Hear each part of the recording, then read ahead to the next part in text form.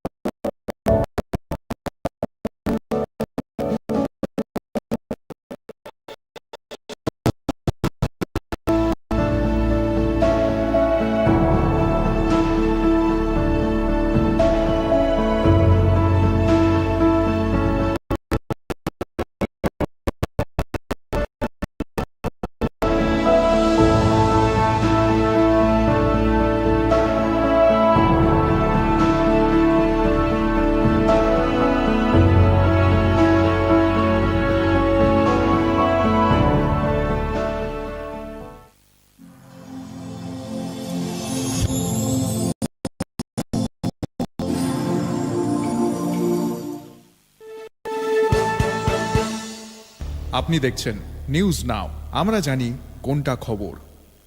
প্রথম আলো এলো, শুদ্ধ সকাল, শুদ্ধ সলিলে আজ বাজালো ত্রিতাল, মন্দিরে শুদ্ধ পূজার ধ্বনি, অগ্নি শুদ্ধ হলো সিঞ্জিনী, পরিণীতা নারী তুমি অনুপমা, শুদ্ধ সোনায় সাজো হে নিরুপমা। শুদ্ধতার স্বর্ণ মন্দির, কালিকা জুয়েলার্স, আগরতলা।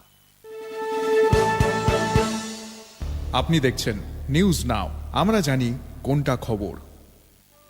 একটু চেষ্টাতেই দুল লেগে যায় নববধূর কানে, একটু চেষ্টাতেই মানিয়ে নেওয়া যায় বিবাহিত জীবনে। নানা অনুভূতি জড়ানো বিয়ের গয়না, শ্যাম সুন্দর কোম্পানি জুয়েলার্স।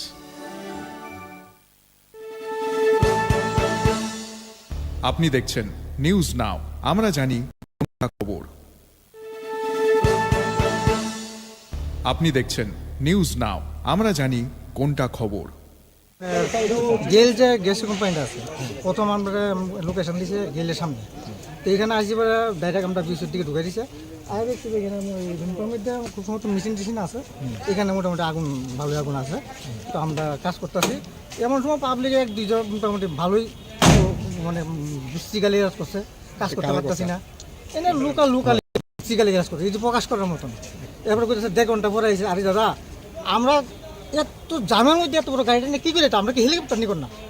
এটি বুঝতেই পারবো, কমন সেন্সে থাকতেই হতো।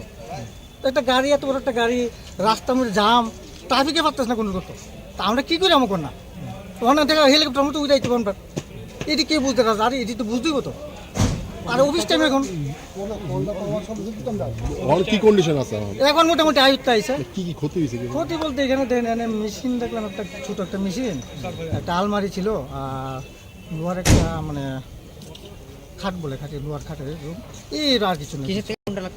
অনেক কিসের থেকে লাগবে এটা দিক করতে পারতেছি না, তো মানে ইনভেস্টিগেশন পরে বোঝা যাবে আর কি কিছু। অনুমানিক কয়টা ফায়ার সার্ভিস এসেছে? এখানে তো আমরা কুঞ্জন ফায়ার স্টেশন আর এনসিসি ফায়ার স্টেশন, দুইটা স্টেশনে আইছি।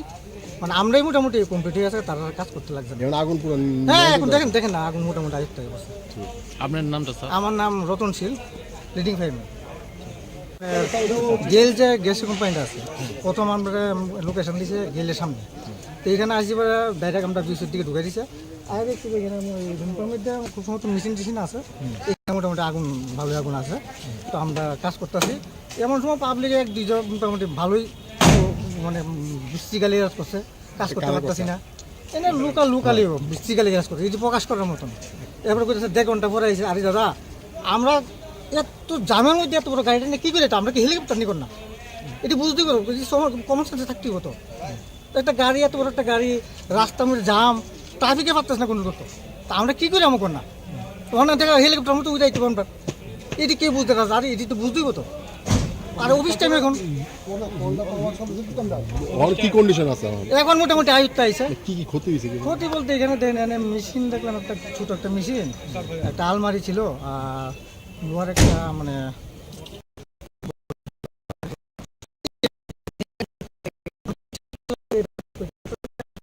তো মানে ইনভেস্টিগেশন পরে বোঝা যাবে আর কি কিছু। অনুমানিক কয়টা ফায়ার সার্ভিস এসেছে? এখানে কুঞ্জন ফায়ার স্টেশন আর এনসিসি ফায়ার স্টেশন, দুইটা স্টেশনে আইছি। মানে আমরাই মোটামুটি কমপ্লিট হয়ে আছে, তারা কাজ করতে লাগছে না। আগুন পুরো হ্যাঁ এখন দেখেন না, আগুন মোটামুটি আয়ত্ত হয়ে গেছে। আপনার নামটা স্যার? আমার নাম রতনশীল, লিডিং ফায়ারম্যান। গ্যাস কোম্পানিটা আছে, প্রথম আমরা লোকেশন দিছে গেলের সামনে। তো এখানে আসি পরে ডাইরেক্ট আমরা বিশুর দিকে ঢুকে দিছে। আর দেখছি যে এখানে মধ্যে খুব সময় মেশিন টেশিন আছে, এখানে মোটামুটি আগুন ভালোই আগুন আছে। তো আমরা কাজ করতেছি, এমন সময় পাবলিক এক দুইজন মোটামুটি ভালোই মানে বৃষ্টিকালে কাজ করছে, কাজ করতে পারতেছি না। এনে লোকালি বৃষ্টিকালে কাজ করছে, এই যে প্রকাশ করার মতন। এরপরে করেছে 1.5 ঘন্টা, এত জামের মধ্যে এত বড় গাড়িটা নিয়ে কী করে, আমরা কি হেলিকপ্টার নিয়ে কর না? এটি বুঝতেই পারবো, কমন সেন্সে থাকতেই হতো। একটা গাড়ি, এত বড় একটা গাড়ি, রাস্তার মধ্যে জাম, ট্রাফিকে পারতেছ না কোনো করতো, তা আমরা কী করে আমার কর না? ওখানে থেকে হেলিকপ্টার মতো উঠাইতে পারবেন, এটি কে বুঝতে পারছে? আরে এটি তো বুঝতেই হতো। আর অফিস টাইম এখন কি কন্ডিশন আছে এখন মোটামুটি আয়ুত্তা আইছে। কি কি ক্ষতি হয়েছে ক্ষতি বলতে এখানে দেন এনে মেশিন দেখলাম, একটা ছোট একটা মেশিন, একটা আলমারি ছিল, আর লোহার একটা মানে খাট বলে খাটে, লোহার খাটের রুম, এই আর কিছু নেই। কিসের থেকে আগুনটা লাগতে পারে? অনেক কিসের থেকে লাগবে এটা দিক করতে পারতেছি না, তো মানে ইনভেস্টিগেশন পরে বোঝা যাবে আর কি কিছু। অনুমানিক কয়টা ফায়ার সার্ভিস এসেছে? এখানে তো আমরা কুঞ্জন ফায়ার স্টেশন আর এনসিসি ফায়ার স্টেশন, দুইটা স্টেশনে আইছি। মানে আমরাই মোটামুটি কমপ্লিট হয়ে আছে, তারা কাজ করতে লাগছে না। আগুন পুরো হ্যাঁ এখন দেখেন না, আগুন মোটামুটি আয়ত্ত হয়ে গেছে। আপনার নামটা স্যার? আমার নাম রতনশীল, লিডিং ফায়ারম্যান।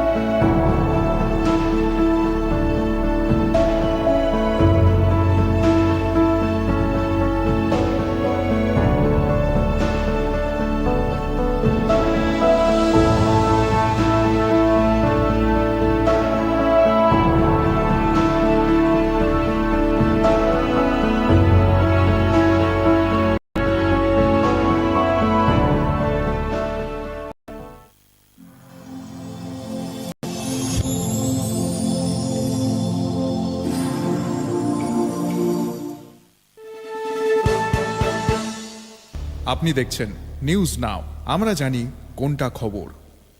প্রথম আলো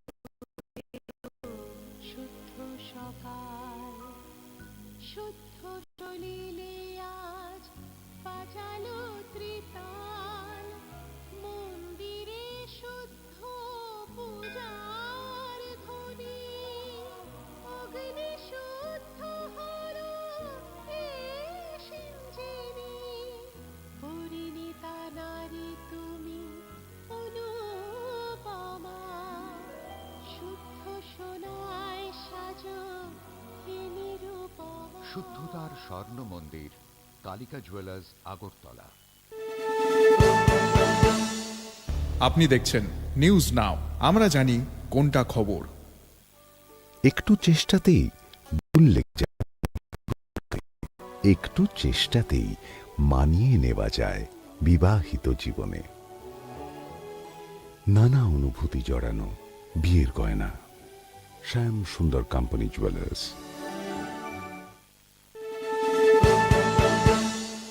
আপনি দেখছেন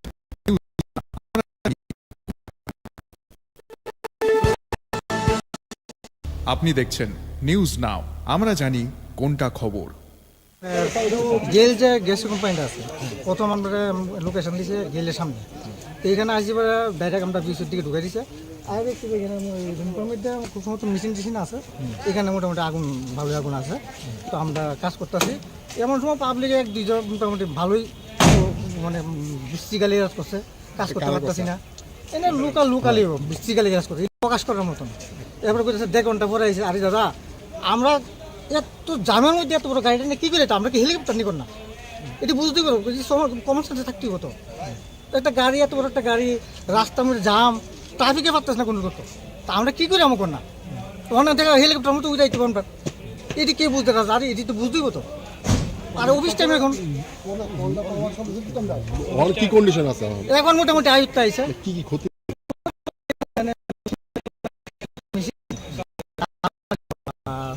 লোহার একটা মানে খাট বলে, খাটে লোহার খাটের রুম, এই আর কিছু নেই। কিসের থেকে আগুনটা লাগতে পারে?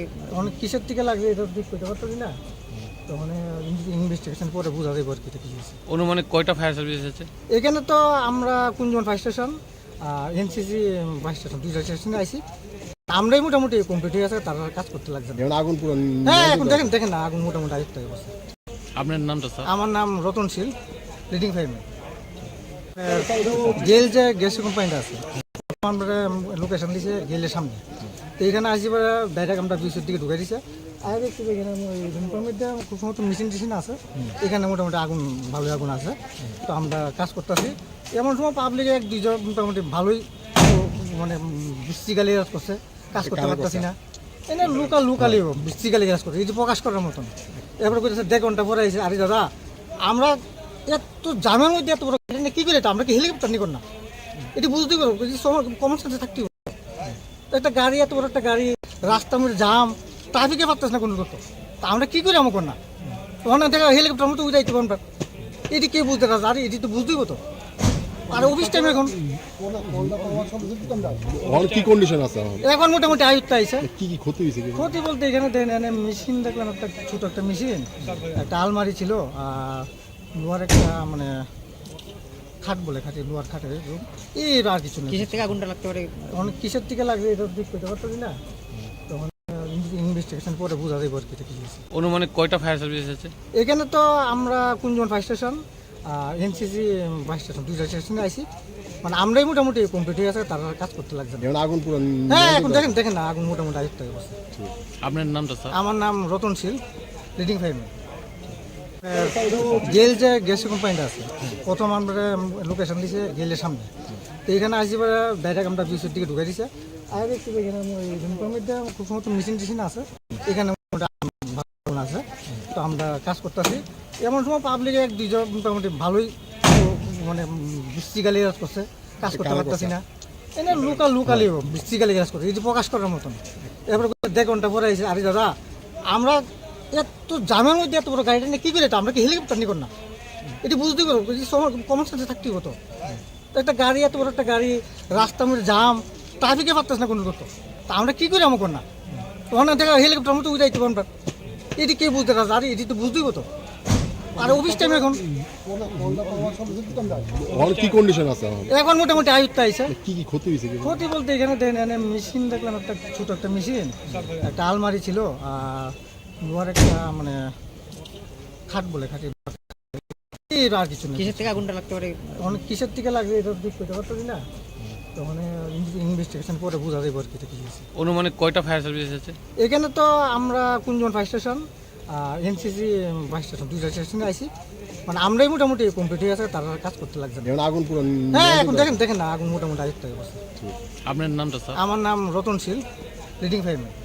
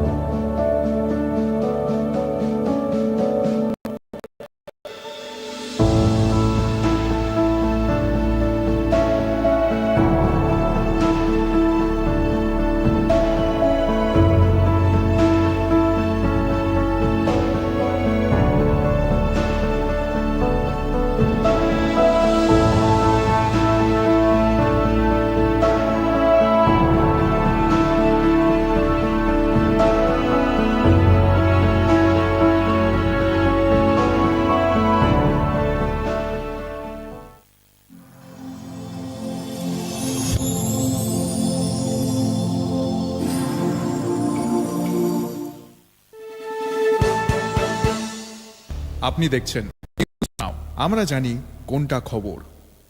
প্রথম আলো এলো, শুদ্ধ সকাল, শুদ্ধ সলিল আজ বাজালো ত্রিতাল, মন্দিরে শুদ্ধ পূজার ধ্বনি, অগ্নি শুদ্ধ হলো এই সিঞ্জিনী, পরিণীতা নারী তুমি অনুপমা, শুদ্ধ সোনায় সাজো হে নিরুপমা। শুদ্ধতার স্বর্ণ মন্দির কালিকা জুয়েলার্স, আগরতলা। আপনি দেখছেন নিউজ নাও, আমরা জানি কোনটা খবর। একটু চেষ্টাতেই দুল লেগে যায় নববধূর কানে, একটু চেষ্টাতেই মানিয়ে নেওয়া যায় বিবাহিত জীবনে। নানা অনুভূতি জড়ানো বিয়ের গয়না, শ্যাম সুন্দর কোম্পানি জুয়েলার্স।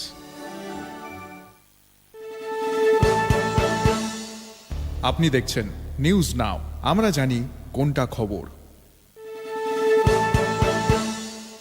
আপনি দেখছেন নিউজ নাও, আমরা জানি কোনটা খবর। গেল যে গ্যাস কোম্পানিটা আছে গেলের সামনে, তো এখানে আসি পরে ডাইরেক্ট আমরা বিশুর দিকে ঢুকে দিছে। আর দেখছি এখানে রুমের মধ্যে খুব সময় মেশিন টেশিন আছে, এখানে মোটামুটি আগুন ভালোই আগুন আছে। তো আমরা কাজ করতেছি, এমন সময় পাবলিক এক দুইজন মোটামুটি ভালোই মানে বৃষ্টিকালি কাজ করছে, কাজ করতে পারতেছি না। এনে লোকালি বৃষ্টিকালি কাজ করছে, এটি প্রকাশ করার মতন। এরপরে বলতেছে 1.5 ঘন্টা পরে আইসে, আরে দাদা আমরা এত জামের মধ্যে এত বড় গাড়িটা নিয়ে কী করে, আমরা কি হেলিকপ্টার নিয়ে কর না? এটি বুঝতেই পারবো, কমন সেন্সে থাকতেই হতো। তো একটা গাড়ি, এত বড় একটা গাড়ি, রাস্তার মধ্যে জাম, ট্রাফিকে না কোনো করতো, তা আমরা কী করে আমার কর না? ওখানে থেকে হেলিকপ্টার মতো উড়াইতে পারবেন, এটি কে বুঝতে পারছে? আর এটি তো বুঝতেই হতো। আর অফিস টাইম এখন কি কন্ডিশন আছে এখন? এখন মোটামুটি আয়ুত্ত আইসে। কি কি ক্ষতি হয়েছে? ক্ষতি বলতে এখানে দেন এনে মেশিন দেখলাম, একটা ছোট একটা মেশিন, একটা আলমারি ছিল, আর লোহার একটা মানে খাট বলে খাটি, লোহার খাটের রুম, এর আর কিছু নেই। কিসের থেকে আগুনটা লাগতে পারে? অনেক কিসের থেকে লাগবে এটা ঠিক করতে পারছি না, তখন ইনভেস্টিগেশন পরে বোঝা যাবে আর কি এটা কি হয়েছে। অনুমানিক কয়টা ফায়ার সার্ভিস এসেছে? এখানে তো আমরা কুঞ্জন ফায়ার স্টেশন আর এনসিসি 22 স্টেশন 2টা স্টেশনে আইছি, মানে আমরাই মোটামুটি কমপ্লিট হয়ে গেছে, তারা কাজ করতে লাগছে না। এখন আগুন পুরো হ্যাঁ এখন দেখেন দেখেন না আগুন মোটামুটি আয়ত্ত হয়ে গেছে। আপনার নামটা স্যার? আমার নাম রতনশীল, লিডিং ফায়ারম্যান। গেল যে গ্যাস কোম্পানিটা আছে, প্রথম আমরা লোকেশন দিয়েছে গেলের সামনে, তো এখানে আসি খুব সময় মেশিন টেশিন আছে, এখানে মোটামুটি আগুন ভালোই আগুন আছে, তো আমরা কাজ করতেছি। এমন সময় পাবলিক 1-2 মোটামুটি ভালোই মানে বৃষ্টিকালি কাজ করছে, কাজ করতে পারতেছি না।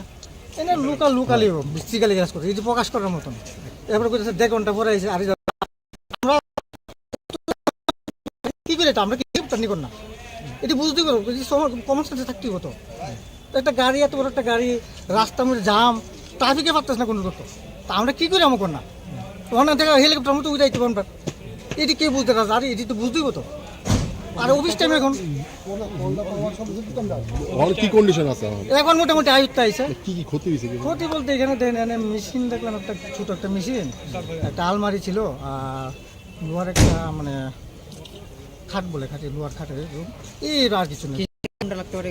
অনেক কিসের থেকে লাগবে এটা ঠিক করতে পারতেছি না, তো মানে ইনভেস্টিগেশন পরে বোঝা যাবে আর কি এটা কি হয়েছে। অনুমানিক কয়টা ফায়ার সার্ভিস এসেছে? এখানে তো আমরা কুঞ্জন ফায়ার স্টেশন আর এনসিসি 22 স্টেশন 2টা স্টেশনে আইছি, মানে আমরাই মোটামুটি কমপ্লিট হয়ে গেছে, তারা কাজ। এখন আগুন পুরো হ্যাঁ এখন দেখেন দেখেন না আগুন মোটামুটি আয়ত্ত হয়ে গেছে। আপনার নামটা স্যার? আমার নাম রতনশীল, লিডিং ফায়ারম্যান।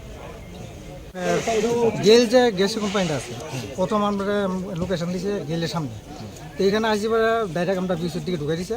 আর দেখছি এখানে রুমের মধ্যে খুব সময় মেশিন টেশিন আছে, এখানে মোটামুটি আগুন ভালোই আগুন আছে, তো আমরা কাজ করতেছি।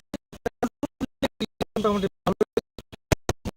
বৃষ্টিকালি কাজ করছে, কাজ করতে পারতেছি না। এনে লোকালি বৃষ্টিকালি কাজ করছে, এই যে প্রকাশ করার মতন।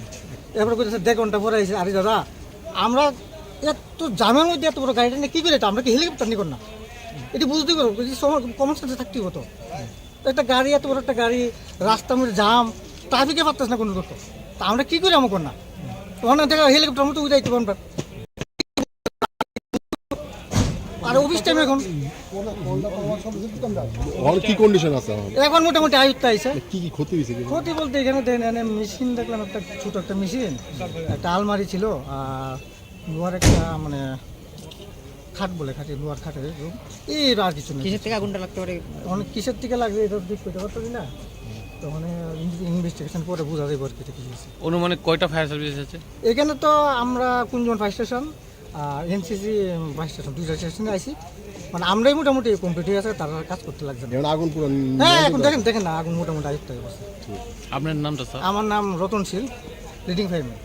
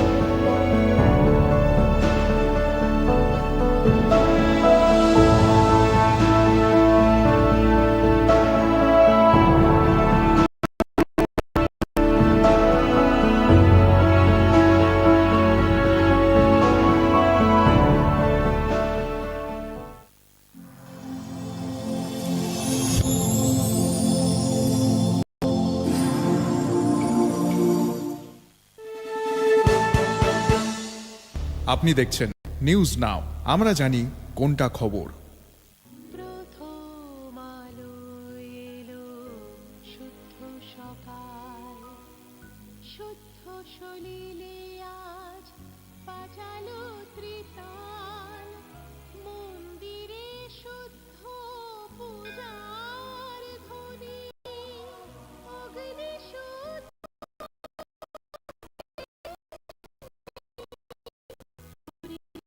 নারী তুমি অনুপমা শুদ্ধ সোনায় সাজো হে নিরুপমা শুদ্ধতার স্বর্ণ মন্দির কালিকা জুয়েলার্স আগরতলা। আপনি দেখছেন নিউজ নাও, আমরা জানি খবর। একটু চেষ্টাতেই দুল লেগে যায় নববধূর কানে, একটু চেষ্টাতেই মানিয়ে নেওয়া যায় বিবাহিত জীবনে। নানা অনুভূতি জড়ানো বিয়ের গয়না, শ্যাম সুন্দর কোম্পানি জুয়েলার্স।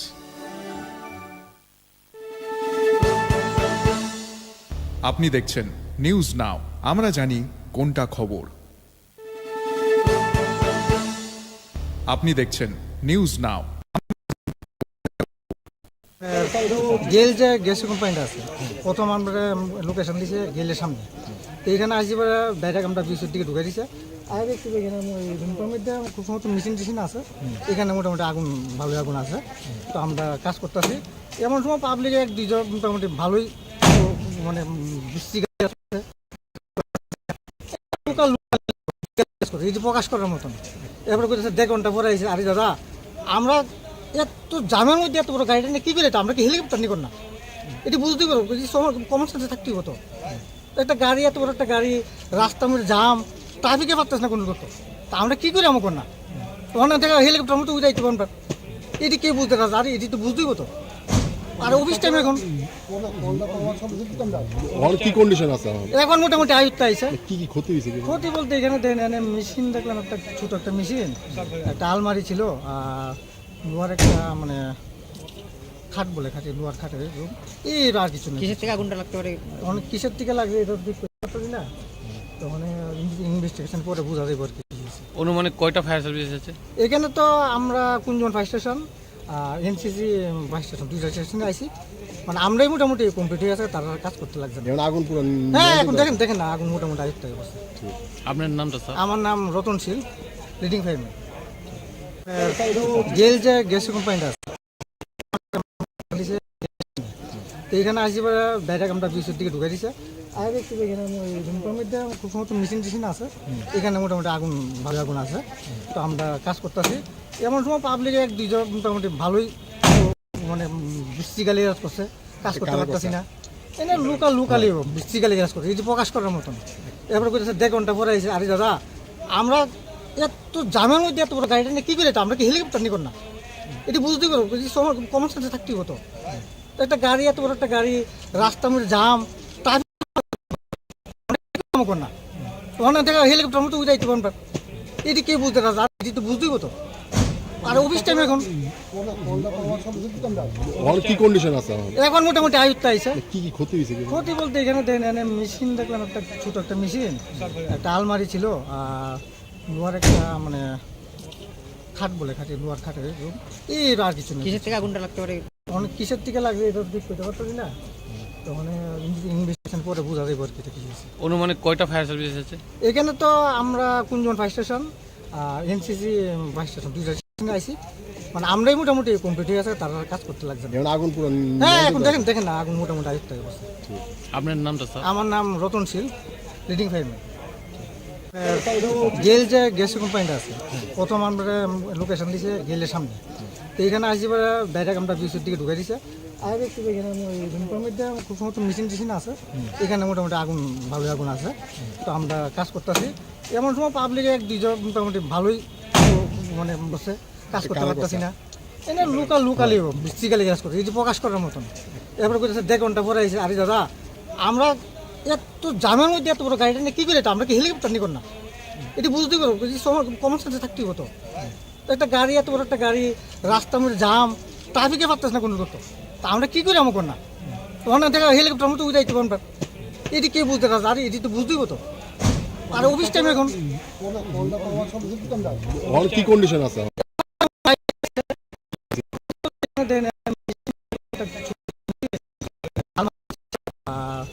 লোহার একটা মানে খাট বলে খাটে লোহার খাটের রুম এই আর কিছু নেই। কিসের থেকে আগুনটা লাগতে পারে? অনেক কিসের থেকে লাগবে এটা ঠিক করতে পারতেছি না, তো মানে ইনভেস্টিগেশন পরে বোঝা যাবে আর কি এটা কি হয়েছে। অনুমানিক কয়টা ফায়ার সার্ভিস এসেছে? এখানে তো আমরা Kunjan fire station NCC fire station দুইটা স্টেশনে আইছি, মানে আমরাই মোটামুটি কমপ্লিট হয়ে গেছে, তারা কাজ করতে লাগছে না। এখন আগুন পুরো হ্যাঁ এখন দেখেন না আগুন মোটামুটি আরেকটা অবস্থা। আপনার নামটা স্যার? আমার নাম রতনশীল, লিডিং ফায়ারম্যান।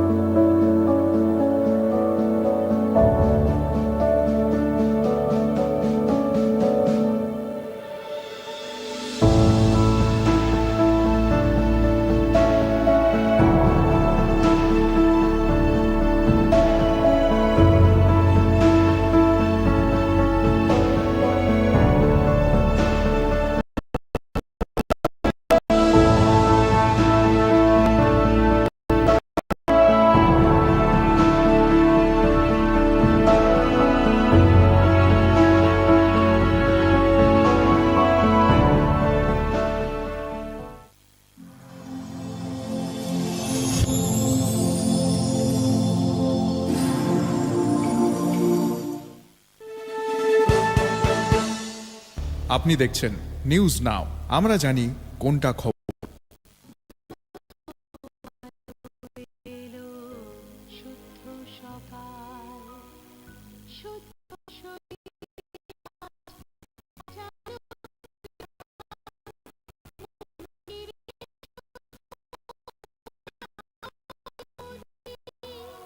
অগ্নি শুদ্ধ হলো সিঞ্জিনি, পরিণীতা নারী তুমি অনুপমা, শুদ্ধ সোনায় সাজো হে নিরুপমা। শুদ্ধতার স্বর্ণ মন্দির কালিকা জুয়েলার্স আগরতলা। আপনি দেখছেন নিউজ নাও, আমরা জানি কোনটা খবর। একটু চেষ্টাতেই দুল লেগে যায় নববধূর কানে, একটু চেষ্টাতেই মানিয়ে নেওয়া যায় বিবাহিত জীবনে।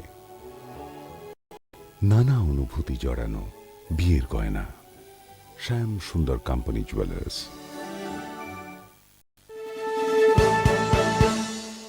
আপনি দেখছেন নিউজ নাও, আমরা জানি কোনটা খবর। আপনি দেখছেন নিউজ নাও, আমরা জানি কোনটা খবর। গেল যে গ্যাস কোম্পানিটা আছে, প্রথম আমরা লোকেশন দিছে গেলের সামনে, তো এখানে আসি পরে ডাইরেক্ট আমরা বিশুর দিকে ঢুকে দিছে। আর একটু এখানে ওই রুমের মধ্যে খুব সময় মেশিন টেশিন আছে, এখানে মোটামুটি আগুন ভালোই আগুন আছে, তো আমরা কাজ করতেছি। এমন সময় পাবলিক এক দুইজন মোটামুটি ভালোই মানে বৃষ্টি গালি কাজ করছে, কাজ করতে পারতেছি না। এনে লোকালি বৃষ্টি গালি কাজ করছে, এই যে প্রকাশ করার মতন। এরপরে করেছে 1.5 ঘন্টা পরে এসে, আরে দাদা আমরা এত জামের মধ্যে এত বড় গাড়িটা নিয়ে কী করে, আমরা কি হেলিকপ্টার না, এটি বুঝতেই পারবো, কমন সেন্সে থাকতেই হতো। একটা গাড়ি, এত বড় একটা গাড়ি, রাস্তার মধ্যে জাম, ট্রাফিকে পারতেছে না কোনো করতো, তা আমরা কী করি আমাকে না, ওখানে থেকে হেলিকপ্টার মতো উঠাইতে পারবেন, এটি কি আর অফিস টাইম এখন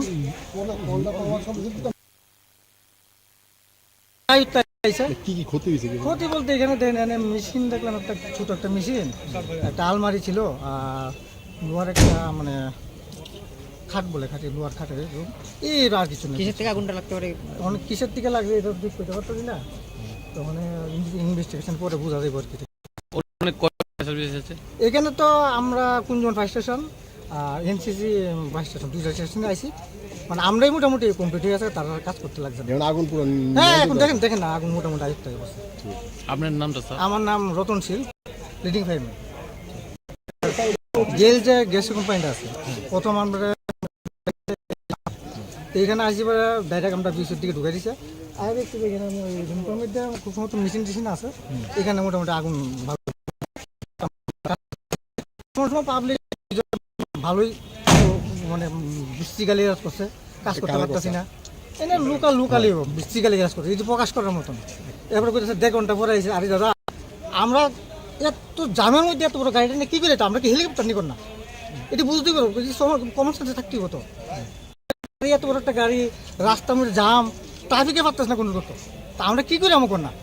ওখানে থেকে হেলিকপ্টার মতো উঠাইতে পারবো। এটি কে বুঝতে পারছে? আরে এটি তো বুঝতেই হতো। আর অফিস টাইম এখন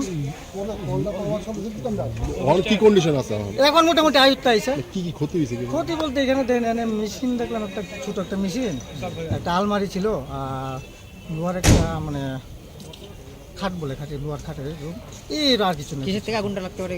অনেক কিসের থেকে লাগবে এটা দিক করতে পারছি না, তো মানে ইনভেস্টিগেশন পরে বোঝা যাবে আর কি এটা কি হয়েছে। অনুমানিক কয়টা ফায়ার সার্ভিস এসেছে? এখানে তো আমরা Kunjan fire station, NCC fire station, 2টা স্টেশনে আইসি। মানে আমরাই মোটামুটি কমপ্লিট হয়ে গেছে, তারা কাজ করতে লাগছে না। যেমন আগুন পুরো হ্যাঁ, এখন দেখেন না, আগুন মোটামুটি আয়ত্ত হয়ে গেছে। আপনার নামটা স্যার? আমার নাম রতনশীল, লিডিং ফায়ারম্যান। প্রথম আমরা লোকেশন দিয়েছে গেলের সামনে, তো এখানে আসি পরে ডাইরেক্ট আমরা বিচের দিকে ঢুকে দিছে। আর দেখছি যে এখানে ওই রুমের মধ্যে খুব সময় মেশিন টেশিন আছে, এখানে মোটামুটি আগুন ভালোই আগুন আছে, তো আমরা কাজ করতেছি। এমন সময় পাবলিকে 1-2 জন মোটামুটি ভালোই মানে বৃষ্টিকালে কাজ করছে, কাজ করতে পারতেছি না। এনে লোকালি বৃষ্টিকালে কাজ করছে, এই যে প্রকাশ করার মতন। এরপরে কইতেছে 1.5 ঘন্টা পরে আইছে। আরে দাদা, আমরা এত জামের মধ্যে এত বড় গাড়িটা নিয়ে কী করে, আমরা কি হেলিকপ্টার নিয়ে কর না? এটি বুঝতেই পারবো, কমন সেন্সে থাকতেই হতো। একটা গাড়ি, এত বড় একটা গাড়ি, রাস্তার মধ্যে জাম, ট্রাফিকে পারতেছে না কোনো করতো, তা আমরা কী করে আমার কর না? ওখানে থেকে হেলিকপ্টার মতো উঠাইতে পারবো। এটি কে বুঝতে পারছে? আরে এটি তো বুঝতেই হতো। আর অফিস টাইম এখন কি কন্ডিশন আছে এখন মোটামুটি আয়ুত্ত আইসে। কি ক্ষতি হয়েছে ক্ষতি বলতে এখানে এনে মেশিন দেখলাম, একটা ছোট একটা মেশিন, একটা আলমারি ছিল, আর লোহার একটা মানে খাট বলে, খাটে লোহার খাটের রুম, এই আর কিছু নেই। কিসের থেকে আগুনটা লাগতে পারে? অনেক কিসের থেকে লাগবে এটা দিক করতে পারছি না, তো মানে ইনভেস্টিগেশন পরে বোঝা যাবে আর কি এটা কি হয়েছে। অনুমানিক কয়টা ফায়ার সার্ভিস এসেছে? এখানে তো আমরা Kunjan fire station, NCC fire station, 2টা স্টেশনে আইসি। মানে আমরাই মোটামুটি কমপ্লিট হয়ে গেছে, তারা করতে লাগছে না। যেমন আগুন পুরো হ্যাঁ, এখন দেখেন না, আগুন মোটামুটি আয়ত্ত হয়ে গেছে। আপনার নামটা স্যার? আমার নাম রতনশীল, লিডিং ফায়ারম্যান।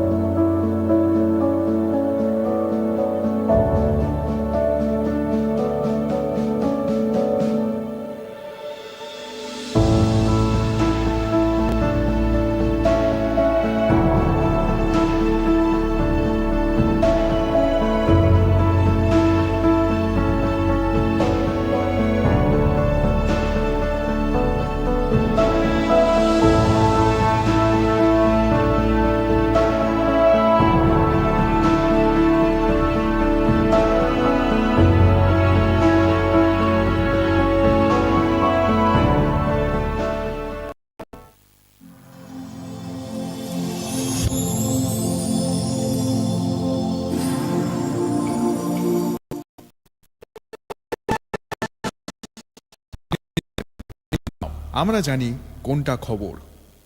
প্রথম আলো এলো, শুদ্ধ সকাল, শুদ্ধ সলিলে আজ বাজালো ত্রিতাল, মন্দিরে শুদ্ধ পূজার ধ্বনি, অগ্নি শুদ্ধ হলো সিঞ্জিনি, পরিণীতা নারী তুমি অনুপমা, শুদ্ধ সোনায় সাজো হে নিরুপমা। শুদ্ধতার স্বর্ণ মন্দির কালিকা জুয়েলার্স আগরতলা।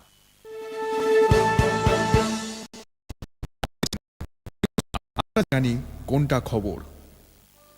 একটু চেষ্টাতেই দুল লেগে যায় নববধূর কানে, একটু চেষ্টাতেই মানিয়ে নেওয়া যায় বিবাহিত জীবনে।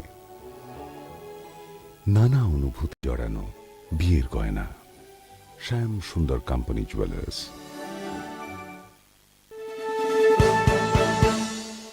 আপনি দেখছেন নিউজ নাও, আমরা জানি কোনটা খবর। আপনি দেখছেন নিউজ নাও, আমরা জানি কোনটা খবর। গেল যে গ্যাস কোম্পানিটা আছে, প্রথম আমরা লোকেশন দিছে গেলের সামনে। তো এখানে আসি পরে ডাইরেক্ট আমরা বিশুর দিকে ঢুকে দিছে। আর দেখছি এখানে মধ্যে খুব সময় মেশিন টেশিন আছে, এখানে মোটামুটি আগুন ভালোই আগুন আছে। তো আমরা কাজ করতেছি, এমন সময় পাবলিক এক দুইজন মোটামুটি ভালোই মানে বৃষ্টিকালি কাজ করছে, কাজ করতে পারতেছে না। এনে লোকালি বৃষ্টিকালি কাজ করছে, এটি প্রকাশ করার মতন। এরপরে কইতেছে 1.5 ঘন্টা পরে আইসে, আরে দাদা আমরা এত জামের মধ্যে এত বড় গাড়িটা নিয়ে কী করে, আমরা কি হেলিকপ্টার নিয়ে কর না? এটি বুঝতেই পারবো, কমন সেন্সে থাকতেই হতো। একটা গাড়ি, এত বড় একটা গাড়ি, রাস্তার মধ্যে জাম, ট্রাফিকে পারতেছে না কোনো করতো, তা আমরা কী করে আমার কর না? ওখানে থেকে হেলিকপ্টার মতো উঠাইতে পারবো, এটি কে বুঝতে পারছে? আরে এটি তো বুঝতেই হতো। আর অফিস টাইম এখন কি কন্ডিশন আছে এখন মোটামুটি আয়ুত্তা আইসে। কি ক্ষতি হয়েছে কি? ক্ষতি বলতে এখানে দেখেন মেশিন দেখলাম, একটা ছোট একটা মেশিন, একটা আলমারি ছিল, আর লোহার একটা মানে খাট বলে খাটে, লোহার খাটের রুম, এর আর কিছু নেই। কিসের থেকে আগুনটা লাগতে পারে? অনেক কিসের থেকে লাগবে এটা দিক করতে পারতেছি না, তো মানে ইনভেস্টিগেশন পরে বোঝা যাবে আর কি এটা কি হয়েছে। অনুমানিক কয়টা ফায়ার সার্ভিস এসেছে? এখানে তো আমরা কুঞ্জন ফায়ার স্টেশন, এনসিসি, মানে কমপ্লিট হয়ে আছে, তারা কাজ করতে লাগছে না। যেমন আগুন পুরো হ্যাঁ এখন দেখেন না আগুন মোটামুটি আয়ত্ত হয়ে গেছে। আপনার নামটা স্যার? আমার নাম রতনশীল, লিডিং ফায়ারম্যান। কোম্পানিটা আছে, প্রথম আমরা লোকেশন দিছে গেলের সামনে। তো এখানে আসি পরে ডাইরেক্ট আমরা বিশুর দিকে ঢুকে দিছে। আর দেখছি এখানে রুমের মধ্যে খুব সময় মেশিন আছে, এখানে মোটামুটি আগুন ভালোই আগুন আছে। তো আমরা কাজ করতেছি, এমন সময় পাবলিক এক দুইজন মোটামুটি ভালোই মানে বৃষ্টিকালি কাজ করছে, কাজ করতে পারতেছি না। এনে লোকালি বৃষ্টিকালি কাজ করছে, এটি প্রকাশ করার মতন। এরপরে কইতেছে 1.5 ঘন্টা পরে আইসে, আরে দাদা আমরা এত জামের মধ্যে এত বড় গাড়িটা নিয়ে কী করে, আমরা কি হেলিকপ্টার নিয়ে কর না? এটি বুঝতেই পারবো, কমন সেন্সে থাকতেই হতো। একটা গাড়ি, এত বড় একটা গাড়ি, রাস্তার মধ্যে জাম, ট্রাফিকে পারতেছে না কোনো করতো, তা আমরা কী করে আমার কর না? ওখানে থেকে হেলিকপ্টার মতো উঠাইতে পারবো, এটি কে বুঝতে পারছে? আরে এটি তো বুঝতেই হতো। আর অফিস টাইম এখন কি কন্ডিশন আছে এখন মোটামুটি আয়ুত্তা আইসে। কি কি ক্ষতি হয়েছে কি? ক্ষতি বলতে এখানে দেখেন মেশিন দেখলাম, একটা ছোট একটা মেশিন, একটা আলমারি ছিল, আর লোহার একটা মানে খাট বলে খাটে, লোহার খাটের রুম, এর আর কিছু নেই। কিসের থেকে আগুনটা লাগতে পারে? অনেক কিসের থেকে লাগবে এটা দিক করতে পারতেছি না, তো মানে ইনভেস্টিগেশন পরে বোঝা যাবে আর কি এটা কি হয়েছে। অনুমানিক কয়টা ফায়ার সার্ভিস এসেছে? এখানে তো আমরা কুঞ্জন ফায়ার স্টেশন আর এনসিসি ফায়ার স্টেশন, দুইটা স্টেশনে আইসি, মানে আমরাই মোটামুটি কমপ্লিট হয়ে আছে, তারা কাজ করতে লাগছে না। যেমন আগুন পুরো হ্যাঁ এখন দেখেন না আগুন মোটামুটি আয়ত্ত হয়ে গেছে। আপনার নামটা স্যার? আমার নাম রতনশীল, লিডিং ফায়ারম্যান। গেল যে গ্যাস কোম্পানিটা আছে, প্রথম আমরা লোকেশন দিছে গেলের সামনে। তো এখানে আসি পরে ডাইরেক্ট আমরা বিশুর দিকে ঢুকে দিছে। আর দেখছি এখানে রুমের মধ্যে খুব সময় মেশিন টেশিন আছে, এখানে তো আমরা কাজ করতেছি, এমন সময় পাবলিক কাজ করতে পারতেছি না। এনে লোকালি বৃষ্টিকালি কাজ করছে, এটি প্রকাশ করার মতন।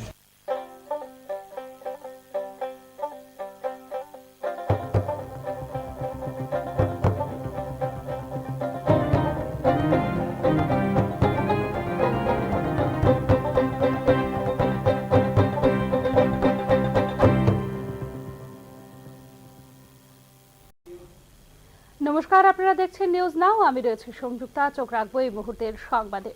আদানি ঘোষ কাণ্ড আবারও হইচই হট্টগোল লোকসভায়।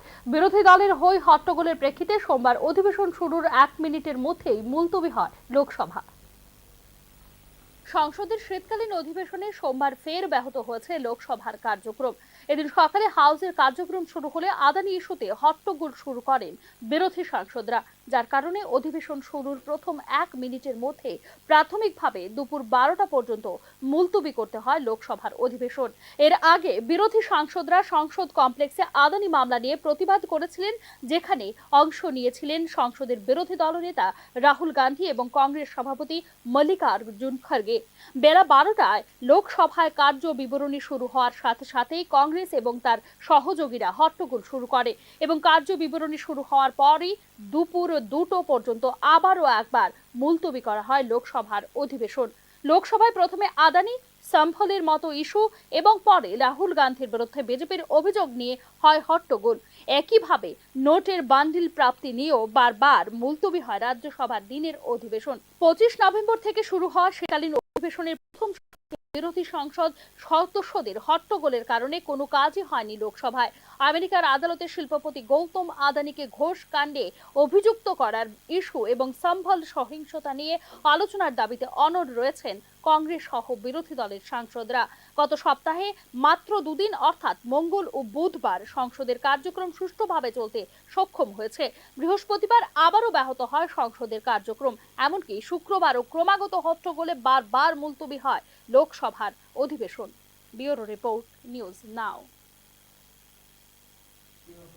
রাজ্যে বিপজ্জনকভাবে বেড়ে চলেছে বেআইনি অনুপ্রবেশ। আরক্ষা দপ্তরের দেওয়া তথ্য অনুযায়ী চলতি বছরের 7 ডিসেম্বর পর্যন্ত জিআরপি থানায় ভারতীয় পাসপোর্ট আইনে লিপিবদ্ধ মামলার পরিসংখ্যান 137।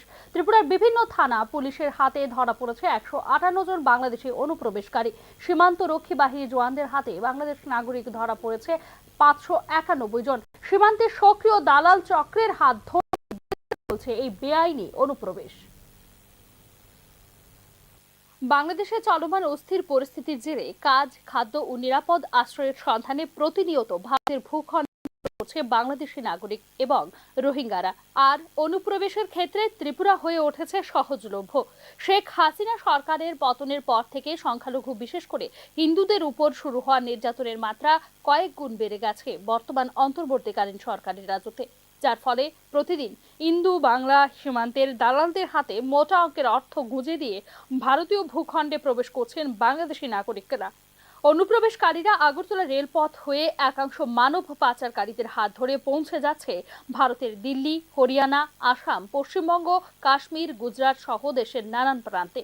রাজ্য আরক্ষা প্রশাসন থেকে পাওয়া তথ্য অনুসারে চলতি বছরের ডিসেম্বর পর্যন্ত আগরতলা জিআরপি থানায় ভারতীয় পাসপোর্ট আইনে লিপিবদ্ধ হয়েছে 137টি মামলা।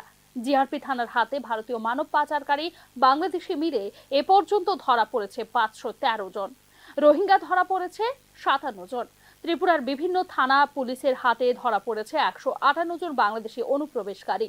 ত্রিপুরার 8 জেলার সীমান্ত এলাকাগুলি থেকে সীমান্ত রক্ষী বাহিনীর জওয়ানদের হাতে এ পর্যন্ত বাংলাদেশি নাগরিক ধরা পড়েছে 551 জন। আর এক্ষেত্রে রোহিঙ্গা ধরা পড়েছে প্রায় 52 জন। তবে রাজ্যে সবচেয়ে বেশি বাংলাদেশি নাগরিক ধরা পড়েছে রেল পুলিশের হাতে। বাংলাদেশ শান্ত না হলে অনুপ্রবেশ ক্রমাগত বেড়ে চলবে বলেই মনে করছেন রাজ্য পুলিশের গোয়েন্দারা।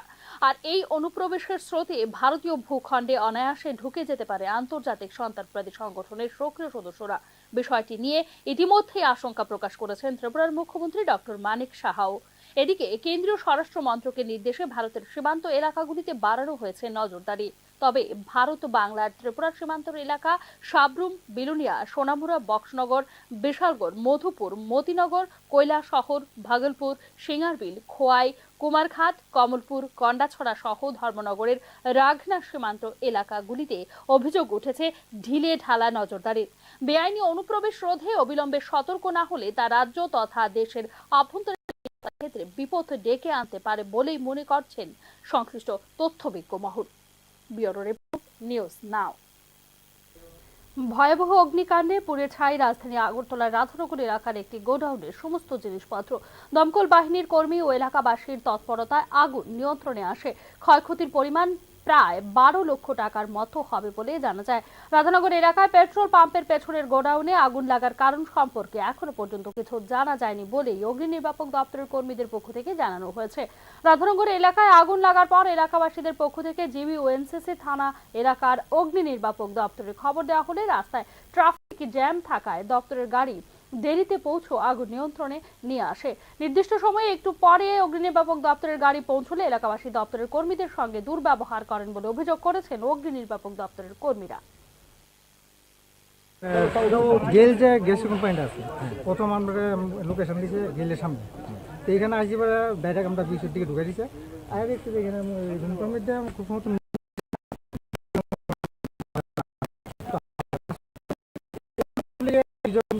ভালোই মানে বৃষ্টিকালি কাজ করছে, কাজ করতে পারতেছি না।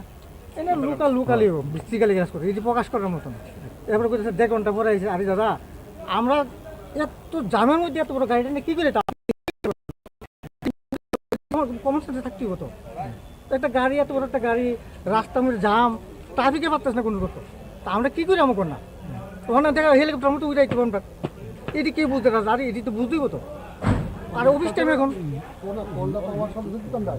কি কন্ডিশন আছে এখন? এখন মোটামুটি আয়ত্ত আইসে। কি কি ক্ষতি হয়েছে? ক্ষতি বলতে এখানে দেখেন এনে মেশিন দেখলাম, একটা ছোট একটা মেশিন, একটা আলমারি ছিল, আর লোহার একটা মানে খাট বলে খাটে, লোহার খাটে রুম, এই আর কিছু নেই। কিসের থেকে আগুনটা লাগতে পারে?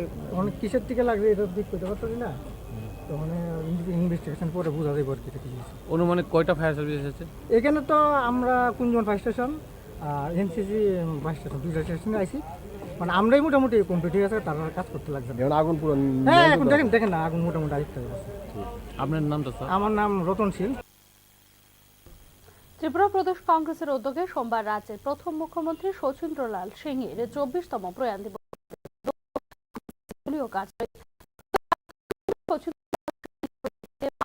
পুষ্পাঞ্জলি নিবেদন করে শ্রদ্ধা নিবেদন করেন প্রদেশ সভাপতি আশিস কুমার সাহা সহ দলীয় নেতৃবৃন্দ। প্রয়াত প্রাক্তন মুখ্যমন্ত্রী শচীন্দ্রলাল সিং 1963 সাল থেকে 1971 সাল পর্যন্ত ত্রিপুরার প্রথম মুখ্যমন্ত্রী হিসেবে দায়িত্ব গ্রহণ করেছিলেন। 1977 সালে নবগঠিত কংগ্রেস ফর ডেমোক্রেসি দলের নেতা নির্বাচিত হয়ে পশ্চিম ত্রিপুরা লোকসভার আসনে নির্বাচিত হয়েছিলেন। প্রাক্তন মুখ্যমন্ত্রী তদন্তাধীন বাংলাদেশের মুক্তিযুদ্ধের সময় মুখ্য ভূমিকা পালন করেছিলেন। তিনি বাংলাদেশের বিরাট সংখ্যক শরণার্থীদের ত্রিপুরায় স্থান দিয়েছিলেন। 2012 সালে বাংলাদেশ সরকার তাকে ফ্রেন্ডস অফ লিবারেশন ওয়ার সম্মানে ভূষিত করেছিল। তার এই মহানুভবতার জন্য গোটা বিশ্ব আজও তাকে স্মরণ করে। ত্রিপুরা প্রদেশ কংগ্রেসের কার্যালয়ে প্রয়াত প্রাক্তন মুখ্যমন্ত্রী শচীন্দ্রলাল সিং এর প্রয়াণ দিবস উদযাপন উপলক্ষে প্রদেশ কংগ্রেস সভাপতি আশিস কুমার সাহা বলেছেন, মুখ্যমন্ত্রী হিসেবে তৎকালীন সময়ে সারা পৃথিবী জুড়ে তিনি এক মানবিক দৃষ্টান্ত স্থাপন করেছিলেন। সাধারণ ও সহজ সরল জীবনযাপনে অভ্যস্ত প্রাক্তন মুখ্যমন্ত্রী শচীন্দ্রলাল সিং বিভিন্ন জাতি গোষ্ঠীর কাছে শচীন্দা হিসেবে পরিচিত ছিলেন। তার প্রশাসন পরিচালনা ও সমাজ সেবামূলক কাজ আজও সবার কাছে অনুপ্রেরণাদায়ক।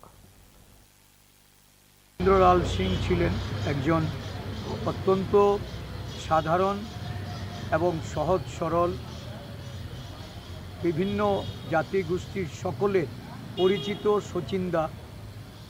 ওনার আজকে 24 বছরের এই প্রয়াণে আমরা ওনাকে স্মরণ করে ওনার যে প্রশাসন পরিচালনা থেকে শুরু করে রাজ্যের জনগণের প্রতি ওনার যে সমাজ সেবামূলক কাজকর্ম, এই সমস্ত বিষয়গুলি আমরা অনুপ্রেরণা হিসাবে গ্রহণ করি। সিআইটিউর উদ্যোগে 11 দফা দাবির ভিত্তিতে সোমবার শ্রম দপ্তরের গণডেপুটেশন প্রদান হয়। ডেপুটেশনে নেতৃত্ব দেন সিআইটিউ নেতা শঙ্কর প্রসাদ দত্ত সহ অন্যান্যরা। দ্রব্যমূল্য রোধ, নির্মাণ প্রকল্পের সরলীকরণ, সাফাই কর্মীদের স্বাস্থ্য সুরক্ষা সামগ্রী প্রদান, 60 বছরের ঊর্ধ্বে সকল শ্রমিকদের 10,000 টাকা পেনশন প্রদান ইত্যাদি সহ মোট 11 দফা দাবির ভিত্তিতে এই গণডেপুটেশন প্রদান করা হয়েছে বলে জানা যায়। সিআইটিউর উদ্যোগে এদিনের আয়োজিত গণডেপুটেশন প্রদান সম্পর্কে সাংবাদিকদের বিস্তারিত জানাচ্ছেন সিআইটিউ নেতা শঙ্কর প্রসাদ দত্ত। আমাদের ত্রিপুরা রাজ্য আমরা দেখছি প্রতিটি বাজারে গেলে পর খুব পরিষ্কারভাবে দেখা যায় যে শ্রমিকরা বেলা 12টা-1টা পর্যন্ত সকাল থেকে বসে থাকলে পরও কাজ পাচ্ছেন না। বিভিন্ন জায়গায় নির্মাণ ক্ষেত্রে দেখা যাচ্ছে যে ইটভাট্টাগুলো বন্ধ হয়ে যাচ্ছে, কারণ সরকারি স্তরে কোনো কাজ নেই, কোনো উন্নয়নমূলক কাজ নেই। অন্যদিকে বিভিন্ন জায়গায় চা বাগানগুলোতে সেই বামফ্রন্ট সরকারের সময়ে 176 টাকা চালু করেছিলেন, এটাও কার্যকর করতে বিজেপি সরকার গড়িমসি করে এখন সর্বশেষে একটা ভালো সংখ্যক বাগান। এখনকার মতো সংবাদ এখানে শেষ করছি। অন্যান্য আপডেটস পেতে চোখ রাখুন নিউজ নাও এর পর্দায়।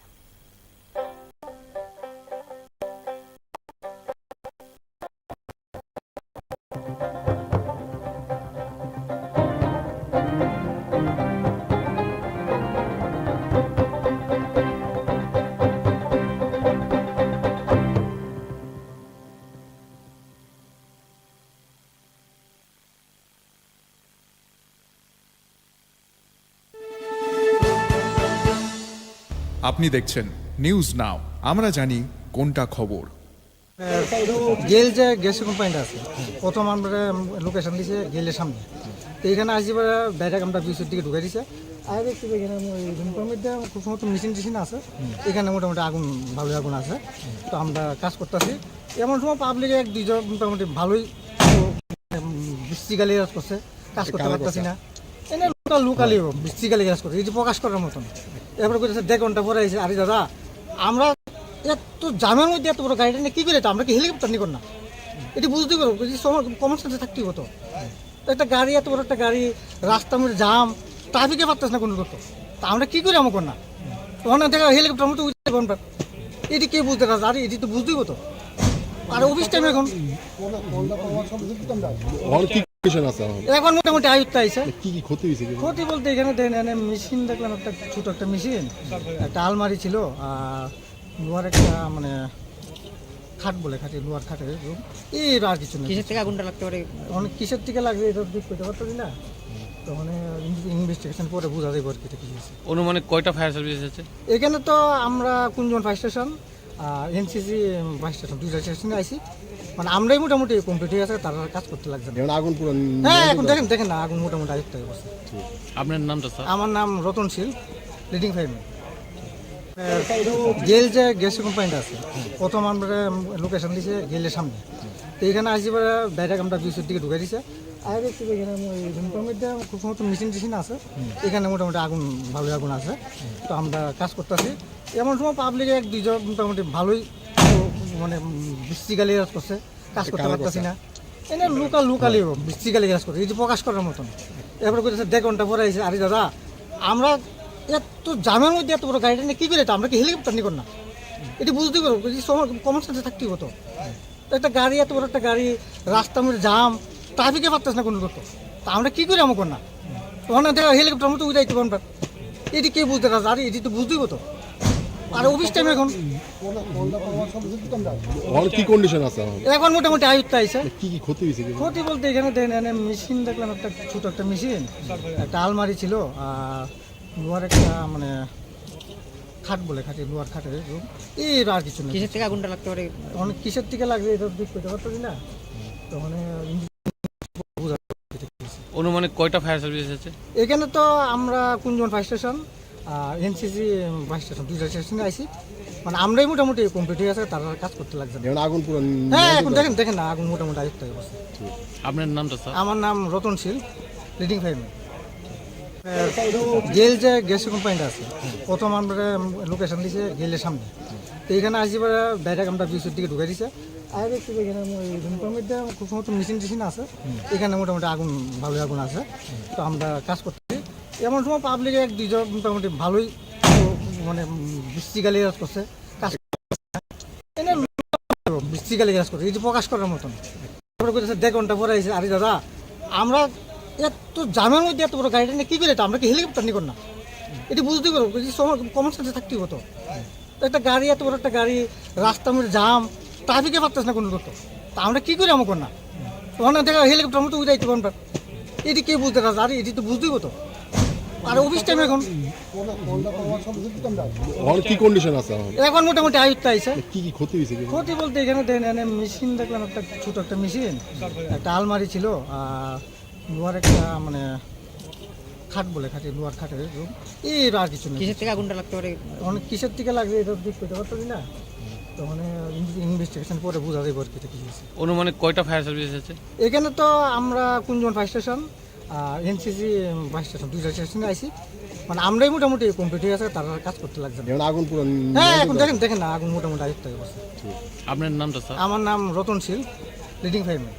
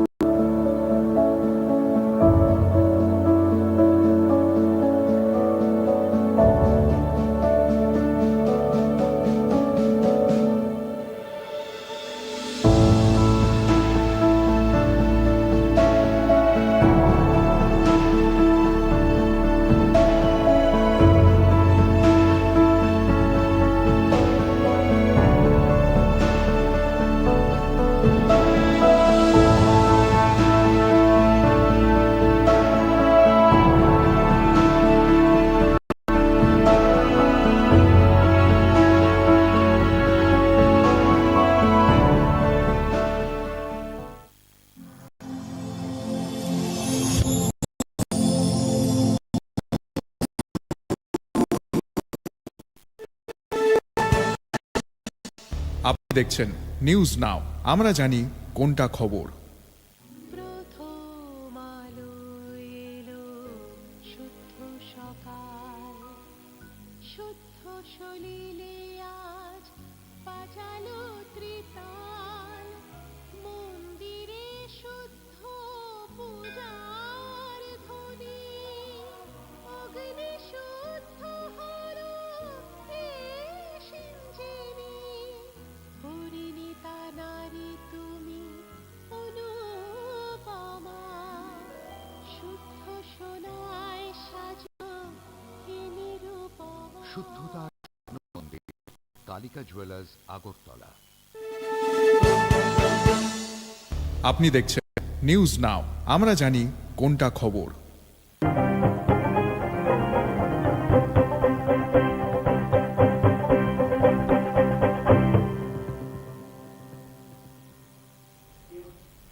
নমস্কার, আপনারা দেখছেন নিউজ নাও, আমি রয়েছে সংযুক্তা। চোখ রাখবো এই মুহূর্তের সংবাদে। আদানি ঘোষ কাণ্ড আলোচনার দাবিতে আবারও হইচই হট্টগোল লোকসভায়। বিরোধী দলের হই হট্টগোলের প্রেক্ষিতে সোমবার অধিবেশন শুরুর 1 মিনিটের মধ্যেই মুলতবি হয় লোকসভা। সংসদের শীতকালীন অধিবেশনে সোমবার ফের ব্যাহত হয়েছে লোকসভার কার্যক্রম। এদিন সকালে হাউসের কার্যক্রম শুরু হলে আদানি ইস্যুতে হট্টগোল শুরু করেন বিরোধী সাংসদরা, যার কারণে অধিবেশন শুরুর প্রথম 1 মিনিটের মধ্যে প্রাথমিকভাবে দুপুর 12টা পর্যন্ত মুলতবি করতে হয় লোকসভার অধিবেশন। এর আগে বিরোধী সাংসদরা সংসদ কমপ্লেক্সে আদানি মামলা নিয়ে প্রতিবাদ করেছিলেন, যেখানে অংশ নিয়েছিলেন সংসদের বিরোধী দলনেতা রাহুল গান্ধী এবং কংগ্রেস সভাপতি মল্লিকার্জুন খড়গে। বেলা 12টায় লোকসভায় কার্য বিবরণী শুরু হওয়ার সাথে সাথেই কংগ্রেস এবং তার সহযোগীরা হট্টগোল শুরু করে এবং কার্য বিবরণী শুরু হওয়ার পরই দুপুর 2টো পর্যন্ত আবারও একবার মুলতবি করা হয় লোকসভার অধিবেশন। লোকসভায় প্রথমে আদানি সম্ভলের মতো ইস্যু এবং পরে রাহুল গান্ধীর বিরুদ্ধে বিজেপির অভিযোগ নিয়ে হয় হট্টগোল। একইভাবে নোটের বান্ডিল প্রাপ্তি নিয়েও বারবার মুলতবি হয় রাজ্যসভার দিনের অধিবেশন। 25 নভেম্বর থেকে শুরু হওয়া শীতকালীন অধিবেশনের প্রথম সপ্তাহে বিরোধী সংসদ সদস্যদের হট্টগোলের কারণে কোনো কাজই আদানিকে ঘোষ কাণ্ডে অভিযুক্ত করার ইস্যু এবং সম্ভল সহিংসতা নিয়ে আলোচনার দাবিতে অনড় রয়েছেন কংগ্রেস সহ বিরোধী দলের সাংসদরা। গত সপ্তাহে মাত্র 2 দিন অর্থাৎ মঙ্গল ও বুধবার সংসদের কার্যক্রম সুষ্ঠুভাবে চলতে সক্ষম হয়েছে। বৃহস্পতিবার আবারও ব্যাহত হয় সংসদের কার্যক্রম, এমনকি শুক্রবারও ক্রমাগত হট্টগোলে বারবার মুলতবি হয় লোকসভার অধিবেশন। ব্যুরো রিপোর্ট, নিউজ নাও।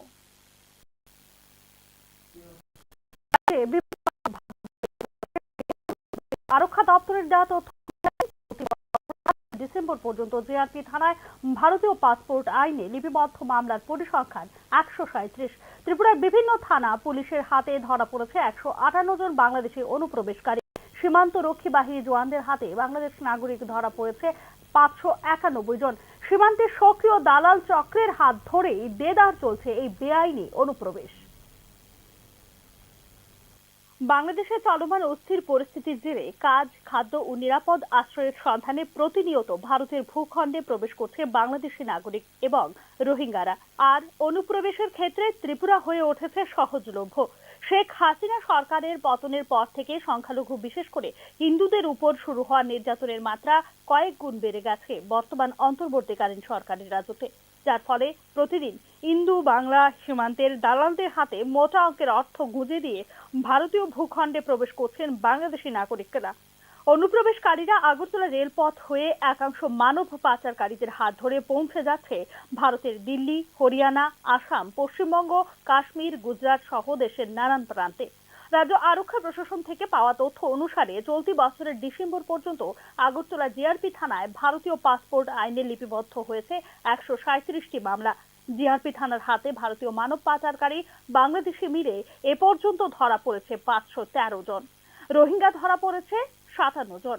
ত্রিপুরার বিভিন্ন থানা পুলিশের 58 জন বাংলাদেশি অনুপ্রবেশকারী। ত্রিপুরার 8 জেলার সীমান্ত এলাকাগুলি থেকে সীমান্ত রক্ষী বাহিনীর জওয়ানদের হাতে এ পর্যন্ত বাংলাদেশি নাগরিক ধরা পড়েছে 551 জন। আর এক্ষেত্রে রোহিঙ্গা ধরা পড়েছে প্রায় 52 জন। তবে রাজ্যে সবচেয়ে বেশি বাংলাদেশি নাগরিক ধরা পড়েছে রেল পুলিশের হাতে। বাংলাদেশ শান্ত না হলে অনুপ্রবেশ ক্রমাগত বেড়ে চলবে বলেই মনে করছেন রাজ্য পুলিশের গোয়েন্দারা। আর এই অনুপ্রবেশের স্রোতে ভারতীয় ভূখণ্ডে অনায়াসে ঢুকে যেতে পারে আন্তর্জাতিক সন্ত্রাসবাদী সংগঠনের সক্রিয় সদস্যরা। বিষয়টি নিয়ে ইতিমধ্যেই আশঙ্কা প্রকাশ করেছেন ত্রিপুরার মুখ্যমন্ত্রী ডক্টর মানিক সাহাও। এদিকে কেন্দ্রীয় স্বরাষ্ট্র মন্ত্রকের নির্দেশে নজরদারি। তবে ভারত এলাকা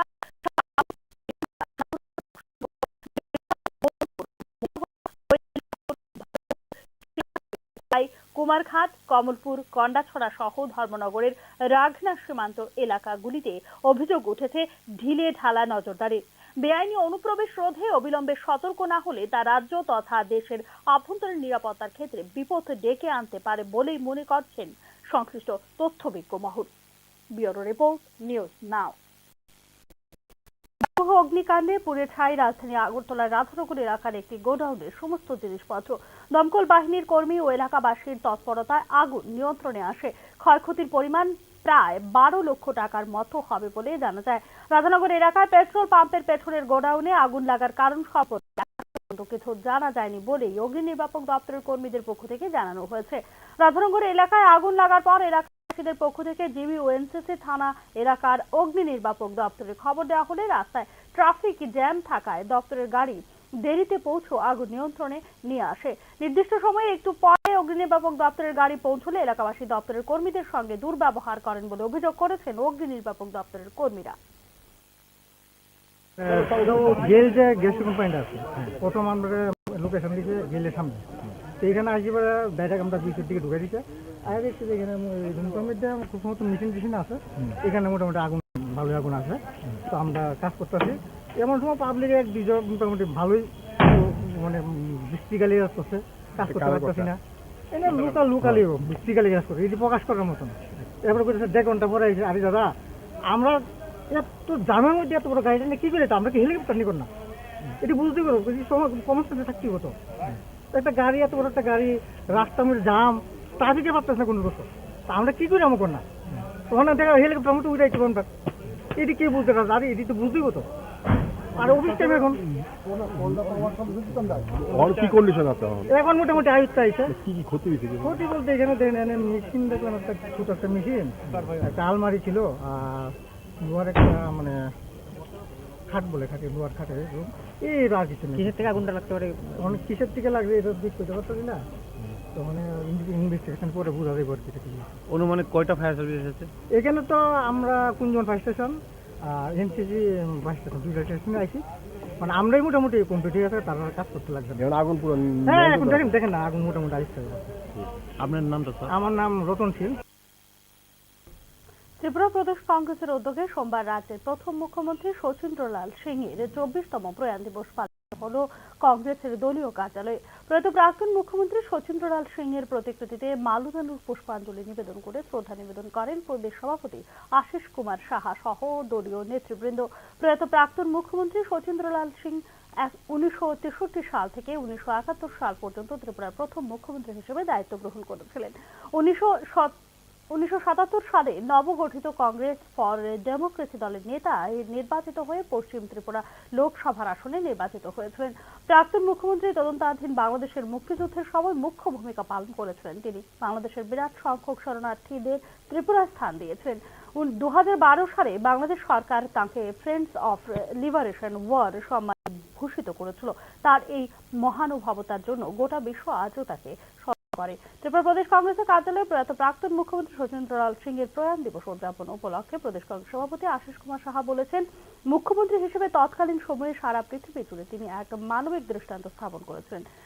সাধারণ ও সহজ সরল জীবনযাপনে অভ্যস্ত প্রাক্তন মুখ্যমন্ত্রী শচীন্দ্রলাল সিং বিভিন্ন জাতি গোষ্ঠীর কাছে শচীন্দা হিসেবে পরিচিত ছিলেন।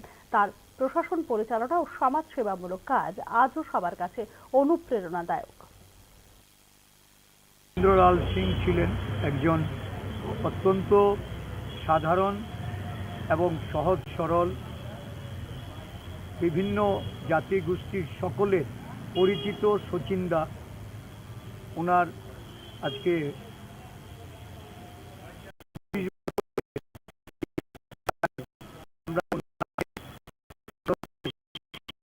যে প্রশাসন পরিচালনা থেকে শুরু করে রাজ্যের জনগণের প্রতি ওনার যে সমাজ সেবামূলক কাজকর্ম, এই সমস্ত বিষয়গুলি আমরা অনুপ্রেরণা হিসাবে গ্রহণ করি। সিআইটিউর উদ্যোগে 11 দফা দাবির ভিত্তিতে সোমবার শ্রম দপ্তরের গণ ডেপুটেশন প্রদান করা হয়। ডেপুটেশনে নেতৃত্ব দেন সিআইটিউ নেতা শঙ্কর প্রসাদ দত্ত সহ অন্যান্যরা। দ্রব্যমূল্য রোধ, নির্মাণ প্রকল্পের সরলীকরণ, সাফাই কর্মীদের স্বাস্থ্য সুরক্ষা সামগ্রী প্রদান, 60 বছরের ঊর্ধ্বে সকল শ্রমিকদের 10,000 টাকা পেনশন প্রদান ইত্যাদি সহ মোট 11 দফা দাবির ভিত্তিতে এই গণ ডেপুটেশন প্রদান করা হয়েছে বলে জানা যায়। সিআইটিউর উদ্যোগে এদিনের আয়োজিত গণ ডেপুটেশন প্রদান সম্পর্কে সাংবাদিকদের বিস্তারিত জানাচ্ছেন সিআইটিউর নেতা শঙ্কর প্রসাদ দত্ত। বেকার হচ্ছে আমাদের ত্রিপুরা রাজ্য, আমরা দেখছি প্রতিটি বাজারে গেলে পর খুব পরিষ্কারভাবে দেখা যায় যে শ্রমিকরা বেলা 12টা 1টা পর্যন্ত সকাল থেকে বসে থাকলে পরও কাজ পাচ্ছে। বিভিন্ন জায়গায় যে ইটভাটাগুলো বন্ধ হয়ে যাচ্ছে, কারণ সরকারি স্তরে কোনো কাজ নেই, কোনো উন্নয়নমূলক কাজ নেই। অন্যদিকে বিভিন্ন জায়গায় চা বাগানগুলোতে সেই বামফ্রন্ট সরকারের সময়ে 176 টাকা তারা চালু করেছিলেন। এটাও কার্যকর করতে বিজেপি সরকার গড়িমসি করে এখন সর্বশেষে একটা ভালো সংখ্যক বাগান। এখনকার মতো সংবাদ এখানে শেষ করছি। অন্যান্য আপডেট পেতে চোখ রাখুন নিউজ নাও এর পর্দায়।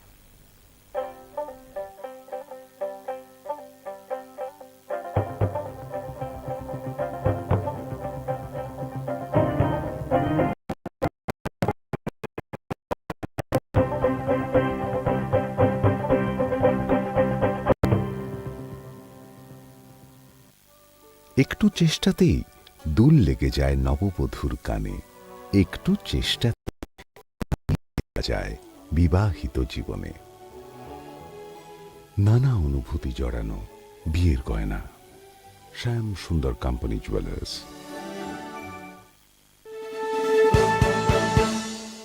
আপনি দেখছেন নিউজ নাও, আমরা জানি কোনটা খবর। আপনি দেখছেন নিউজ নাও, আমরা জানি কোনটা খবর। গেল যে গ্যাস কোম্পানিটা আছে, প্রথম আমরা লোকেশন দিয়েছে গেলের সামনে। তো এখানে আসি ডাইরেক্ট আমরা বিশুর দিকে ঢুকে দিচ্ছে। আর দেখছি এখানে মধ্যে খুব সমস্ত মেশিন আছে, এখানে মোটামুটি আগুন, ভালোই আগুন আছে।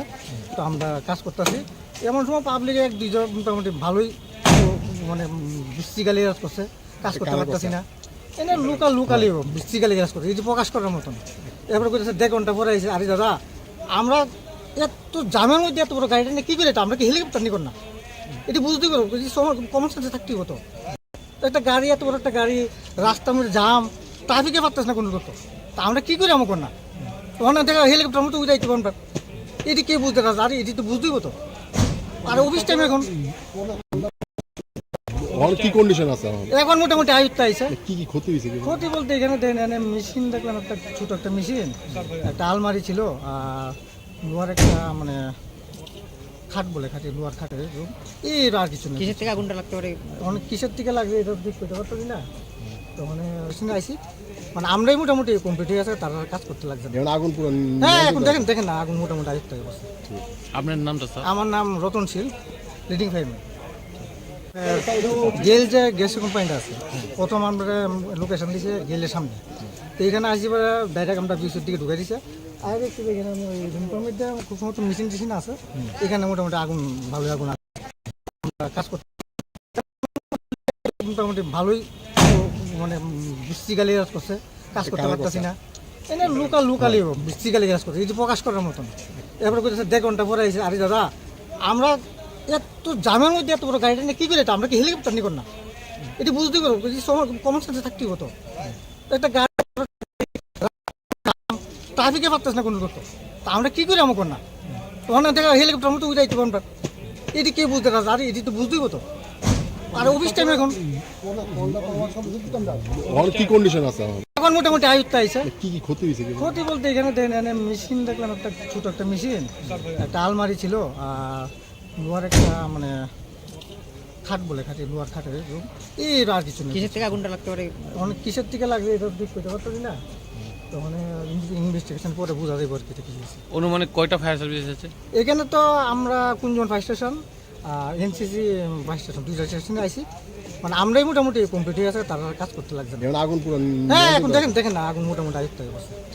আপনার নামটা স্যার? আমার নাম রতনশীল, লিডিং ফায়ারম্যান। গেল যে গ্যাস কোম্পানিটা আছে, প্রথম আমরা লোকেশন দিয়েছে গেলের সামনে, তো এখানে আসি পরে ডাইরেক্ট আমরা বিশের দিকে ঢুকে দিছে। আর দেখছি এখানে রুমের মধ্যে খুব সময় মেশিন টেশিন আছে, এখানে মোটামুটি আগুন ভালোই আগুন আছে। তো আমরা কাজ করতেছি, এমন সময় পাবলিক 1-2জন মোটামুটি ভালোই মানে বৃষ্টিকালি কাজ করছে, কাজ করতে পারতেছি না। এনে লোকালি বৃষ্টিকালি কাজ করছে, এই যে প্রকাশ করার মতন। এরপরে বলতেছে 1.5 ঘন্টা পরে এসে আমরা এত জামের মধ্যে এত বড় গাড়িটা নিয়ে কী করে, আমরা কি হেলিকপ্টার নিকন না? এটি বুঝতেই পারবো, কমন সেন্সে থাকতেই হতো। একটা গাড়ি, এত বড় একটা গাড়ি, রাস্তার মধ্যে জাম, ট্রাফিকে পারতেছে না কোনো করতো, তা আমরা কী করি আমাকে না? ওখানে থেকে হেলিকপ্টার মতো উঠাইতে পারবেন, এটি কে বুঝতে পারছে? আর এটি তো বুঝতেই হতো। আর অফিস টাইম এখন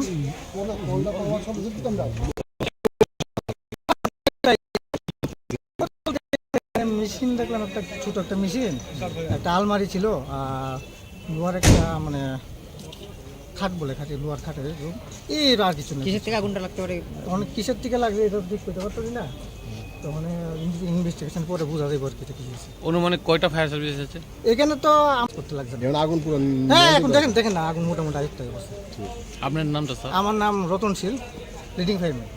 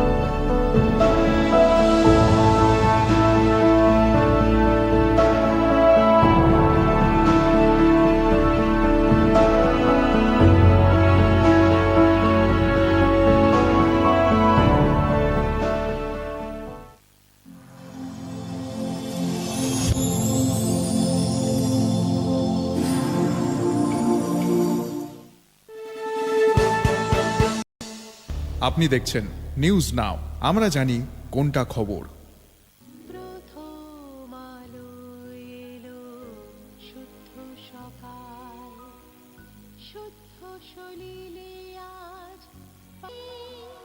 অগ্নি শুদ্ধ হলো সিঞ্জিনী, পরিণীতা নারী তুমি অনুপমা, শুদ্ধ সোনায় সাজো হে নিরুপমা। শুদ্ধতার স্বর্ণ মন্দির কালিকা জুয়েলার্স, আগরতলা। আপনি দেখছেন নিউজ নাও, আমরা জানি কোনটা খবর।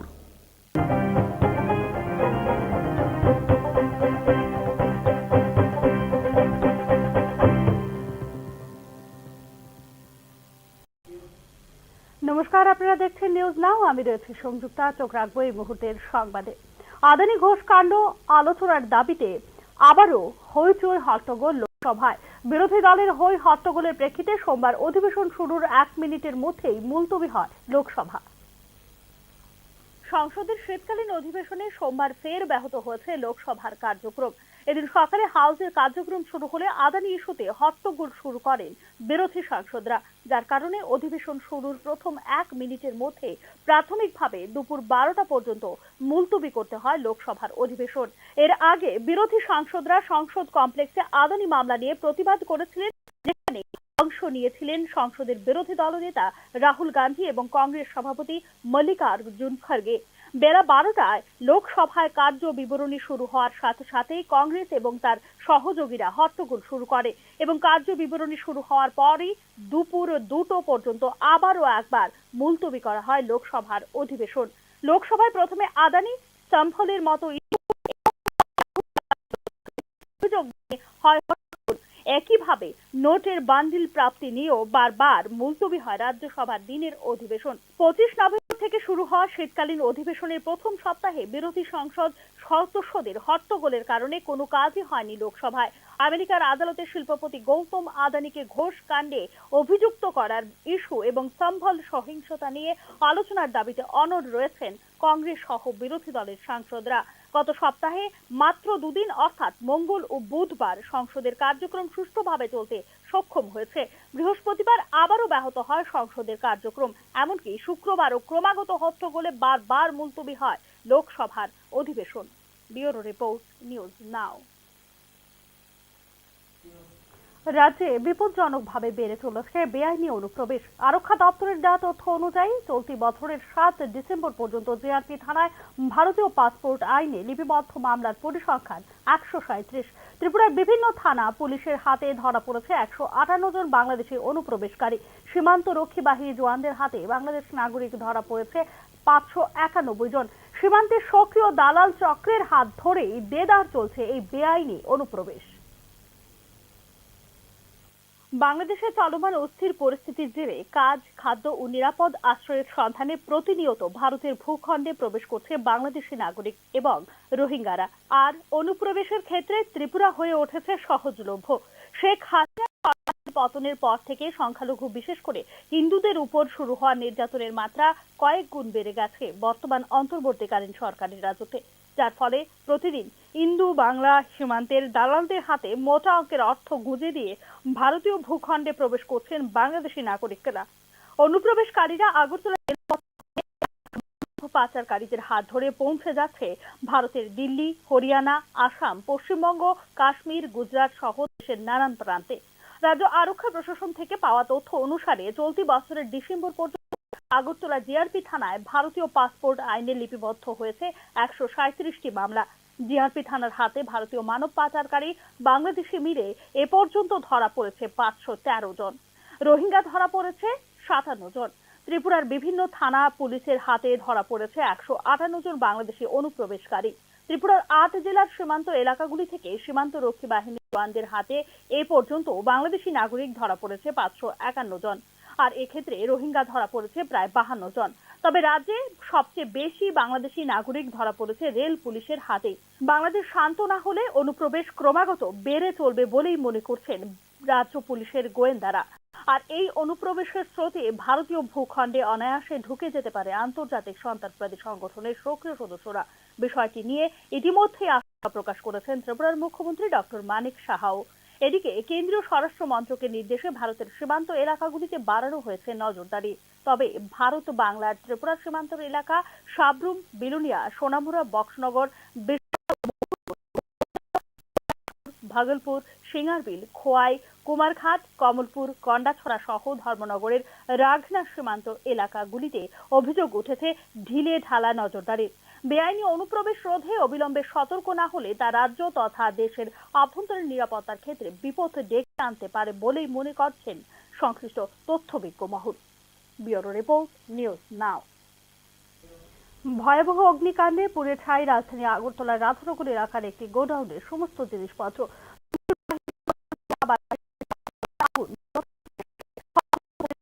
প্রায় 12 লক্ষ টাকার মতো হবে বলে জানা যায়।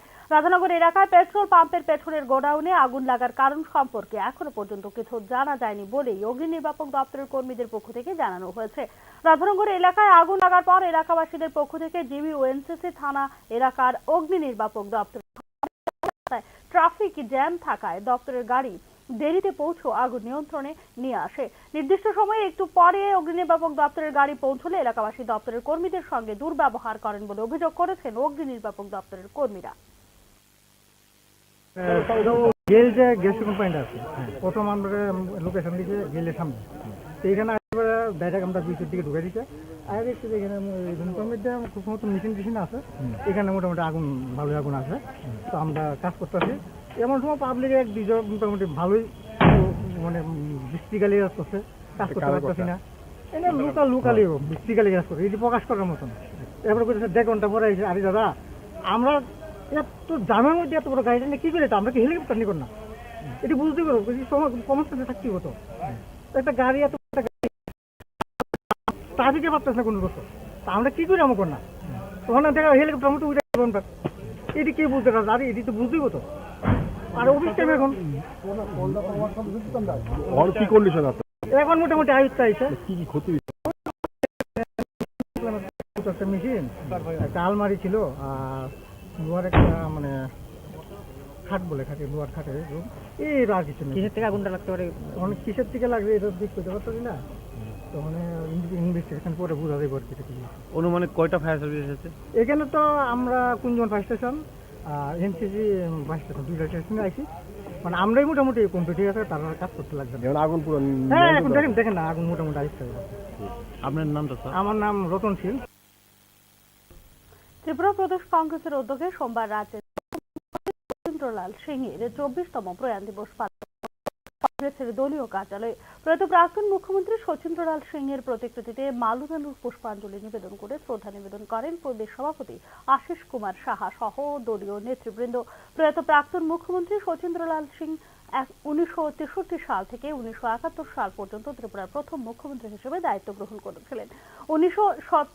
1977 সালে নবগঠিত কংগ্রেস ফর ডেমোক্রেসি দলের নেতা নির্বাচিত হয়ে পশ্চিম ত্রিপুরা লোকসভার আসনে নির্বাচিত হয়েছিলেন। প্রাক্তন মুখ্যমন্ত্রী তদন্তাধীন বাংলাদেশের মুক্তিযুদ্ধের সময় করেছিলেন। তিনি বাংলাদেশের বিরাট সংখ্যক শরণার্থীদের ত্রিপুরায় স্থান দিয়েছিলেন। 2012 সালে বাংলাদেশ সরকার তাকে ফ্রেন্ডস অফ লিবারেশন ওয়ার সম্মানে ভূষিত করেছিল।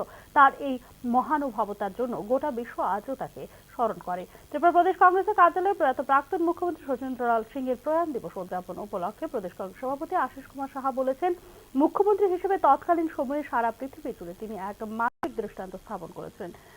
সাধারণ ও সহজ সরল জীবনযাপনে অভ্যস্ত প্রাক্তন বিভিন্ন জাতি গোষ্ঠীর কাছে সচিন্দা হিসেবে পরিচিত ছিলেন। তার প্রশাসন পরিচালনা ও সমাজ সেবামূলক কাজ আজও সবার কাছে অনুপ্রেরণাদায়ক। সচিন্দ্রলাল সিং ছিলেন একজন অত্যন্ত সাধারণ এবং সহজ সরল, বিভিন্ন জাতি গোষ্ঠীর সকলের পরিচিত সচিন্দা। ওনার আজকে 24 বছরের এই প্রয়াণে আমরা ওনাকে স্মরণ করে আর যে প্রশাসন পরিচালনা থেকে শুরু করে রাজ্যের জনগণের প্রতি ওনার যে সমাজ সেবামূলক কাজকর্ম, এই সমস্ত বিষয়গুলি আমরা অনুপ্রেরণা হিসাবে গ্রহণ করি। সিআইটিউর উদ্যোগে 11 দফা দাবির ভিত্তিতে সোমবার শ্রম দপ্তরের গণ ডেপুটেশন প্রদান করা হয়। ডেপুটেশনে প্রসাদ দত্ত সহ অন্যান্যরা দ্রব্যমূল্য রোধ, নির্মাণ প্রকল্পের সরলীকরণ, সাফাই কর্মীদের স্বাস্থ্য সুরক্ষা সামগ্রী প্রদান, 60 বছরের ঊর্ধ্বে সকল শ্রমিকদের 10,000 টাকা পেনশন প্রদান ইত্যাদি সহ মোট 11 দফা দাবির ভিত্তিতে এই গণ ডেপুটেশন প্রদান করা হয়েছে বলে জানা যায়। সিআইটিউর উদ্যোগে এদিনের আয়োজিত গণ ডেপুটেশন প্রদান সম্পর্কে সাংবাদিকদের বিস্তারিত জানাচ্ছেন সিআইটিউর নেতা শঙ্কর প্রসাদ দত্ত। বেকার হচ্ছে আমাদের ত্রিপুরা রাজ্য, আমরা দেখছি প্রতিটি বাজারে গেলে পর খুব পরিষ্কার পরিকল্পনা অঙ্গ অ্যাকশন প্ল্যান অঙ্গ আবরি বাগে বাজেট ফাইও সামুঙ্গ অঙ্গ ডেভেলপমেন্ট অঙ্গ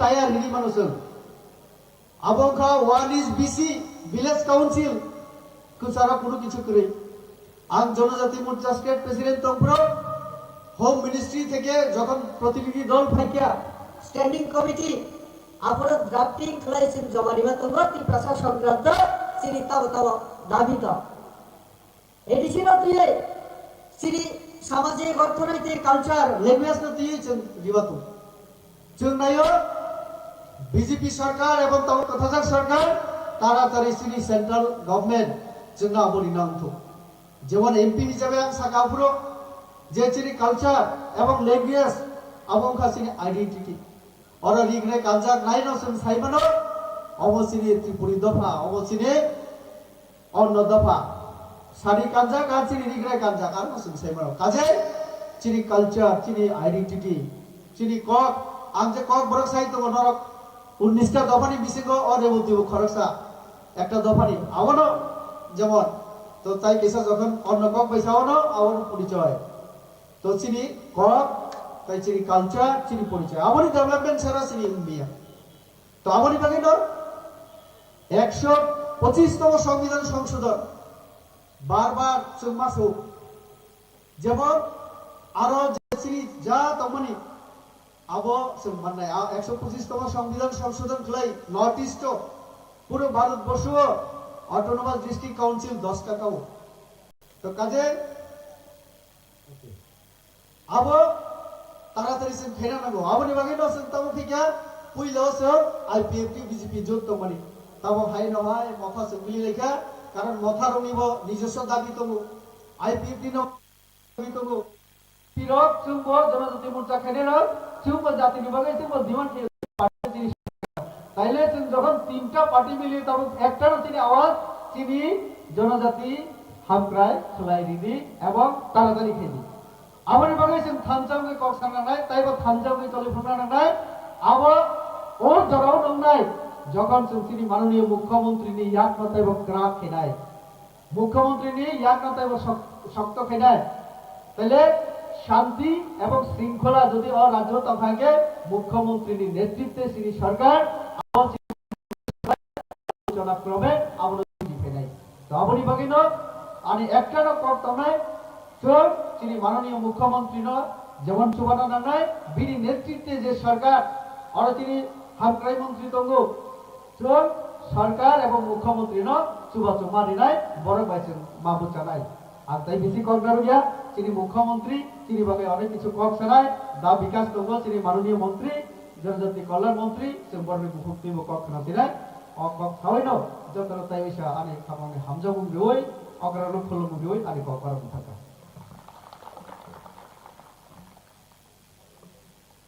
Ambairo sini borong kenang kesam MP East Tripura Lok Sabha hake sing paithak pasin sing sini CM Dr. Manik Saha ni kok kenana ni sekang sing sini hamkwai Menteri sini Vikas Deborma bini thani Jorayapa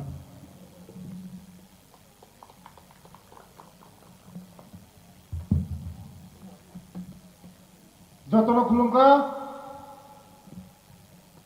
কাইসানো কইমুং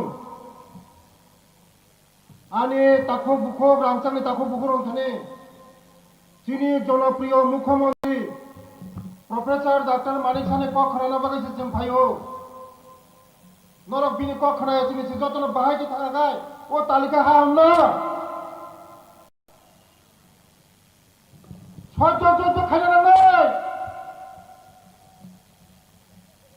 সহ্য খাইলে বাগাইছে তালিকা কি প্রসারিত তালিকা আমি আনবো বেলায় হামবাই তিনি বেলায় ওইটা হচ্ছে তিনি দিয়ে ত্রিপুরা মথা বিজেপি আইপিএফটি থানচা মানে তিনি প্রকাশন থানচা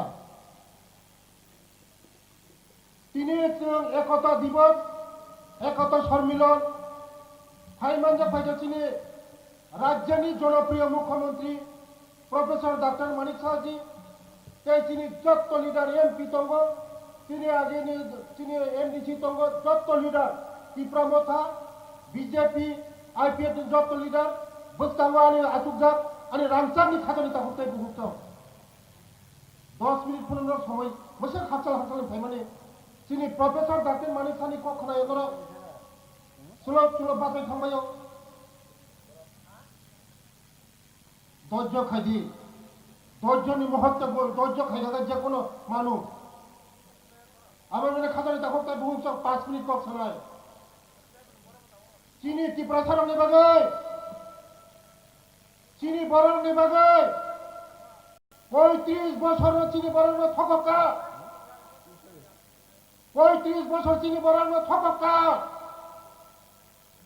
মাতায়া মানিয়া নটপুরাই হুকুরাই রামপুরাই চিনি বড় অশিক্ষিত খাইকা চিনি দফা ছিসা খায় চিনি বড় শিক্ষিত খায় সিপিএম রসুল থকক মায়া চিনি বড় অশিক্ষিত খায় শুনে থকই মানুষ আবার বাগানে শিক্ষা দীক্ষা উন্নতি খাইয়া রাং পয়সা ডেভেলপমেন্ট খাইয়া 35 বছর জন্য শোষণ খাইকা চিনি থই নামখা চিনি রাজ্যের মুখ্যমন্ত্রী প্রফেসর ডক্টর মানিক শাহ ত্রিপুরা সালে ভাবে যে খাইলেন আমার খাইতো কিছুদিন থেকে এই এডিসি ভাবে স্পেশাল ক্যাবিনেট আছে এডিসি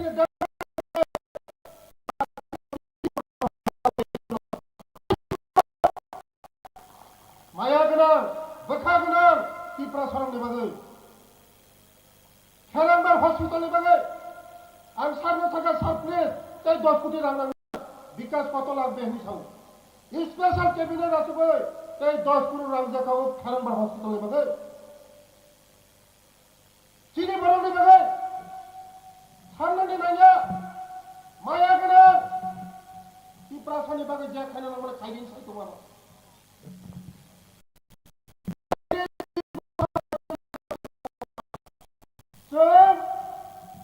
বিজেপি চিনি বড় ভাবে লামা তুই কারেন্ট নখ শিক্ষা ব্যবস্থা যত খাইতে পারবে মুক্ত 35 বছরে একলাই বেশ করে অনলি 4 চিনি সরকার ফাইবারি করে total 21টা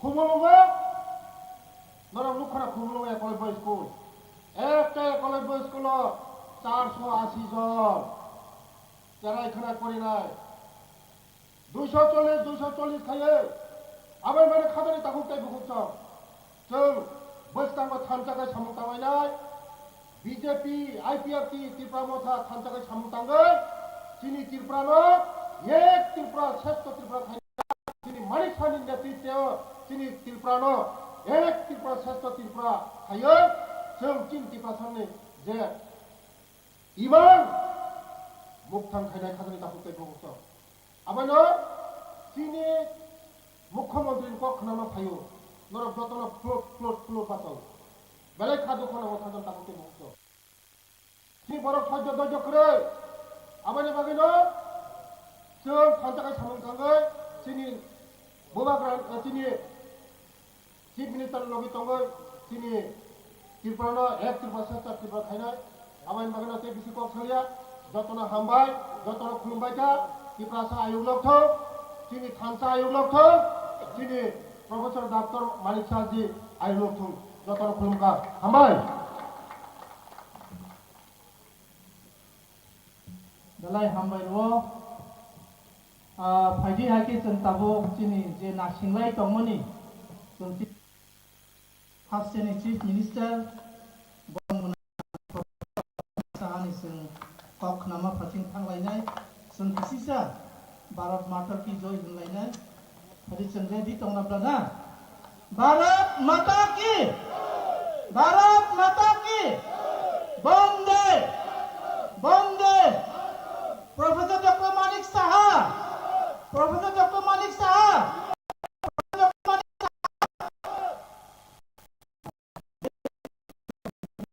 Professor Dr. Manik Saha, Chief Minister of Tripura, to take his stand.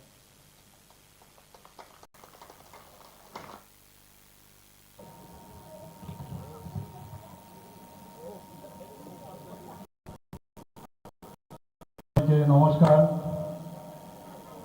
প্রণাম যতনা খুলুমখা আজকের ভারতীয় জনতা পার্টির উদ্যোগে যে একতা সম্মেলন এই কুমলুঙে এত আমার ভাই বোনেরা এখানে এসছেন গুরুজনরা এখানে এসছেন সবাইকে আমি হার্দিক অভিনন্দন ও শুভেচ্ছা জানাচ্ছি এর আগেও অনেকবার কুমলুঙে এসেছি কিন্তু এইবারের যে সারা আমি দেখলাম আমি আপ্লুত আমি অভিভূত এর আগে আমি দেখিনি। এটাকে বলে টিপ অফ দ্য আইসবার্গ। মানুষ আমাদের মাননীয় প্রধানমন্ত্রীজি নরেন্দ্র মোদীজির উপর আস্থা আছে, তবে আজকের এখানে যে সবার সম্মেলন সেটা আজকে বুঝতেই পারছি আমরা। আমাদের মাঝে উপস্থিত আছেন আমাদের ত্রিপুরা সরকারের মাননীয় ট্রাইবাল মিনিস্টার শ্রী বিকাশ দেববর্মা মহোদয়, যিনি একটু আগে ওনার বক্তব্য আমাদের সামনে রেখেছেন। এর আগেও 3-4 বছর আগে বা এর থেকেও বেশি হবে আমরা এসেছি এখানে। আমাদের প্রাক্তন মেম্বার অফ পার্লামেন্ট ইস্ট কনস্টিটিউয়েন্সির শ্রী রেবতী ত্রিপুরা মহোদয়, উনিও ওনার বক্তব্য আপনাদের সামনে রেখেছেন। আমাদের মাঝে উপস্থিত আছেন ভারতীয় জনতা পার্টি ত্রিপুরা প্রদেশের সাধারণ সম্পাদক জেনারেল সেক্রেটারি শ্রী বিপিন দেববর্মা। বয়স কম কিন্তু অত্যন্ত কর্মঠ ব্যক্তি, ওকে আমি দেখি, অবজার্ভ করি। এই ধরনের ব্যক্তি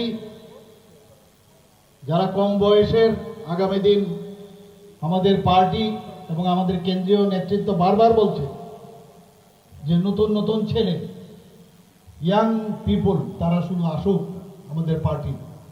এবং এটাও বলছেন উনি যে যাদের ফ্যামিলিয়াল কোনো খবর নেই, যে কোনোদিন রাজনীতির সাথে যুক্ত, তারাও আসা উচিত। আমাদের মাঝে আমাদের এমডিসি শ্রী বিদ্যুৎ দেববর্মা আছেন, একদম ডাইনামিক লিডার, যাকে অনেকবার আমি অনেক সময় পরীক্ষার জন্য পাঠিয়েছি বিভিন্ন জায়গায়। সেই ডাইনামিক যে বিষয় সেটা আমি ওনার মধ্যে আমি দেখেছি। আমাদের মাঝে এমডিসি আছে শ্রী সঞ্জিত রিয়াং মহোদয়, ইয়াং ম্যান, উনিও আগামী দিনে আপনাদের নেতৃত্ব দেবে। শ্রী অজিত দেববর্মা মন্ডল প্রেসিডেন্ট মান্দায়ের, সুখে দুঃখে সবসময় আপনাদের সাথে আছে। টাকার জলার মন্ডল প্রেসিডেন্ট শ্রী রবি দেববর্মা, উনিও সময় সময় আমাদের সাথে যোগাযোগ রাখেন, আপনাদের যেসব সমস্যা সেই সমস্যা আমাদের সামনে রাখেন, চেষ্টা করি সমাধান করার। শ্রী রাখেন দেববর্মা বিএসসি চেয়ারম্যান বেলবাড়ি, আমাদের আইপিএফটির থেকে উনি এসছেন। আমাদের মাঝে উপস্থিত আছেন শ্রী শুভমণি দেববর্মা বিএসসি চেয়ারম্যান জিরানিয়া। তীব্রমথার শ্রী সুখরাম দেববর্মা এক্সিকিউটিভ মেম্বার। আজকে ভারতীয় জনতা পার্টি এবং আইপিএফটি এবং মথার যে আমাদের সরকার একসাথে আমরা চলছি, তার একটা চিত্র কিন্তু আজকে এখানে প্রকাশ পাচ্ছে। এবং এখানে আমার যারা বিভিন্ন নেতৃবৃন্দরা বিভিন্ন স্তরে এখানে উপস্থিত আছেন এবং মা ও বোনেরা, ভারতীয় জনতা পার্টির কার্যকর্তা বৃন্দ, সাংবাদিক বন্ধুরা, সবাইকে আবার এখানে আমাদের কথা শোনার জন্য আপনারা বসে আছেন, এর জন্য আপনাদেরকে আমি হার্দিক অভিনন্দন ও শুভেচ্ছা জানাচ্ছি।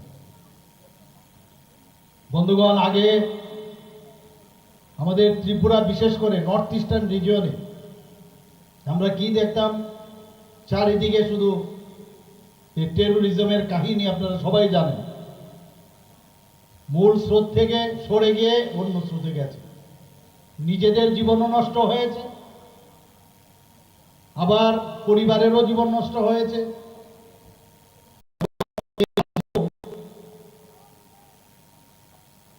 জীবন নষ্ট হয়েছে নর্থ ইস্টের সমস্ত জায়গায়, আমরা সেটা দেখেছি, শুধু ত্রিপুরা নয়।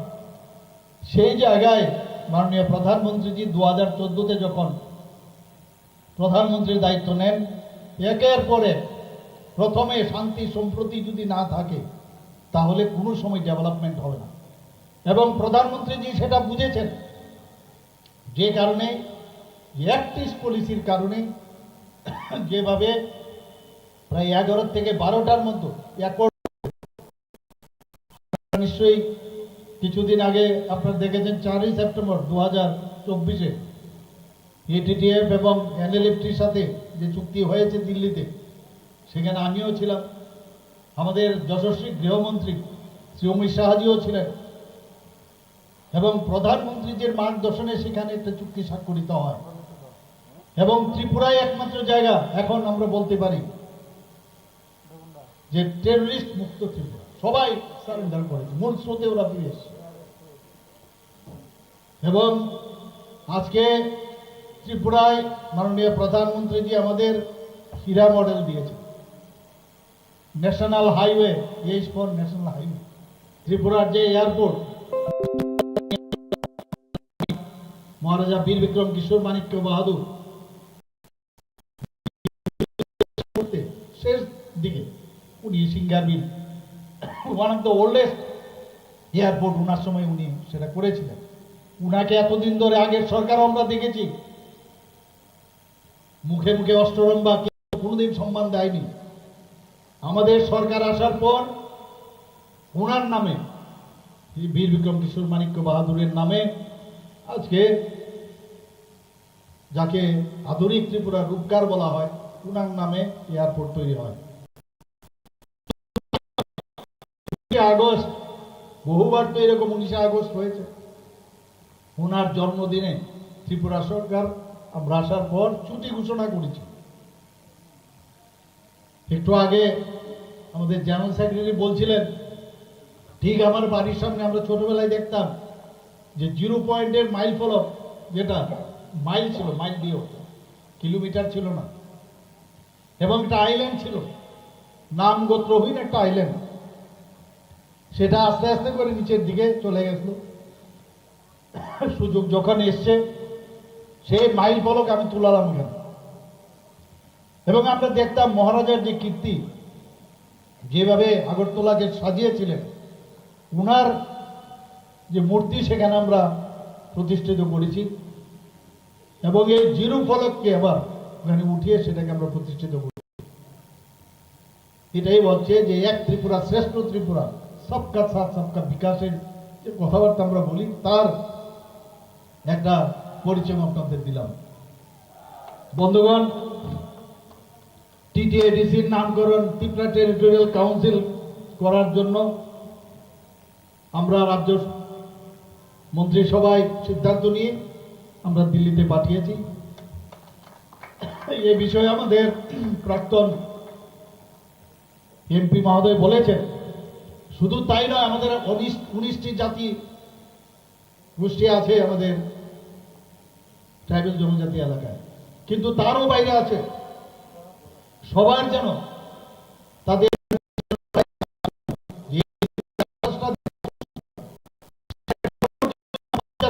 সবাই সিদ্ধান্ত নিয়ে তার জন্য আমরা দিল্লিতে পাঠিয়েছি। বন্ধুগণ, 12টি ব্লককে আমাদের জনজাতি অধ্যুষিত এলাকা, সেটাকে অ্যাসপিরেশনাল ব্লক হিসাবে আমরা ঘোষণা করেছি।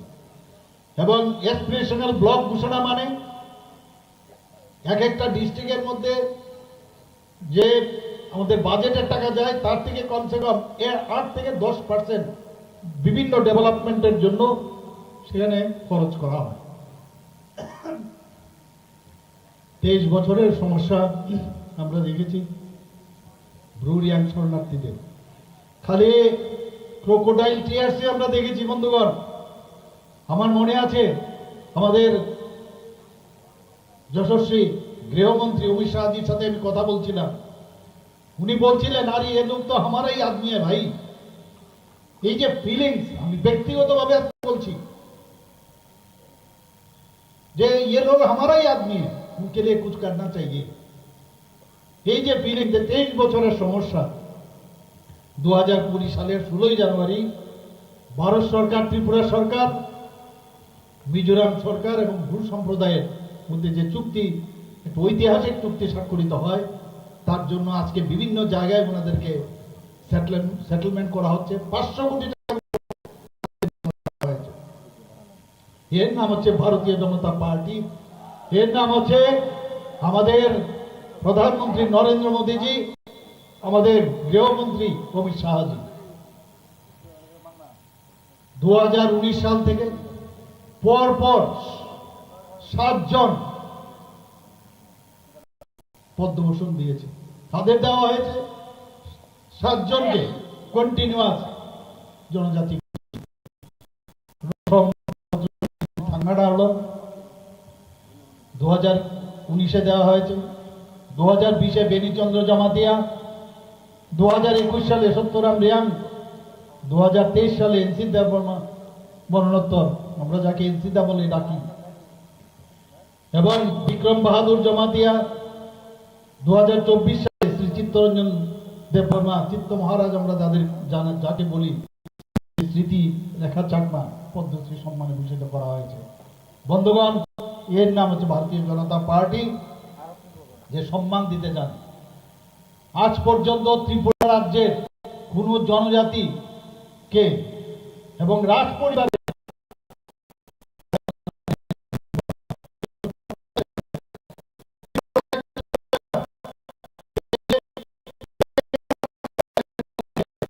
ওনাকে আজকে রাজ্যপাল বানিয়েছেন। কোনোদিন আমরা এটা দেখিনি, একটা ইতিহাস তৈরি করেছেন, এবং সেটা একমাত্র সম্ভব হয়েছে ভারতীয় জনতা পার্টির নেতৃত্বাধীন সরকার, এনডিএ সরকারের কারণে।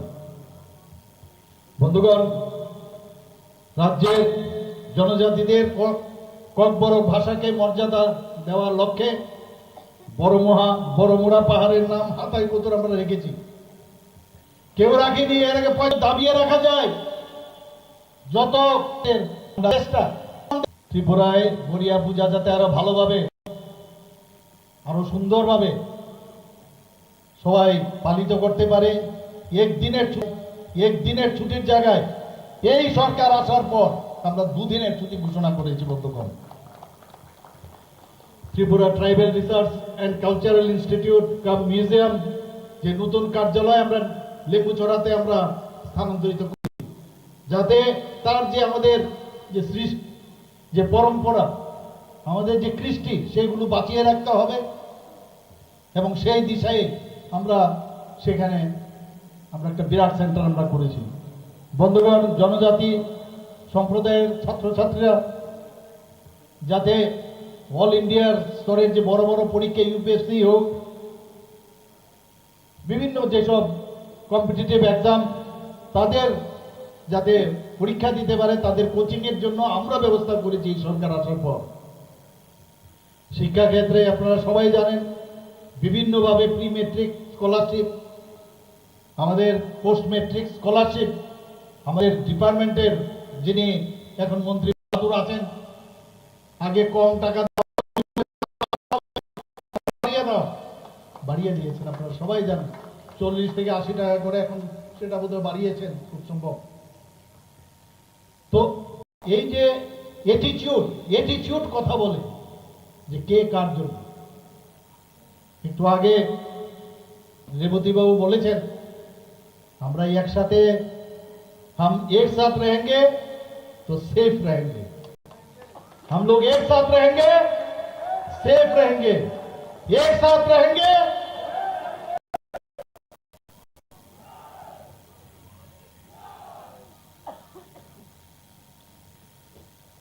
মেধাবী জনজাতি ছাত্রছাত্রীদের আমরা মেধা পুরস্কার দেওয়ার সেটা আমরা শুরু করেছি। 2023-24 অর্থ বছরে 5000-এর উপর আমরা এই ছাত্রছাত্রীদের বৃত্তি আমরা দিয়েছি। স্পেশাল কোচিংয়ের কোর্স সাবজেক্টে তাদেরকে যেন আরো বেশি করে উপযুক্ত করা যায়, তার জন্য আমরা কোচিংয়ের ব্যবস্থা করেছি। Supplementary education for elementary classes, যখন আমাদের আগে জমাতিয়াজি ছিলেন আমাদের মন্ত্রী, ওনার সময়ে সেটা আমরা শুরু করেছি, এবং বিভিন্ন কোচিং সেন্টার প্রায় 10,000-এর উপরে সেই ছাত্রছাত্রীদের আমরা কোচিং দিচ্ছি। বন্ধুগণ, 3টি ডিগ্রি কলেজে হোস্টেল আমরা জনজাতিদের জন্য আমরা করেছি। মহিলা কলেজে একটা আগরতলায়, আম্বেদকর কলেজ ফটিকরায়ে, গন্ডাছড়া সরকারি কলেজে, বিভিন্ন জায়গায় তাছাড়া আপনারা সবাই জানেন, এখানেও আমার পূর্ববর্তী বক্তারা বলেছেন, Eklavya model residential school EMRS 21টার মতো, আগে 4টা ছিল, পরে আরো 17টার মতো স্যাংশন হয়েছে। এবং আপনারা একটু ভাবুন আপনারা যে কিভাবে জনজাতি অধ্যুষিত এলাকায় যাতে পড়াশোনার মান আরো বেশি উন্নয়ন হয়, সেই দিশায় আমাদের মাননীয় প্রধানমন্ত্রী যে কাজ করছেন। এতে করে প্রায় 8160 জন জনজাতি ছাত্রছাত্রী সরাসরি পড়াশোনা করতে পারবেন। যে বিশ্রামাগারের প্রয়োজন, বর্তমানে রাজ্যে মোট 13টি জনজাতি বিশ্রামাগার চালু রয়েছে। বনধন বিকাশ কেন্দ্র স্থাপন হয়েছে, 84টি বনধন বিকাশ কেন্দ্র এই সরকার আসার পর আমরা চালু করেছি। সেখানে ঝাড়ু, আমলকি, তেঁতুল, গন্ধকি ইত্যাদি যেসব বনজ দ্রব্য সেগুলো ভ্যালুয়েটেড করে সেখানে বিক্রির ব্যবস্থা করা হয়েছে। প্রায় 18,000-এর উপরে সেখানে বেনিফিশিয়ারি আমাদের জনজাতি ভাই বোনেরা আছেন। মুখ্যমন্ত্রী আবাস মিশন যোজনা, সেখানে আমরা 24,000 উপরে হেক্টর জমিতে আমরা সেই চাষের ব্যবস্থা করেছি। এখন পর্যন্ত প্রায় 28,000 বেনিফিশিয়ারি আমাদের জনজাতি ভাই বোনেরা তাতে উপকৃত হয়েছেন। স্বনির্ভর করার জন্য আমাদের যারা জনজাতি ভাই বোনেরা আছেন প্রায় 1000-এর উপরে, প্রায় 1500-এর ক্ষুদ্র ব্যবসা যাতে করতে পারে তার জন্য সেই ঋণ পর্যন্ত দেওয়া হয়েছে। আপনারা শুনে খুশি হবেন যে ভারত সরকার এর মধ্যে জনজাতিদের উন্নয়নের জন্য প্রায় 100 কোটি টাকা দিয়েছে। একটু আগে বলা হয়েছে, আমাকে বারবার বলা হতো যে আপনারা কিছু টাকা আমাদের দিন, আমরা তো দিচ্ছি, বাজেট থেকে দিচ্ছি, বাজেটের বাইরে। এবার যখন আমাকে বারবার বলছে বিভিন্ন স্কিমে 30 কোটি টাকা, এক কথায় আমি রাজি হয়ে গেছি, আমি দিয়ে দিই। এর আগেও 30 কোটি টাকা আমরা দিয়েছি। আমাদের সরকার আসার পরে হসপিটাল খোলার জন্য বন্ধুগণ এইডেড প্রজেক্ট যে ফান্ডের ওয়ার্ল্ড ব্যাংকের একটা বিরাট প্রকল্প আমরা নিয়েছি, প্রায় 1400 কোটি টাকা। আমাদের মাননীয় মন্ত্রী বাহাদুর প্রায় এ সময়ের সাথে কথা বলে আমরা বলি প্রতিটা পয়সা স্বচ্ছতার সাথে যেন মানুষের জন্য কাজে আসে। রাস্তাঘাট, তাদের জীবন প্রণালী, বিভিন্ন ক্ষেত্রে তাদেরকে এক্সটার্নাল এইডের প্রজেক্ট। এবং আমি দিল্লিতে যখন আমাদের মাননীয় ইউনিয়ন অর্থমন্ত্রীর সাথে আমি কথা বলেছি, উনি বললেন যে এত অল্প সময়ের মধ্যে ওয়ার্ল্ড ব্যাংক থেকে এত টাকা পাওয়া মুশকিল, কিন্তু উনি উনার চেষ্টায়, ওনাকে আমি ধন্যবাদ দেব যে উনি কম সময়ের মধ্যে 1400 কোটি টাকা উনি বরাদ্দ করেছেন। ট্রেসপের মাধ্যমে আমাদের 75,000 পরিবার লাইভলিহুড ইন্টারভেনশনে তারা উপকৃত হবে। শুধু তাই নয়, মুখ্যমন্ত্রী ট্রাইবাল ডেভেলপমেন্ট মিশন আমরা সেখানেও আমরা বিভিন্ন কাজ আমরা করছি। মাননীয় প্রধানমন্ত্রীজি 15ই নভেম্বর আপনারা জানেন 2023 সালে জনজাতি গৌরব দিবস চালু করেছেন ভগবান বিরসা মুন্ডার নামে। আপনারা জানেন এর আগে কেউ সম্মান দেয়নি, সেটা একমাত্র আমাদের ভারতীয় জনতা পার্টি আসার পরে সেটা সম্ভব হয়েছে। বন্ধুগণ, আপনারা এর মধ্যে দেখেছেন যে কিছুদিন আগে আমি বোম্বেতে গিয়েছিলাম। সেখানে গিয়ে আমি বোম্বাই রিলায়েন্স গ্রুপের চেয়ারম্যান ওনার সাথে সাক্ষাৎ করি। ওনাকে আমি বলেছি আপনি আসুন, ত্রিপুরাতে অনেক কিছু আছে, আমাদের ট্যুরিজমের উপর আপনি কাজ করতে পারেন। আমাদের এখানে যে বাস যেটা আছে আমাদের প্রায় 21টার মতো, এর মধ্যে মূলী বাসকে আপনি যদি ইউজ করে আপনি তৈরি করতে পারবেন। আরো অনেক বিষয় ওনাকে আমি বলেছি এবং উনি বলেছেন যে আমি একটা টিম পাঠাবো। প্রায় 45 মিনিট থেকে প্রায় 50 মিনিট ওনাদের সাথে আমার কথা হয়েছে, পুরো ফ্যামিলির সাথে। টাটা গ্রুপের সাথে আপনারা জানেন কিছুদিন একটা মুভ হয়েছে আমাদের, 19টা যে আইটিস আছে ত্রিপুরাতে সেই আইটিসগুলো সেই মান্দাতার আমলের সেই ব্যবস্থাপনা মেকানিক্যাল, এতে করে জাতি জনজাতির ভাই বোনেরা সেখানে ট্রেনিং নেন, কিন্তু তাদের অ্যাবজর্পশন হয় না, মাত্র 20% অ্যাবজর্পশন হয়। তারপরেও মানুষ এখন যেহেতু অনেক বেশি অ্যাডভান্স হয়ে গেছে, সেই আইটি টাটা গ্রুপের সাথে আমরা যখন মুভ করলাম, তাতে করে প্রতি বছর 5,000 আমাদের ছেলেরা এখন যে কম্পিউটার বেসড যে মেকানিজম ওনারা আনবেন, প্রায় 700 কোটি টাকা তারা ওনারা এখানে নিবেশ করবেন। তাতে করে 100% ওরা অ্যাবজর্পশন করবেন, শুধু ত্রিপুরাতে নয়, ভারতবর্ষে নয়, বিভিন্ন ভারতবর্ষের বাইরে বিভিন্ন দেশেও ওনারা পাঠাবেন। সেই মুভ হয়েছে আমাদের সাথে। আপনারা জানেন যে বিভিন্ন সুপার স্পেশালিটি হাসপাতাল, আমরা যে জিবি হাসপাতালে সুপার স্পেশালিটি হাসপাতাল আমরা করেছি, আরও সুপার স্পেশালিটি হাসপাতাল করার জন্য বাইরের থেকে অনেক ইনভেস্টার আসছে। এখানে আমাদের 400 ডাক্তারের প্রয়োজন, আগে ছিল 200, এর মধ্যে আরেকটা মেডিকেল কলেজ এসছে, সেখানে 400 MBBS ডাক্তার প্রতি বছর এখন বেরোবে। ডেন্টাল কলেজ হয়েছে এখানে, বিএসসি নার্সিং কলেজ হয়েছে এখানে। সব দিকে একটা যে কর্মপদ্ধতি তাও কিন্তু অনেক বেশি আধুনিক হয়ে যাবে।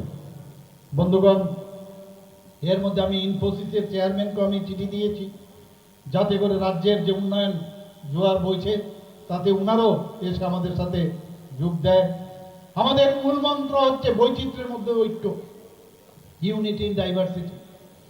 বন্ধুগণ, আমার কথা বলে আমার যে সেন্টেন্স সেটা ধরেই বলেছেন যে আমি বলেছিলাম একবার যে ত্রিপুরা কখনই উন্নয়ন হবে না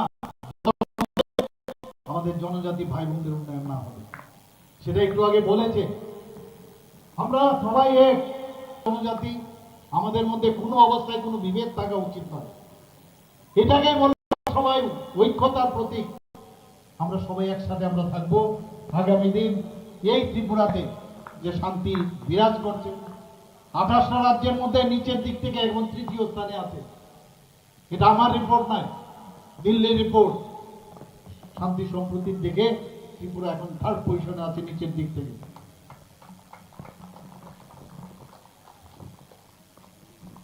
জেআরবিটির মাধ্যমে আমরা বিভিন্ন পরীক্ষার মাধ্যমে, ট্রান্সপারেন্সির মাধ্যমে আমাদের সরকার আসার পর শুধু সরকারি চাকরি প্রায় 13,000-এর মতো আমরা চাকরি দিয়েছি বন্ধুগণ। এর মধ্যে একটা CM7 প্রকল্প আমরা চালু করেছি, সেটাও যারা মাধ্যমিক উচ্চ 200 জন মেধাবী ছাত্রছাত্রীকে 5,000 টাকা করে, এবং যারা মাধ্যমিক তাদের জন্য 2 বছরের জন্য আমরা 5,000 টাকা করে দিচ্ছি, আর 3 বছরের জন্য মাধ্যমিক আর উচ্চ মাধ্যমিকের 2 বছরের জন্য।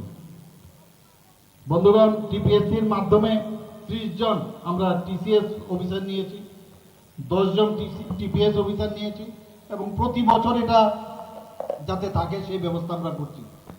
মুখ্যমন্ত্রীর জন আরোগ্য যোজনার কথা যদি আমরা বলি, এখানে যারা আছেন আজকে কিন্তু ভারতবর্ষের মধ্যে ত্রিপুরা একটা জায়গা যেখানে প্রধানমন্ত্রীর জন আরোগ্য যোজনার পরে মুখ্যমন্ত্রীর জন আরোগ্য যোজনার মাধ্যমে আমরা সবাই আজকে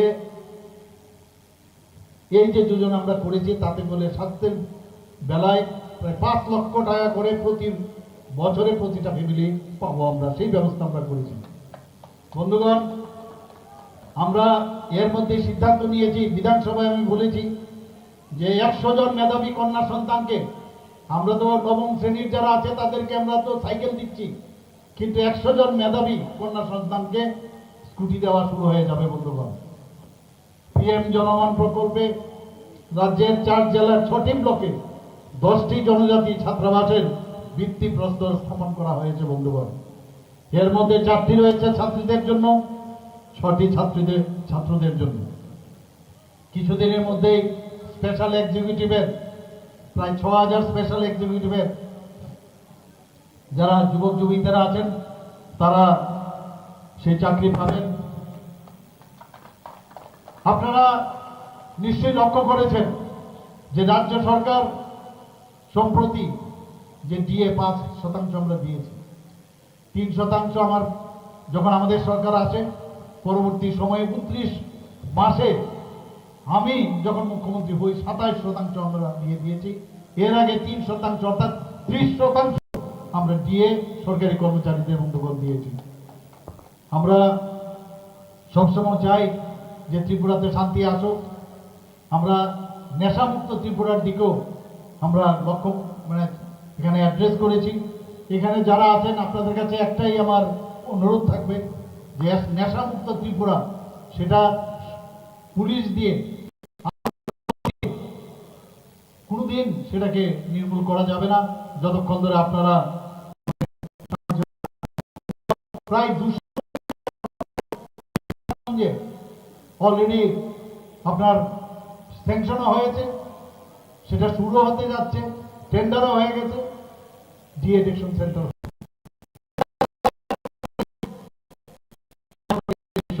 হবে।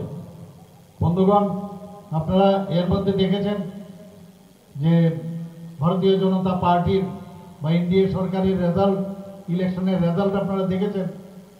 প্রধানমন্ত্রীজির উপর মানুষের বিশ্বাস আছে বলেই সেটা সম্ভব হয়েছে এবং সেই বিশ্বাস আজকে ত্রিপুরাতেও আমরা দেখতে পাচ্ছি।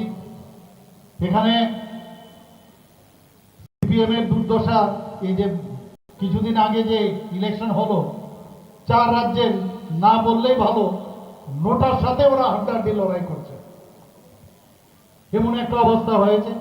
এখন মাঝে মাঝে উকি ঝুঁকি দিচ্ছে কংগ্রেস সিপিএম একসাথে। ওরা সারা জীবন মানুষকে ঠকিয়েছে, এদের কথাই আপনারা বিশ্বাস করবেন না। আমরা সবাই যদি একসাথে থাকি, আমরা আইপিএফটি, মোথা, ভারতীয় জনতা পার্টি, আমরা যে স্বপ্ন আমরা দেখছি ত্রিপুরাকে একটা মডেল ত্রিপুরা ভারতবর্ষের মধ্যে প্রতিষ্ঠিত করব, সেটা সম্ভব হবে। আমি এই কথাগুলো বলে আপনার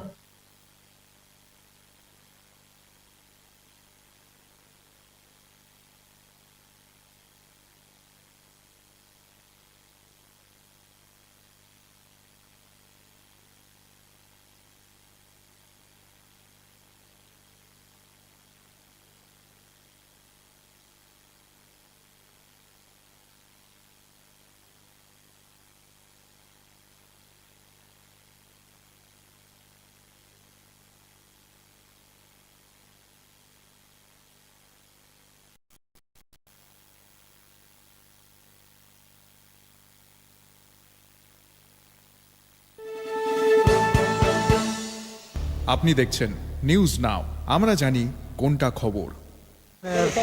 গেল যে গ্যাস কোম্পানিটা আছে, প্রথম আমরা লোকেশন দিয়েছে গেলের সামনে। তো এখানে আসি পরে ডাইরেক্ট আমরা বিশুর দিকে ঢুকে দিছে। আর দেখছি এখানে মধ্যে খুব সময় মেশিন টেশিন আছে, এখানে মোটামুটি আগুন, ভালোই আগুন আছে। তো আমরা কাজ করতেছি, এমন সময় পাবলিক 1-2 মোটামুটি ভালোই মানে বৃষ্টিকালি কাজ করছে, কাজ করতে পারতেছি না। এনে লোকালি বৃষ্টিকালি কাজ করছে, এই যে প্রকাশ করার মতন। এরপরে করেছে 1.5 ঘন্টা পরে আইসে, আরে দাদা আমরা এত জামের মধ্যে এত বড় গাড়িটা নিয়ে কী করে, আমরা কি হেলিকপ্টার নিয়ে কর না? এটি বুঝতেই পারবো, কমন সেন্সে থাকতেই হতো। একটা গাড়ি, এত বড় একটা গাড়ি, রাস্তার মধ্যে জাম, ট্রাফিকে পারতেছে না কোনো করতো, তা আমরা কী করে আমার কর না? ওখানে দেখা হেলিকপ্টার মতো উঠে যাইতে পারবো, এটি কে বুঝতে পারছে? আরে এটি তো বুঝতেই হতো। আর অফিস টাইম এখন কি কন্ডিশন আছে এখন মোটামুটি আয়ত্ত আইসে। কি কি ক্ষতি হয়েছে? ক্ষতি বলতে এখানে দেখেন মেশিন দেখলাম, একটা ছোট একটা মেশিন, একটা আলমারি ছিল, আর লোহার একটা মানে খাট বলে, খাটে লোহার খাটের রুম, এই আর কিছু নেই। কিসের থেকে আগুনটা লাগতে পারে? অনেক কিসের থেকে লাগবে এটা ঠিক করতে পারতেছি না, তো মানে ইনভেস্টিগেশন করে বোঝা যাবে আর কি কি হয়েছে। অনুমানিক কয়টা ফায়ার সার্ভিস আছে এখানে? তো আমরা কুঞ্জন ফায়ার স্টেশন আর এনসিসি ফায়ার স্টেশন, 2টা স্টেশনে আইসি, মানে আমরাই মোটামুটি কমপ্লিট হয়ে গেছে, তারা কাজ করতে লাগছে। আগুন পুরো, হ্যাঁ এখন দেখেন না আগুন মোটামুটি আয়ত্ত হয়ে গেছে। আপনার নামটা স্যার? আমার নাম রতনশীল, লিডিং ফায়ারম্যান। গেল যে গ্যাস কোম্পানিটা আছে, প্রথম আমরা লোকেশন দিয়েছে গেলের সামনে। তো এখানে আসি পরে ডাইরেক্ট আমরা বিশুর দিকে ঢুকে দিছে। আর দেখছি এখানে মধ্যে খুব সময় মেশিন টেশিন আছে, এখানে মোটামুটি আগুন, ভালোই আগুন আছে। তো আমরা কাজ করতেছি, এমন সময় পাবলিক 1-2 মোটামুটি ভালোই মানে বৃষ্টিকালি কাজ করছে, কাজ করতে পারতেছি না। এনে লোকালি বৃষ্টিকালি কাজ করছে, এই যে প্রকাশ করার মতন।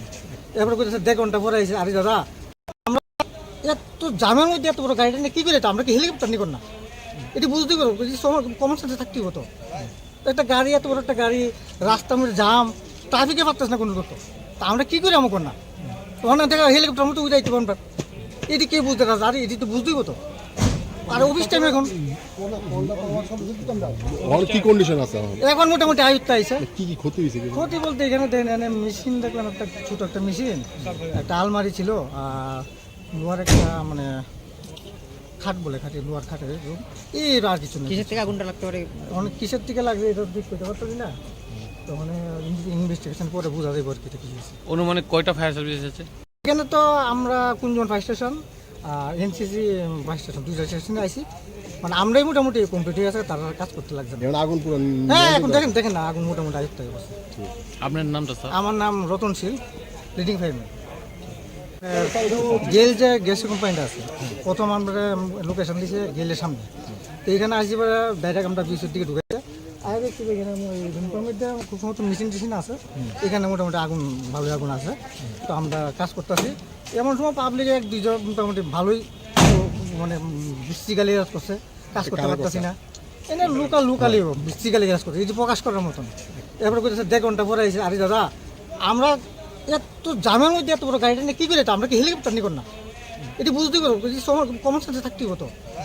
একটা গাড়ি, রাস্তা জাম, ট্রাফিকে পারতেছ না কোনো করতো, তা আমরা কি করে আমার না? ওখানে থেকে হেলিকপ্টার মতো উঠাইতে পারবেন, এটি কে বুঝতে পারছে? আরে এটি তো বুঝতেই হতো। আর অফিস টাইম এখন খাট বলে, খাটে লোহার খাটের রুম, এর আর কিছু নেই। কিসের থেকে আগুনটা লাগতে পারে? অনেক কিসের থেকে লাগবে ইনভেস্টিগেশন পরে বোঝা যাবে আর কি কি হয়েছে। অনুমানিক কয়টা ফায়ার সার্ভিস এসেছে?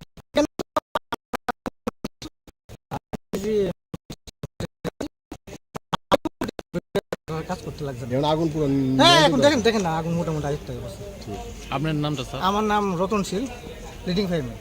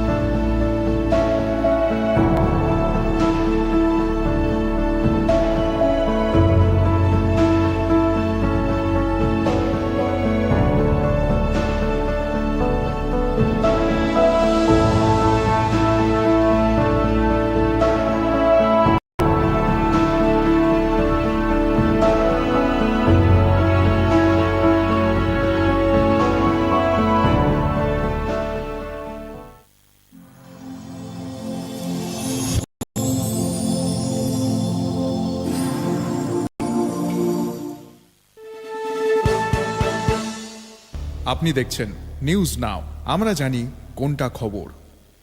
প্রথম আলো এলো, শুদ্ধ সকাল, শুদ্ধ সলিলে আজ বাজালো ত্রিতাল, মন্দিরে শুদ্ধ পূজার ধ্বনি, অগ্নি শুদ্ধ হলো সিঞ্জিনি, পরিণীতা নারী তুমি অনুপমা,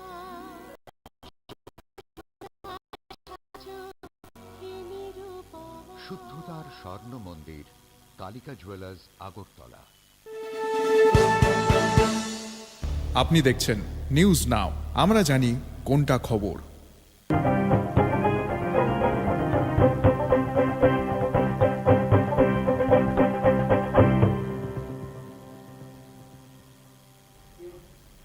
নমস্কার। নমস্কার, আপনারা দেখছেন নিউজ নাও। আমি রয়েছি সংযুক্তা। চোখ রাখবো এই মুহূর্তের সংবাদে।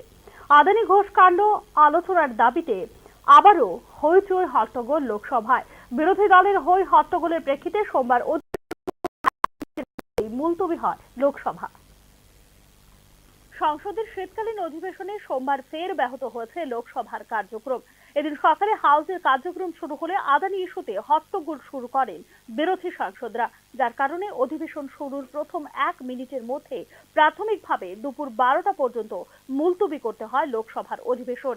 এর আগে বিরোধী সাংসদরা সংসদ কমপ্লেক্সে আদানি মামলা নিয়ে প্রতিবাদ করেছিলেন, যেখানে অংশ নিয়েছিলেন সংসদের বিরোধী দলনেতা রাহুল গান্ধী এবং কংগ্রেস সভাপতি মল্লিকার্জুন খড়গে।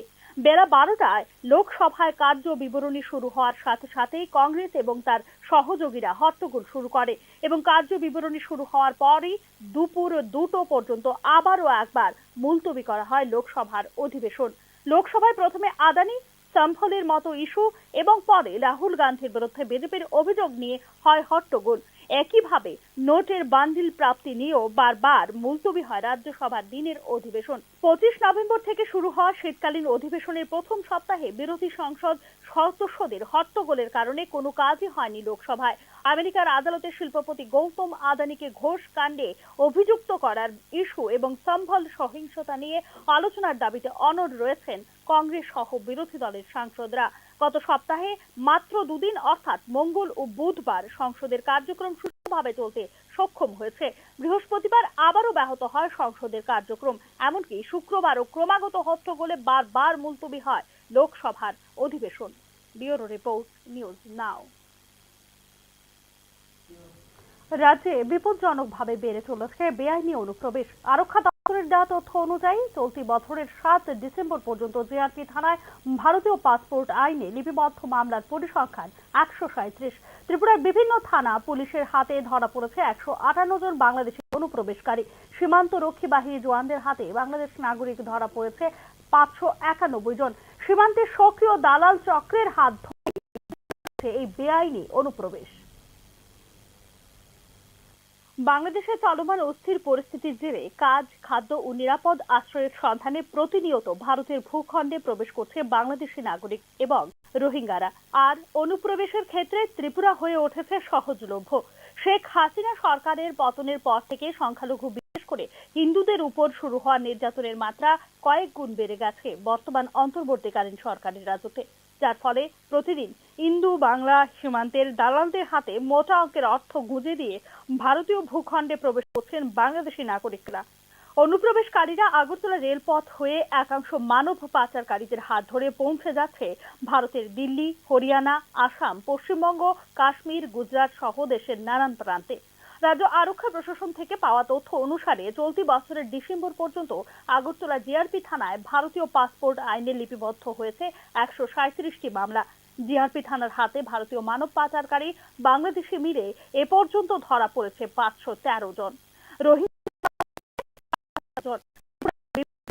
পুলিশের হাতে ধরা পড়েছে 158 জন বাংলাদেশি অনুপ্রবেশকারী। ত্রিপুরার 8 জেলার সীমান্ত এলাকাগুলি থেকে সীমান্ত রক্ষী বাহিনীর জওয়ানদের হাতে এ পর্যন্ত বাংলাদেশি নাগরিক ধরা পড়েছে 551 জন। আর এক্ষেত্রে রোহিঙ্গা ধরা পড়েছে প্রায় 52 জন।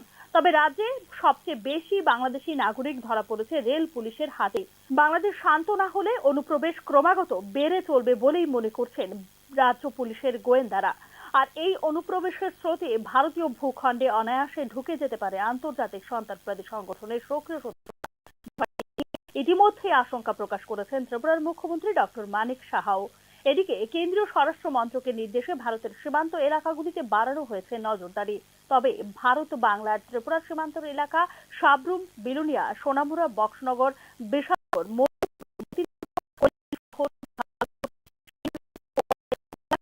কমলপুর, কন্ডাছড়া সহ ধর্মনগরের রাজনা সীমান্ত এলাকাগুলিতে অভিযোগ উঠেছে ঢিলে ঢালা নজরদারির। বেআইনি অনুপ্রবেশ রোধে অবিলম্বে সতর্ক না হলে তা রাজ্য তথা দেশের আভ্যন্তরীণ নিরাপত্তার ক্ষেত্রে বিপদ ডেকে আনতে পারে বলেই মনে করছেন সংশ্লিষ্ট তথ্যবিজ্ঞ মহল। ব্যুরো রিপোর্ট, নিউজ নাও। ভয়াবহ অগ্নিকাণ্ডে পুড়ে ছাই রাজধানী আগরতলার রাধানগর এলাকার একটি গোডাউনের সমস্ত জিনিসপত্র। দমকল বাহিনীর কর্মী ও এলাকাবাসীর তৎপরতায় আগুন নিয়ন্ত্রণে আসে।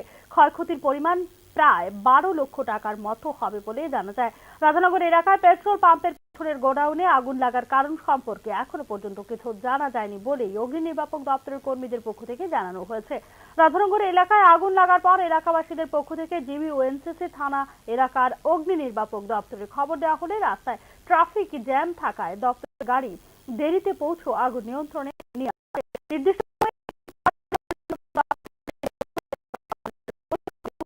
করেন বলে অভিযোগ করেছেন অগ্নি নির্বাপক দপ্তরের কর্মীরা। গ্যাস কোম্পানিটা আছে, প্রথম আমরা লোকেশন দিয়েছে গেলের সামনে, তো এখানে আসি পরে ডাইরেক্ট আমরা বিচের দিকে ঢুকে দিচ্ছে। আর দেখছি এখানে মধ্যে খুব মতো মেশিন আছে, এখানে মোটামুটি আগুন ভালোই আগুন আছে। তো আমরা কাজ করতেছি, এমন সময় পাবলিক এক দুজন মোটামুটি ভালোই মানে বৃষ্টি গালি আসতেছে, কাজ করতে পারতেছি না। এনে লোকালি বৃষ্টি গালি এরপরে করতেছে 1.5 ঘন্টা পরে এসে, আরে দাদা আমরা এত জামের মধ্যে এত বড় গাড়িটা নিয়ে কি করে, আমরা কি হেলিকপ্টার নিব না? এটি বুঝতে পারবো, কমন সেন্সে থাকতে হতো। একটা গাড়ি, এত বড় একটা গাড়ি, রাস্তার মধ্যে জাম, ট্রাফিকে পারতেছে না কোনো কিছু, তা আমরা কি করি আমার না? তখন দেখা হেলিকপ্টার মতো উঠাইতে পারবো, এটি কে বুঝতে পারছে? আরে এটি তো বুঝতেই হতো। আর অফিস টাইম এখন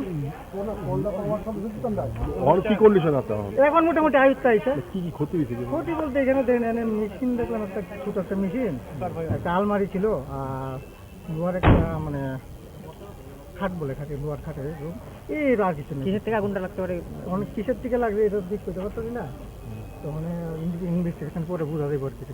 অনুমানে কয়টা ফায়ার সার্ভিস আছে এখানে? তো আমরা কুঞ্জন ফায়ার স্টেশন আর এনসিসি ফায়ার স্টেশন, দুইটা স্টেশনে আইছি, মানে আমরাই মোটামুটি কোম্পানি আছে, তারা কাজ করতে লাগবে। আগুন পুরো হ্যাঁ এখন দেখেন না, আগুন মোটামুটি আসছে।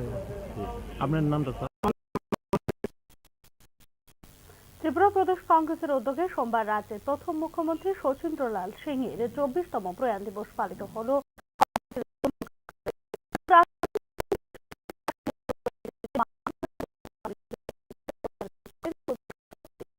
কুমার সাহা সহ দলীয় নেতৃবৃন্দ।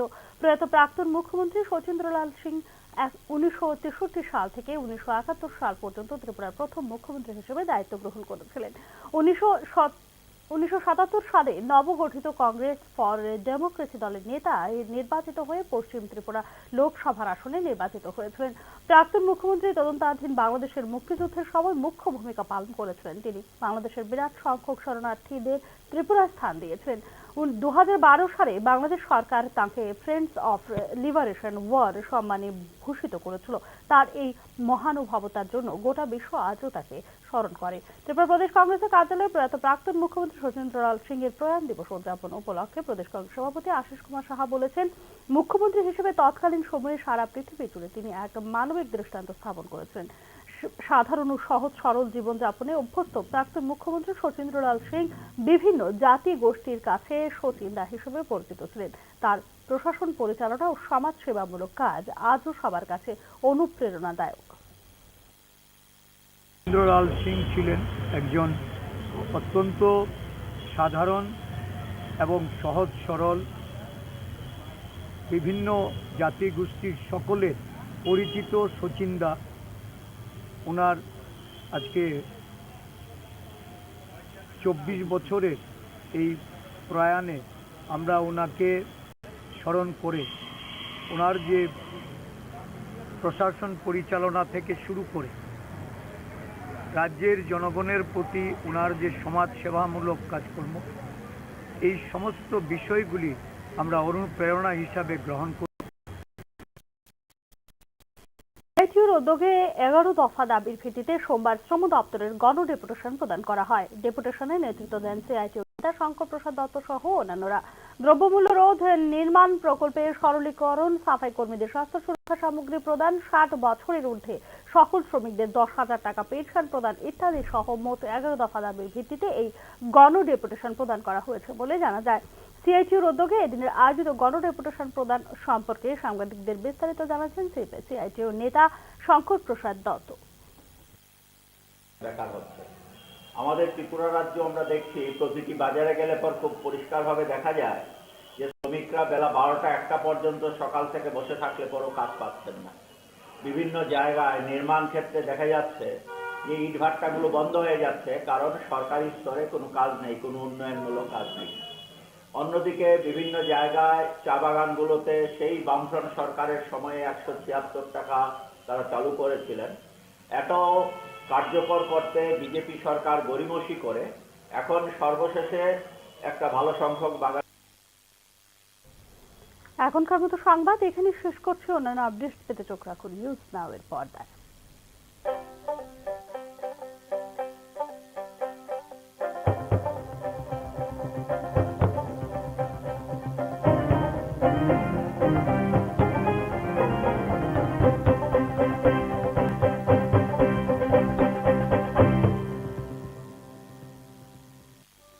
একটু চেষ্টাতেই দুল লেগে যায় নববধূর কানে, একটু চেষ্টাতেই মানিয়ে নেওয়া যায় বিবাহিত জীবনে। নানা অনুভূতি জড়ানো বিয়ের গয়না, শ্যাম সুন্দর কোম্পানি জুয়েলার্স।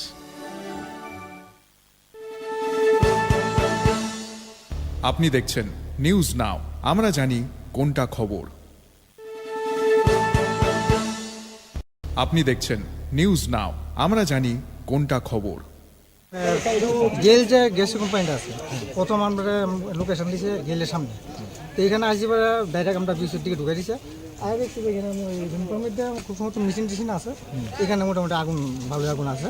তো আমরা কাজ করতেছি, এমন সময় পাবলিক এক দুইজন মোটামুটি ভালোই মানে বৃষ্টি গালি কাজ করছে, কাজ করতে পারতেছি না।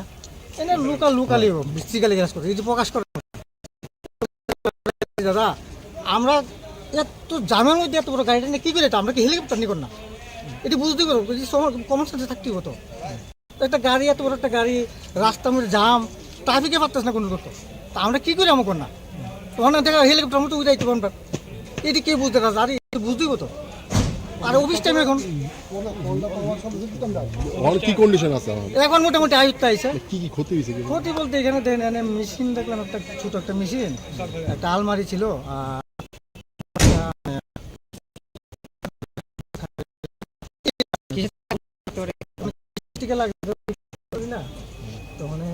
ইনভেস্টিগেশন পরে বোঝা যাবে আর কি। অনুমানিক কয়টা ফায়ার সার্ভিস আছে এখানে? তো আমরা Kunjan fire station, NCC fire station, দুইটা স্টেশনে আইসি। মানে আমরাই মোটামুটি কমপ্লিট হয়ে আছে, তারা কাজ করতে লাগছে। আগুন পুরো হ্যাঁ এখন দেখেন না, আগুন মোটামুটি আয়ত্ত হয়ে গেছে। আপনার নামটা স্যার? আমার নাম রতনশীল, লিডিং ফায়ারম্যান। গেল যে গ্যাস কোম্পানিটা আছে, প্রথম আমরা লোকেশন দিয়েছে গেলের সামনে। এখানে আসবে ডাইরেক্ট আমরা বিশুর দিকে ঢুকে দিছে। আর দেখছি এখানে মধ্যে খুব সময় মেশিন টেশিন আছে, এখানে মোটামুটি আগুন ভালোই আগুন আছে। তো আমরা কাজ করতেছি, এমন সময় পাবলিক এক দুইজন মোটামুটি ভালোই মানে বৃষ্টি গালি কাজ করছে, কাজ করতে পারতেছি না। এনে লোকালি বৃষ্টি গালি কাজ করছে, এই যে প্রকাশ করার মতন। এরপরে করেছে 1.5 ঘন্টা পরে আইসে, আরে দাদা আমরা এত জামের মধ্যে এত বড় গাড়িটা নিয়ে কী করে, আমরা কি হেলিকপ্টার নিয়ে কর না? এটি বুঝতেই পারবো, কমন সেন্সে থাকতেই হতো। একটা গাড়ি, এত বড় একটা গাড়ি, রাস্তার মধ্যে জাম, ট্রাফিকে পারতেছ না কোনো করতো, তা আমরা কী করে আমার কর না? তখন দেখা হেলিকপ্টার মতো উঠাইতে পারবো, এটি কে বুঝতে রাজা, আর এটি তো বুঝতেই হতো। আর অফিস টাইম এখন কি কন্ডিশন আছে এখন মোটামুটি আয়ুত্তা আইসে। কি কি ক্ষতি হয়েছে? ক্ষতি বলতে এখানে দেখেন মেশিন দেখলাম, একটা ছোট একটা মেশিন, একটা আলমারি ছিল, আর লোহার একটা মানে খাট বলে, লোহার খাটের রুম, এই আর কিছু নেই। কিসের থেকে আগুনটা লাগতে পারে? অনেক কিসের থেকে লাগবে এটা ঠিক করতে পারতেছি না, তো মানে ইনভেস্টিগেশন পরে বোঝা যাবে আর কি। অনুমানিক কয়টা ফায়ার সার্ভিস আছে এখানে? তো আমরা Kunjan fire station, NCC fire station, দুইটা স্টেশনে আইসি। মানে আমরাই মোটামুটি কমপ্লিট হয়ে আছে, তারা কাজ করতে লাগছে। আগুন পুরো হ্যাঁ এখন দেখেন না, আগুন মোটামুটি আয়ত্ত হয়ে গেছে। আপনার নামটা স্যার? আমার নাম রতনশীল।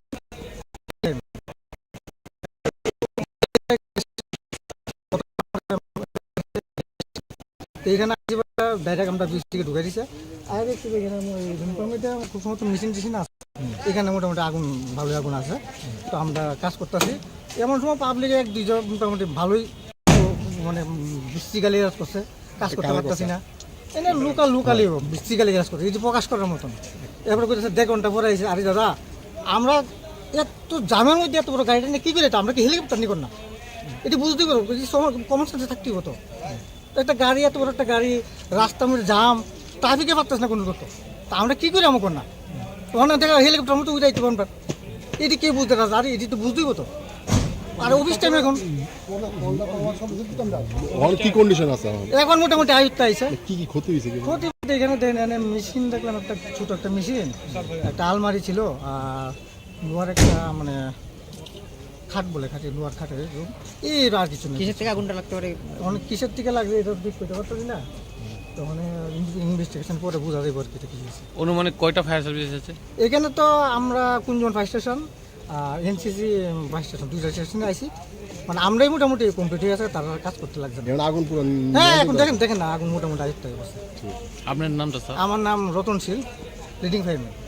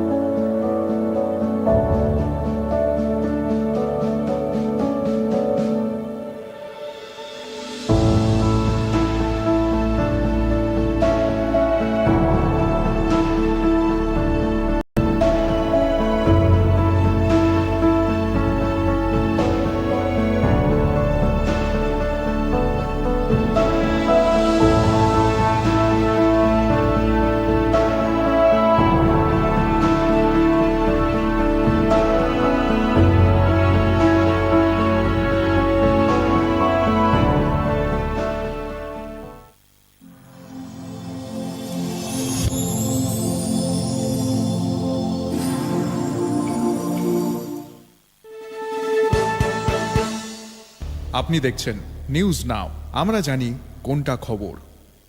প্রথম আলো এলো, শুদ্ধ সকাল, শুদ্ধ সলিলে আজ বাজালো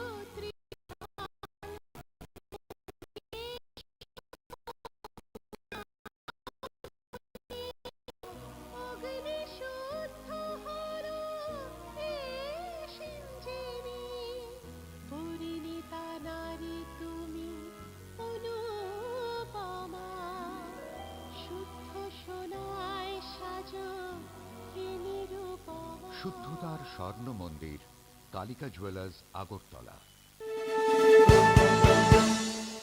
আপনি দেখছেন নিউজ নাও, আমরা জানি কোনটা খবর।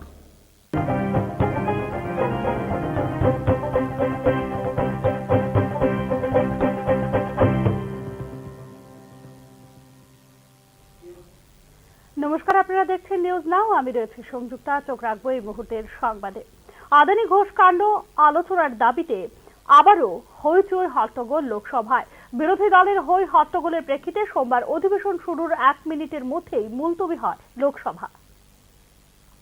সংসদের শীতকালীন অধিবেশনে সোমবার ফের ব্যাহত হয়েছে লোকসভার কার্যক্রম। এদিন সকালে হাউসের কার্যক্রম শুরু হলে আদানি ইস্যুতে হট্টগোল শুরু করেন বিরোধী সাংসদরা, যার কারণে অধিবেশন শুরুর প্রথম 1 মিনিটের মধ্যে প্রাথমিকভাবে দুপুর 12টা পর্যন্ত মুলতবি করতে হয় লোকসভার অধিবেশন। এর আগে বিরোধী সাংসদরা সংসদ কমপ্লেক্সে আদানি মামলা নিয়ে প্রতিবাদ করেছিলেন, যেখানে অংশ নিয়েছিলেন সংসদের বিরোধী দলনেতা রাহুল গান্ধী এবং কংগ্রেস সভাপতি মল্লিকার্জুন খড়গে। বেলা 12টায় লোকসভায় কার্য বিবরণী শুরু হওয়ার সাথে সাথেই এবং তার সহযোগীরা হট্টগোল শুরু করে এবং কার্য বিবরণী শুরু হওয়ার পরই দুপুর 2টো পর্যন্ত আবারও একবার মুলতবি করা। প্রথমে আদানি সম্ভলের মতো ইস্যু এবং পরে রাহুল গান্ধীর বিরুদ্ধে বিজেপির অভিযোগ নিয়ে হয় হট্টগোল। একইভাবে নোটের বান্ডিল প্রাপ্তি নিয়েও বারবার মুলতবি হয় রাজ্যসভার দিনের অধিবেশন। 25 নভেম্বর থেকে শুরু হওয়া শীতকালীন অধিবেশনের প্রথম সপ্তাহে বিরোধী সংসদ সদস্যদের হট্টগোলের কারণে কোনো কাজই হয়নি লোকসভায়। আমেরিকার আদালতে শিল্পপতি গৌতম আদানিকে ঘোষ কাণ্ডে অভিযুক্ত করার ইস্যু এবং সম্ভল সহিংসতা নিয়ে আলোচনার দাবিতে অনড় রয়েছেন কংগ্রেস সহ বিরোধী দলের সাংসদরা। দিন অর্থাৎ মঙ্গল ও বুধবার সংসদের কার্যক্রম সুষ্ঠুভাবে চলতে সক্ষম হয়েছে। বৃহস্পতিবার আবারও ব্যাহত হয় সংসদের কার্যক্রম। এমনকি শুক্রবারও ক্রমাগত হট্টগোলে বারবার মুলতবি হয় লোকসভার অধিবেশন। ব্যুরো রিপোর্ট, নিউজ নাও। রাজ্যে বিপজ্জনকভাবে বেড়ে চলেছে বেআইনি অনুপ্রবেশ। আরক্ষা দপ্তরের দেওয়া তথ্য অনুযায়ী চলতি বছরের 7 ডিসেম্বর পর্যন্ত জিআরপি থানায় ভারতীয় পাসপোর্ট আইনে লিপিবদ্ধ মামলার পরিসংখ্যান 137। ত্রিপুরার বিভিন্ন থানা পুলিশের হাতে ধরা পড়েছে 158 জন বাংলাদেশি অনুপ্রবেশকারী। সীমান্ত রক্ষী বাহিনী জওয়ানদের হাতে বাংলাদেশ নাগরিক সক্রিয় দালাল চক্রের হাত ধরেই দেদার চলছে এই বেআইনি অনুপ্রবেশ। বাংলাদেশে চলমান অস্থির পরিস্থিতির জেরে কাজ, খাদ্য ও নিরাপদ আশ্রয়ের সন্ধানে প্রতিনিয়ত ভারতের ভূখণ্ডে প্রবেশ করছে বাংলাদেশি নাগরিক এবং রোহিঙ্গারা। আর অনুপ্রবেশের ক্ষেত্রে ত্রিপুরা হয়ে উঠেছে সহজলভ্য। শেখ হাসিনা সরকারের পতনের পর থেকে সংখ্যালঘু, বিশেষ করে হিন্দুদের উপর শুরু হওয়া নির্যাতনের মাত্রা কয়েক গুণ বেড়ে গেছে, যার ফলে প্রতিদিন ইন্দো বাংলা সীমান্তের দালালদের হাতে মোটা অঙ্কের অর্থ গুঁজে দিয়ে ভারতীয় ভূখণ্ডে প্রবেশ করছেন বাংলাদেশি নাগরিকরা। অনুপ্রবেশকারীরা আগরতলা রেলপথ হয়ে একাংশ মানব পাচারকারীদের হাত ধরে পৌঁছে যাচ্ছে ভারতের দিল্লি, হরিয়ানা, আসাম, পশ্চিমবঙ্গ, কাশ্মীর, গুজরাট সহ দেশের নানান প্রান্তে। রাজ্য আরক্ষা প্রশাসন থেকে পাওয়া তথ্য অনুসারে চলতি বছরের ডিসেম্বর পর্যন্ত আগরতলা জিআরপি থানায় ভারতীয় পাসপোর্ট আইনে লিপিবদ্ধ হয়েছে 137টি মামলা।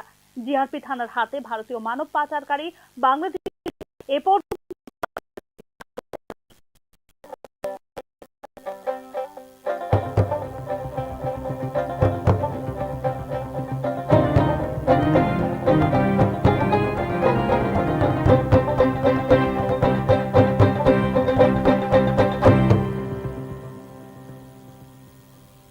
নমস্কার, আপনারা দেখছেন নিউজ নাও। আমি রয়েছে সংযুক্তা। চোখ রাখবো এই মুহূর্তের সংবাদে।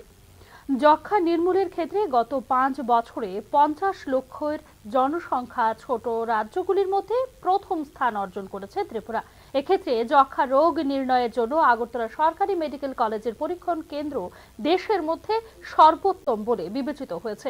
সোমবার রাজ্যের 5টি জেলাকে আগামী 100 দিনের মধ্যে যক্ষ্মা রোগ মুক্ত করার অভিযানের আনুষ্ঠানিক উদ্বোধন করতে গিয়ে একথা জানিয়েছেন মুখ্যমন্ত্রী ডক্টর মানিক সাহা। যক্ষ্মা রোগ মুক্ত ত্রিপুরা গড়ে তুলতে রাজ্যের 5টি জেলায় আগামী 100 দিনের কর্মসূচির আনুষ্ঠানিক উদ্বোধন করেন মুখ্যমন্ত্রী ডক্টর মানিক সাহা। সোমবার বিশালগড় টাউন হলে আয়োজিত এই অনুষ্ঠানে রাজ্যের 5টি জেলা যথাক্রমে সিপাহীজলা, গোমতী, উত্তর, দক্ষিণ এবং ঊনকোটি জেলায় যক্ষ্মা নির্মূল করার জন্য 100 দিনের কর্মসূচির উদ্বোধন করেন মুখ্যমন্ত্রী। আগামী 2025 সালের মধ্যে এই জেলাগুলিতে যক্ষ্মা রোগ নির্মূলের মধ্য দিয়ে টিবি মুক্ত ত্রিপুরা গড়ে তোলার জন্য সরকার পরিকল্পনার কথা এদিন জানিয়েছেন মুখ্যমন্ত্রী ডক্টর মানিক সাহা।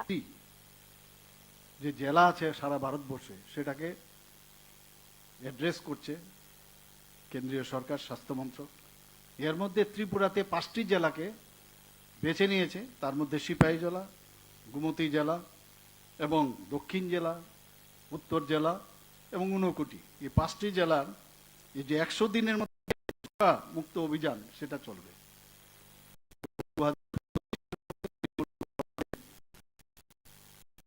আজকের অভিযান শুরু, সেটা আমি নিশ্চিত যে আগামী দিন সেটা আমরা সম্ভব করতে পারব।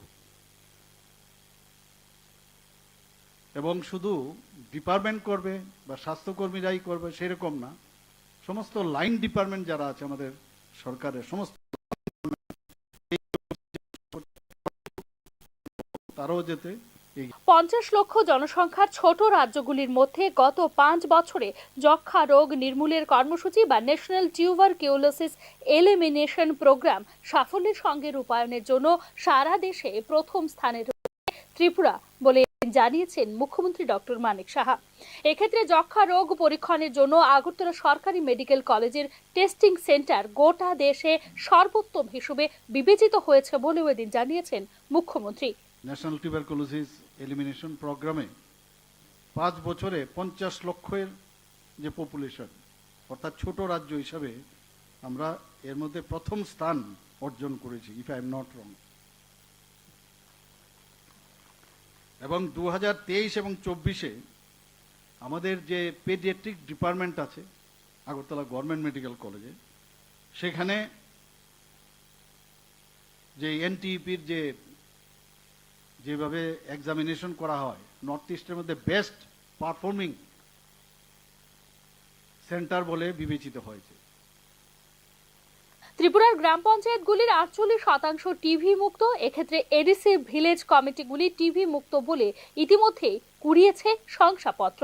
রাজ্যের যক্ষ্মা রোগীদের 77% আভা কার্ড রয়েছে, যার ফলে তারা পাচ্ছেন বিনামূল্যে পরিষেবা। রাজ্যের 92% টিভি রোগী 1000 টাকা করে পাচ্ছেন ইনসেন্টিভ।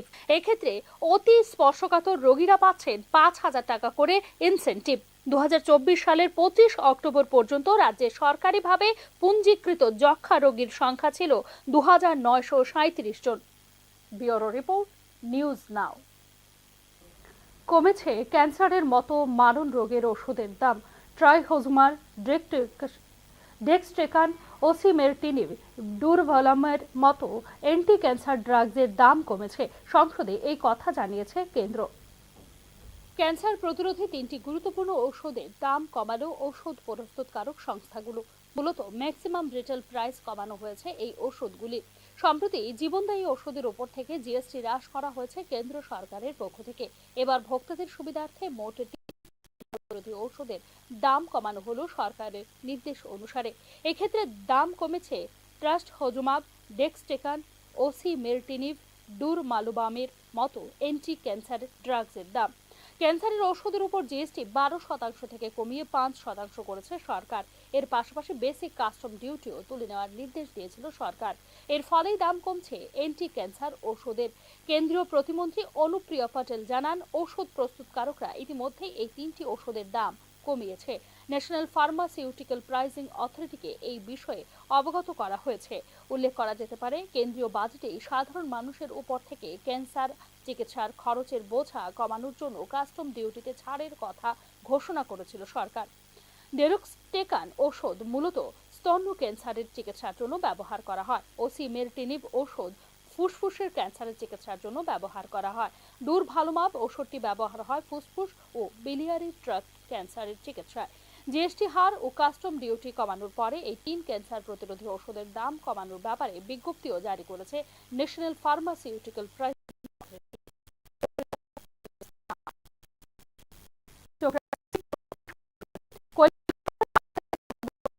আক্রমণের ঘটনায় প্রতিবাদী হয়ে উঠেছেন চিকিৎসকরা। সোমবার থেকে ঊনকোটি জেলায় প্রাইভেট চেম্বার বন্ধ রাখা শুরু করলেন সমস্ত ধরনের চিকিৎসকরা। সোমবার থেকে ঊনকোটি জেলায় প্রাইভেট চেম্বার বন্ধ রাখতে শুরু করলো সমস্ত ধরনের চিকিৎসকরা। কৈলাসহর জেলা হাসপাতালে কর্তব্যরত চিকিৎসকের উপর আক্রমণের ঘটনার প্রতিবাদে এই সিদ্ধান্ত নিয়েছে ঊনকোটি জেলার সমস্ত ধরনের চিকিৎসকরা। এক্ষেত্রে সোমবার এবং মঙ্গলবার প্রাইভেট চেম্বার বন্ধের সিদ্ধান্ত নিলেও তা আরও বৃদ্ধি পাবার সম্ভাবনা রয়েছে বলেও জানিয়েছেন সংশ্লিষ্ট চিকিৎসকরা। শুধুমাত্র সরকারি হাসপাতালে রোগী দেখার সিদ্ধান্ত নিয়েছেন চিকিৎসকরা। গত বৃহস্পতিবার রাতে ভগবাননগরস্থিত জেলা হাসপাতালে কর্তব্যরত চিকিৎসক যখন পরিষেবা দিচ্ছিলেন, তখন চণ্ডীপুর বিধানসভার আহত এক ব্যক্তিকে নিয়ে হাসপাতালে আসেন আরও 2 ব্যক্তি। সেই সময় হাসপাতালে কর্তব্যরত চিকিৎসক ডক্টর ধ্রুপদ দাস দুর্ঘটনাগ্রস্ত এক রোগীকে দেখছিলেন। সেই সময় 2 যুবক এক ব্যক্তিকে হাসপাতালে নিয়ে আসে।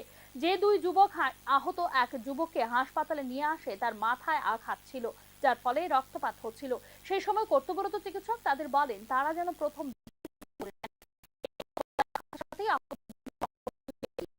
উপর চড়াও হয়।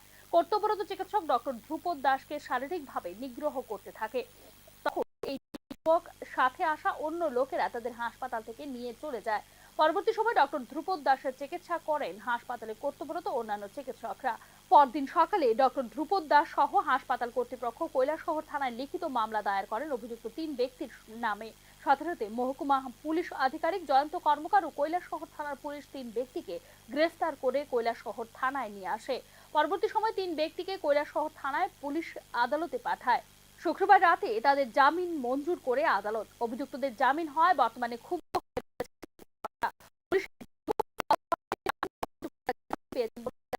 চিকিৎসকরা। শাসক দলের একজন জনপ্রতিনিধিও রয়েছেন অভিযুক্তদের তালিকা। এর আগেও একাধিকবার জেলা হাসপাতালে চিকিৎসক নিগ্রহের ঘটনা সংঘটিত হয়েছে বলে জানিয়েছেন চিকিৎসকরা। গত শুক্রবার রাতে শহরের একটি বেসরকারি হাসপাতালেও বেশ কিছু লোক হামলা করেছে বলে মামলা দায়ের করা হয়েছে কৈলাসহর থানায়। সবকটি ঘটনার প্রতিবাদে সোমবার থেকে সমস্ত ধরনের বেসরকারি চিকিৎসা পরিষেবা থেকে তারা বিরত থাকবেন বলে সম্মিলিতভাবে সিদ্ধান্ত নিয়েছেন ঊনকোটি জেলার সমস্ত চিকিৎসকরা, যার ফলে সোমবার থেকে সমস্ত ধরনের চিকিৎসকদের প্রাইভেট চেম্বার বন্ধ রয়েছে গোটা ঊনকোটি জেলায়। প্রাইভেট চেম্বার বন্ধ থাকার ফলে বিপাকে পড়তে হয়েছে অনেক রোগীকে, কারণ শহরের মধ্যে অবস্থিত আরজিএম হাসপাতালে বর্তমানে কোনো ধরনের বিশেষজ্ঞ চিকিৎসক নেই বললেই চলে। শুধুমাত্র স্ত্রী ও প্রসূতি রোগ বিশেষজ্ঞ দিয়ে হাসপাতাল চলছে। তাছাড়া হাসপাতালের বহির্বিভাগে সপ্তাহে 2 দিন শিশু রোগ বিশেষজ্ঞ বসেন। এছাড়া রয়েছেন সাধারণ চিকিৎসকরা। তবে সমস্ত ধরনের বিশেষজ্ঞ চিকিৎসকরা রয়েছেন জেলা হাসপাতালে। নগরস্থিত জেলা হাসপাতাল শহর থেকে অনেকটা দূরে থাকায় শহরে অবস্থিত চিকিৎসকদের প্রাইভেট চেম্বারে ভিজিট করেন অনেক রোগী। জেলা হাসপাতালে প্রায় সমস্ত বিশেষজ্ঞ চিকিৎসকরা শহরে প্রাইভেট চেম্বারে রোগী দেখেন। তবে সোমবার সরকারি হাসপাতালে সমস্ত ধরনের চিকিৎসা পরিষেবা প্রদান করতে। রিপোর্ট নিউজ নাও। টেট, এসটিজিটি, এসটিপিজিটি পরীক্ষার নোটিফিকেশন অবিলম্বে প্রদানের জন্য রাজ্য সরকারের কাছে দাবি জানিয়ে শিক্ষা দপ্তরের অধিকর্তার নিকট সোমবার ডেপুটেশন প্রদান করলেন বিএড ও ডিএলএড প্রার্থীরা। গত 2 বছর আগে 2022 সালে টেট, এসটিজিটি, এসটিপিজিটি পরীক্ষা হওয়ার পর আজ পর্যন্ত এই পরীক্ষা সংক্রান্ত কোনো নোটিফিকেশন দেওয়া হয়নি। স্কুলে ছাত্র পড়ানোর স্বপ্ন নিয়ে ব্যাংক থেকে চড়া সুদে ঋণ নিয়ে প্রার্থীরা বিএড, ডিএলএড কোর্স করছেন। শিক্ষক নিয়োগ সংক্রান্ত পরীক্ষায় বসার যোগ্যতা সম্পন্ন প্রার্থীদের মধ্যে অনেকেই বর্তমানে বয়স উত্তীর্ণ হয়ে যাচ্ছেন। বছরে 2 বার পরীক্ষা হওয়ার কথা থাকলেও প্রায় 2 বছর পেরিয়ে গেলেও রাজ্য সরকারের পক্ষ থেকে পরীক্ষা সংক্রান্ত কোনো নোটিফিকেশন দেওয়া হচ্ছে না বলে অভিযোগ করা হয়েছে ডেপুটেশন প্রদানকারীদের পক্ষ থেকে। পরীক্ষা সংক্রান্ত নোটিফিকেশন প্রদান সহ বিভিন্ন বিষয় নিয়ে রাজ্য সরকারের কাছে ও এডিসি প্রশাসনের কাছে বারবার আবেদন করা সত্ত্বেও মিলছে না কোনো সদুত্তর। তাই চাকরি প্রার্থীদের ভবিষ্যতের কথা চিন্তা করে অবিলম্বে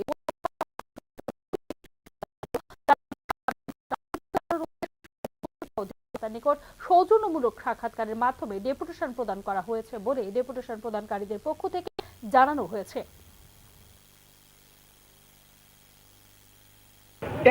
টেটের মাধ্যমে টিচারের চাকরি দেওয়া হবে, সেই ক্ষেত্রে তারা চাকরি পাবে। চাকরি পাওয়ার পর তারা তাদের যে লোন, সে লোন পরিশোধ করবে। কিন্তু আজকের দিনে দাঁড়িয়ে আমরা দেখতে পাচ্ছি সেই বড় অংশের বেকার যুবক যুবতী তারা হতাশায় ভুগছে। তাই আজকে আমরা রাজ্যের মাননীয় মুখ্যমন্ত্রীর কাছে, যিনি আমাদের রাজ্যের শিক্ষামন্ত্রী, আমরা ওনার কাছে চিঠি দিয়েছি, কিন্তু কোনো ধরনের সদুত্তর আমরা পাইনি।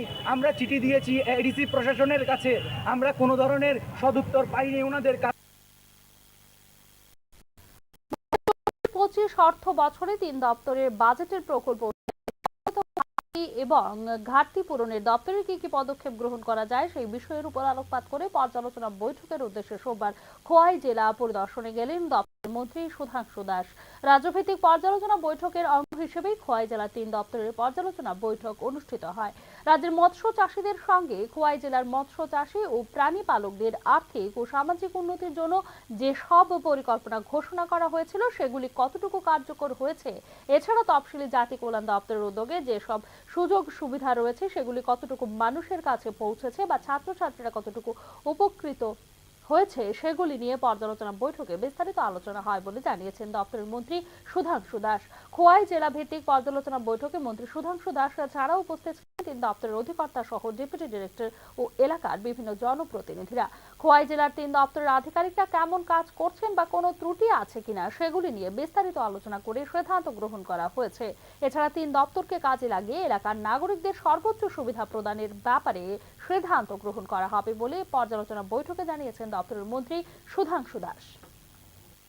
বিশেষ করে জনপ্রতিনিধিদের কাছ থেকে আমরা জানতে চাইব এই জেলায় আমাদের দপ্তর কেমন কাজ করছে, তাদের কোন জায়গাতে অসুবিধা হচ্ছে, তাদের কোনো রকমের পরামর্শ আছে কিনা, এই সমস্ত বিষয়ের উপর আলোচনা করে আমরা একটা ফ্রুটফুল ডিসকাশনে যাব এবং আগামী দিন এই 3 দপ্তরকে কাজে লাগিয়ে। এখনকার মতো সংবাদ এখানেই শেষ করছি। অন্যান্য আপডেটস পেতে চোখ রাখুন নিউজ নাও এর পর্দায়।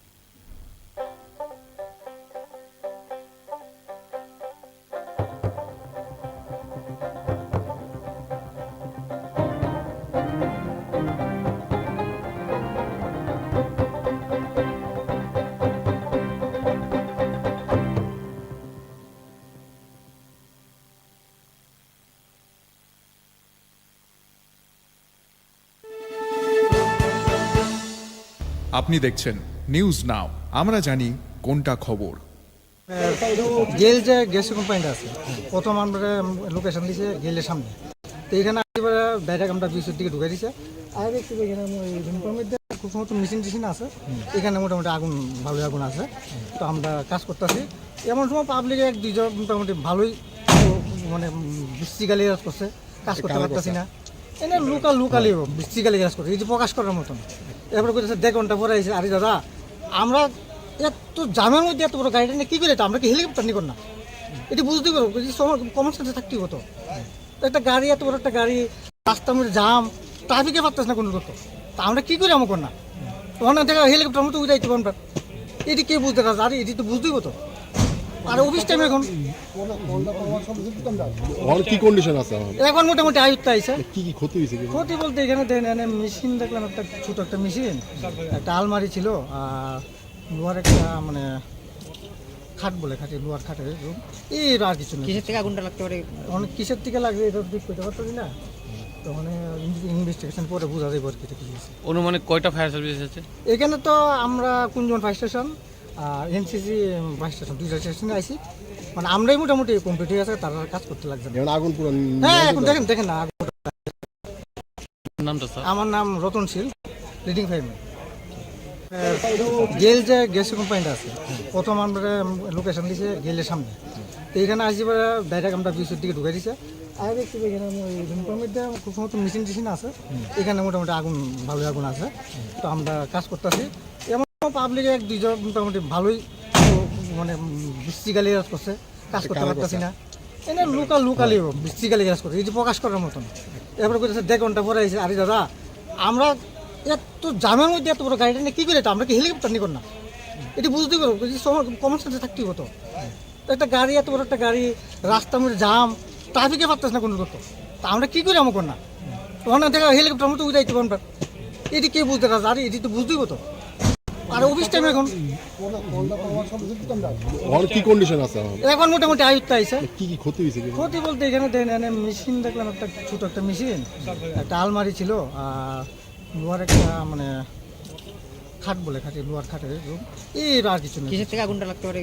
অনেক কিসের থেকে লাগবে এটা দিক করতে পারছি না, তখন ইনভেস্টিগেশন পরে বোঝা যাবে আর কি হয়েছে। অনুমানিক কয়টা ফায়ার সার্ভিস আছে এখানে? তো আমরা কুঞ্জন ফায়ার স্টেশন আর এনসিসি ফায়ার স্টেশন, দুইটা স্টেশনে আইসি, মানে আমরাই মোটামুটি কমপ্লিট হয়ে আছে, তারা কাজ করতে লাগছে না। আগুন পুরো হ্যাঁ এখন দেখেন না, আগুন মোটামুটি আয়ুক্ত।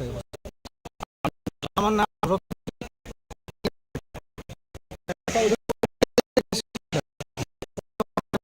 দিয়েছে গেলের সামনে। তো এখানে আসিবার ডাইরেক্ট আমরা বিদ্যুৎ দিকে ঢুকে দিছে। আর দেখছি এখানে রুমের মধ্যে খুব সমস্ত মেশিন টেশিন আছে, এখানে মোটামুটি আগুন ভালোই আগুন আছে।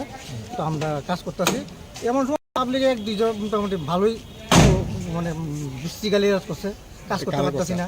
এনে লোকালি বৃষ্টি গালি কাজ করছে, প্রকাশ করার মতো। এরপরে করেছে এত জামের মধ্যে এত বড় গাড়িটা নিয়ে কী করে, আমরা কি হেলিকপ্টার নিয়ে কর না? এটি বুঝতেই পারবো, কমন সেন্সে থাকতেই হতো। একটা গাড়ি, এত বড় একটা গাড়ি, রাস্তার মধ্যে জাম, ট্রাফিকে পারছে না কোনো করতো, তা আমরা কী করে আমার কর না? তখন দেখা হেলিকপ্টার মতো উঠাইতে পারবো। এটি কে বুঝতে পারছে? আরে এটি তো বুঝতেই হতো। আর অফিস টাইম এখন কি কন্ডিশন আছে এখন মোটামুটি আয়ুত্ত আইসে। কি কি ক্ষতি হয়েছে? ক্ষতি বলতে এখানে দেখেন মেশিন দেখলাম, একটা মেশিন, একটা আলমারি ছিল, আর লোহার একটা মানে খাট বলে, খাটে লোহার খাটের রুম, এই আর কিছু না। কিসের থেকে আগুনটা লাগতে পারে? অনেক কিসের থেকে লাগবে এটা দিক করতে পারছি না, তখন ইনভেস্টিগেশন পরে বোঝা যাবে আর কি হয়েছে। অনুমানিক কয়টা ফায়ার সার্ভিস আছে এখানে? তো আমরা কুঞ্জন ফায়ার স্টেশন আর এনসিসি ফায়ার স্টেশন, দুইটা স্টেশনে আইসি, মানে আমরাই মোটামুটি কমপ্লিট হয়ে আছে। আপনার নামটা স্যার? আমার নাম রতনশীল, লিডিং ফায়ারম্যান।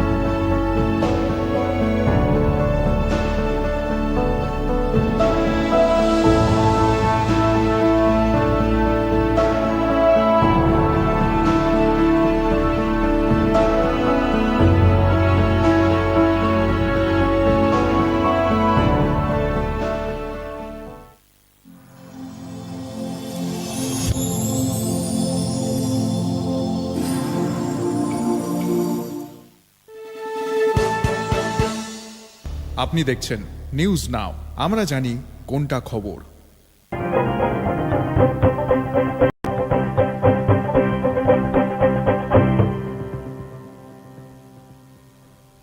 নমস্কার, আপনারা দেখছেন নিউজ নাও। আমি রয়েছে সংযুক্তা। চোখ রাখবো এই মুহূর্তের সংবাদে। যক্ষ্মা নির্মূলের ক্ষেত্রে গত 5 বছরে 50 লক্ষের জনসংখ্যা ছোট রাজ্যগুলির মধ্যে প্রথম রোগ নির্ণয়ের জন্য আগরতলা সরকারি মেডিকেল কলেজের পরীক্ষণ কেন্দ্র দেশ বলে বিবেচিত হয়েছে। সোমবার রাজ্যের 5টি জেলাকে আগামী 100 দিনের মধ্যে যক্ষ্মা রোগ মুক্ত করার অভিযানের আনুষ্ঠানিক উদ্বোধন করতে গিয়ে একথা জানিয়েছেন মুখ্যমন্ত্রী ডক্টর মানিক সাহা।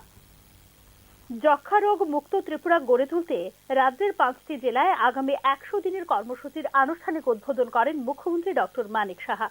সোমবার বিশালগড় টাউন হলে আয়োজিত এই অনুষ্ঠানে রাজ্যের 5টি জেলা যথাক্রমে সিপাহীজলা, গোমতী, উত্তর, দক্ষিণ এবং ঊনকোটি জেলায় যক্ষ্মা নির্মূল করার জন্য 100 দিনের কর্মসূচির উদ্বোধন করেন মুখ্যমন্ত্রী।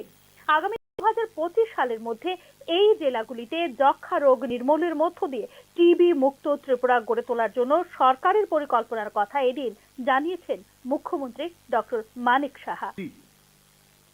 যে জেলা আছে সারা ভারতবর্ষে সেটাকে অ্যাড্রেস করছে কেন্দ্রীয় সরকার, স্বাস্থ্য মন্ত্রক।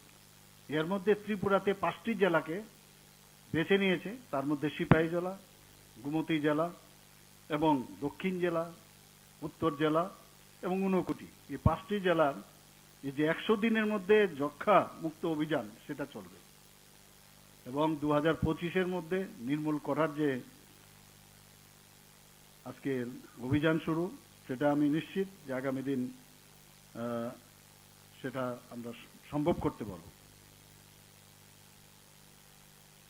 এবং শুধু ডিপার্টমেন্ট করবে বা স্বাস্থ্যকর্মীরাই করবে সেরকম না, সমস্ত লাইন ডিপার্টমেন্ট যারা আছে আমাদের সরকারের, সমস্ত লাইন ডিপার্টমেন্ট সফল করতে, তারাও কিন্তু আমি বলবো তারাও যেতে 50 লক্ষ জনসংখ্যার ছোট রাজ্যগুলির মধ্যে গত 5 বছরে যক্ষ্মা রোগ নির্মূলের কর্মসূচি বা ন্যাশনাল টিউবারকিউলোসিস এলিমিনেশন প্রোগ্রাম সাফল্যের সঙ্গে রূপায়ণের জন্য সারা দেশে প্রথম স্থানে রয়েছে ত্রিপুরা বলে এদিন জানিয়েছেন মুখ্যমন্ত্রী ডক্টর মানিক সাহা। এক্ষেত্রে যক্ষ্মা রোগ পরীক্ষণের জন্য আগরতলা সরকারি মেডিকেল কলেজের টেস্টিং সেন্টার গোটা দেশে সর্বোত্তম হিসেবে বিবেচিত হয়েছে বলেও এদিন জানিয়েছেন মুখ্যমন্ত্রী। ন্যাশনাল টিউবারকুলোসিস এলিমিনেশন প্রোগ্রামে 5 বছরে 50 লক্ষের যে পপুলেশন, অর্থাৎ ছোট রাজ্য হিসাবে আমরা এর মধ্যে প্রথম স্থান অর্জন করেছি। ইফ আই এম নট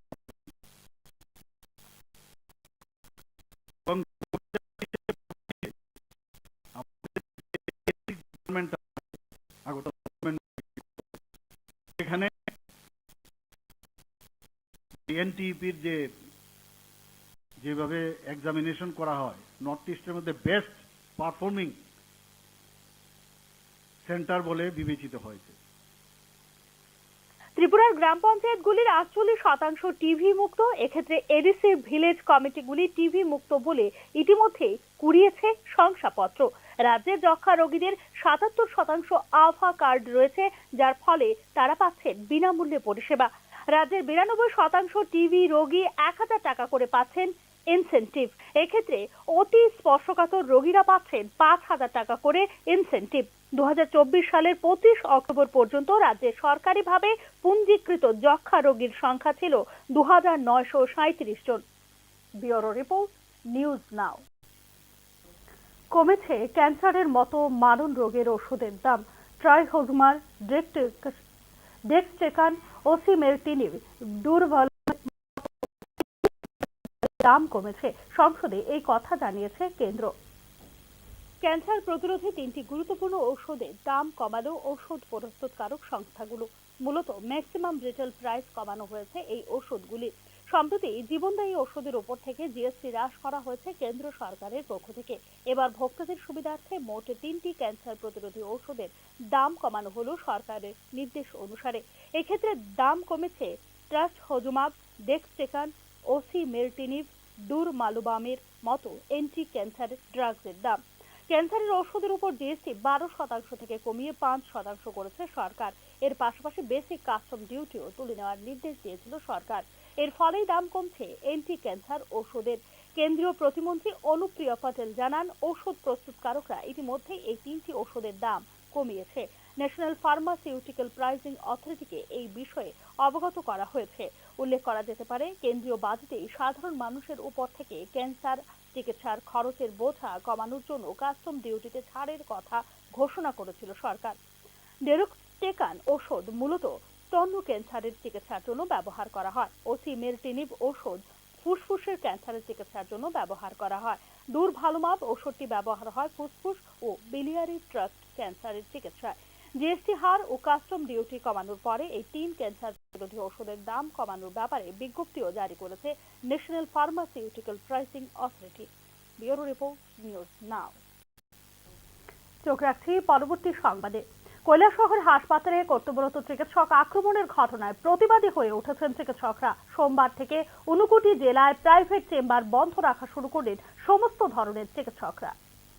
সোমবার থেকে 59 জেলায় প্রাইভেট চেম্বার বন্ধ রাখতে শুরু করল সমস্ত ধরনের চিকিৎসকরা। কৈলাসহর জেলা হাসপাতালে কর্তব্যরত চিকিৎসকের উপর আক্রমণের ঘটনার প্রতিবাদে এই সিদ্ধান্ত নিয়েছে 59 জেলার সমস্ত ধরনের চিকিৎসকরা। এক্ষেত্রে সোমবার এবং মঙ্গলবার প্রাইভেট চেম্বার বন্ধের সিদ্ধান্ত নিলেও তা আরও বৃদ্ধি পাবার সম্ভাবনা রয়েছে বলেও জানিয়েছেন সংশ্লিষ্ট চিকিৎসকরা। শুধুমাত্র সরকারি হাসপাতালে রোগী দেখার সিদ্ধান্ত নিয়েছেন চিকিৎসকরা। গত বৃহস্পতিবার রাতে ভগবাননগরস্থিত জেলা হাসপাতালে কর্তব্যরত চিকিৎসক যখন পরিষেবা দিচ্ছিলেন, তখন চণ্ডীপুর বিধানসভার আহত এক ব্যক্তিকে নিয়ে হাসপাতালে আসেন আরও 2 ব্যক্তি। সেই সময় হাসপাতালে কর্তব্যরত চিকিৎসক ডক্টর ধ্রুপদ দাস দুর্ঘটনাগ্রস্ত এক রোগীকে দেখছিলেন। সেই সময় 2 যুবক এক ব্যক্তিকে হাসপাতালে নিয়ে আসে।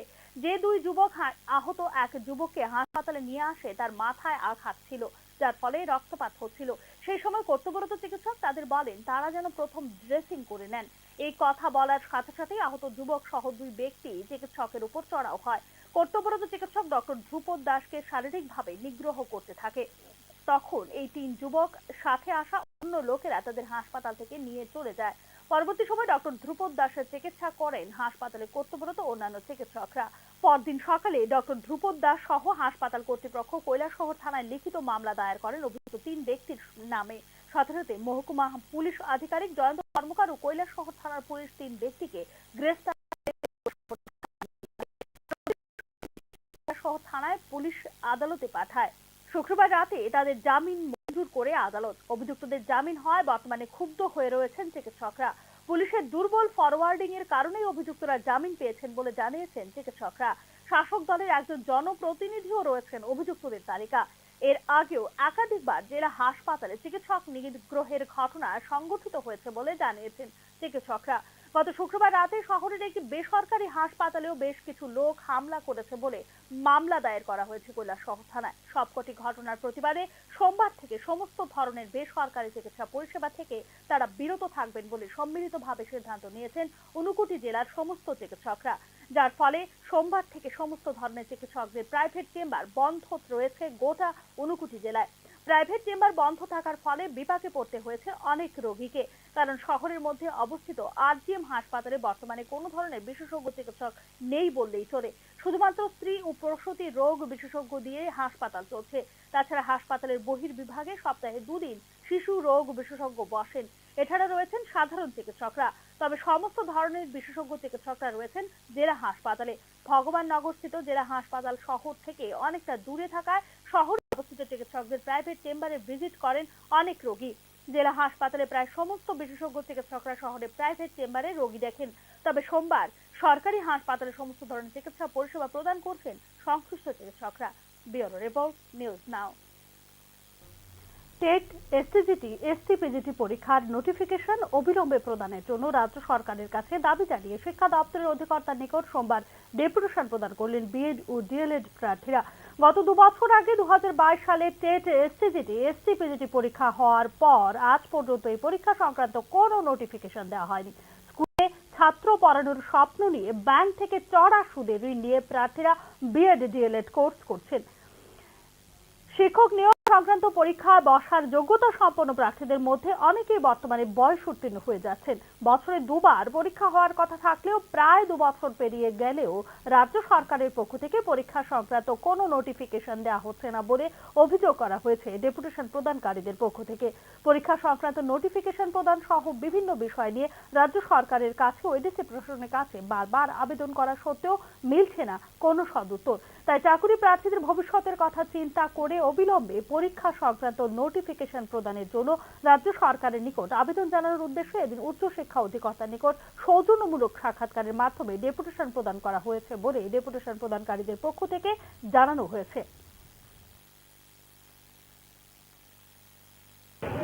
টেটের মাধ্যমে টিচারের চাকরি দেওয়া হবে, সেই ক্ষেত্রে তারা চাকরি পাবে। চাকরি পাওয়ার পর তারা তাদের যে লোন সে লোন পরিশোধ করবে। কিন্তু আজকে দিনে দাঁড়িয়ে আমরা দেখতে পাচ্ছি সেই বড় অংশের বেকার যুবক যুবতী তারা হতাশায় ভুগছে। তাই আজকে আমরা রাজ্যের মাননীয় মুখ্যমন্ত্রীর কাছে, যিনি আমাদের রাজ্যের শিক্ষামন্ত্রী, আমরা ওনার কাছে চিঠি দিয়েছি, কিন্তু কোনো ধরনের সদুত্তর আমরা পাইনি। আমরা চিঠি দিয়েছি এডিসি প্রশাসনের কাছে, আমরা কোনো ধরনের সদুত্তর পাইনি ওনাদের কাছে। 2024-25 অর্থ বছরে 3 দপ্তরের বাজেটের প্রকল্প অনুযায়ী সফলতা ও ঘাটতি পূরণের দপ্তরে কি কি পদক্ষেপ গ্রহণ করা যায় সেই বিষয়ের উপর আলোকপাত করে পর্যালোচনা বৈঠকের উদ্দেশ্যে সোমবার খোয়াই জেলা পরিদর্শনে গেলেন দপ্তরের মন্ত্রী সুধাংশু দাস।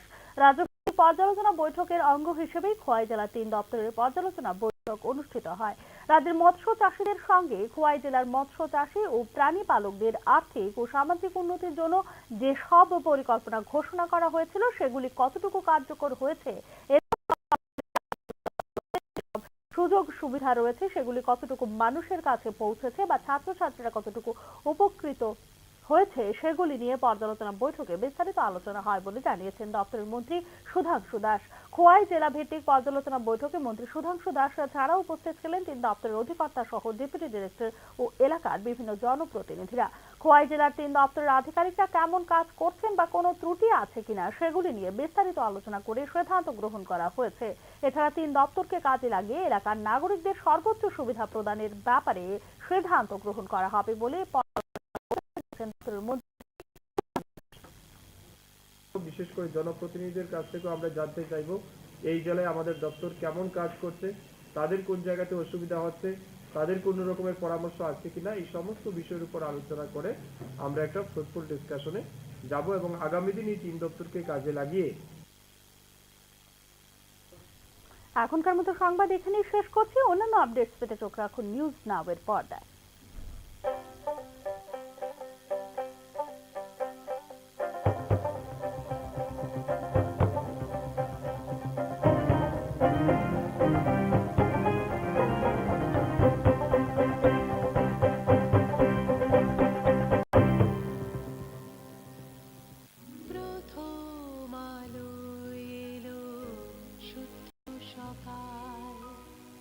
শুদ্ধ সলিলে আজ সাজালো ত্রিতাল, মন্দিরে শুদ্ধ পূজার ধ্বনি, অগ্নি শুদ্ধ হলো সিঞ্জিনী, পরিণীতা নারী তুমি অনুপমা, শুদ্ধ সোনায় সাজো শুদ্ধতার স্বর্ণ মন্দির, কালিকা জুয়েলার্স, আগরতলা। আপনি দেখছেন নিউজ নাও, আমরা জানি কোনটা খবর।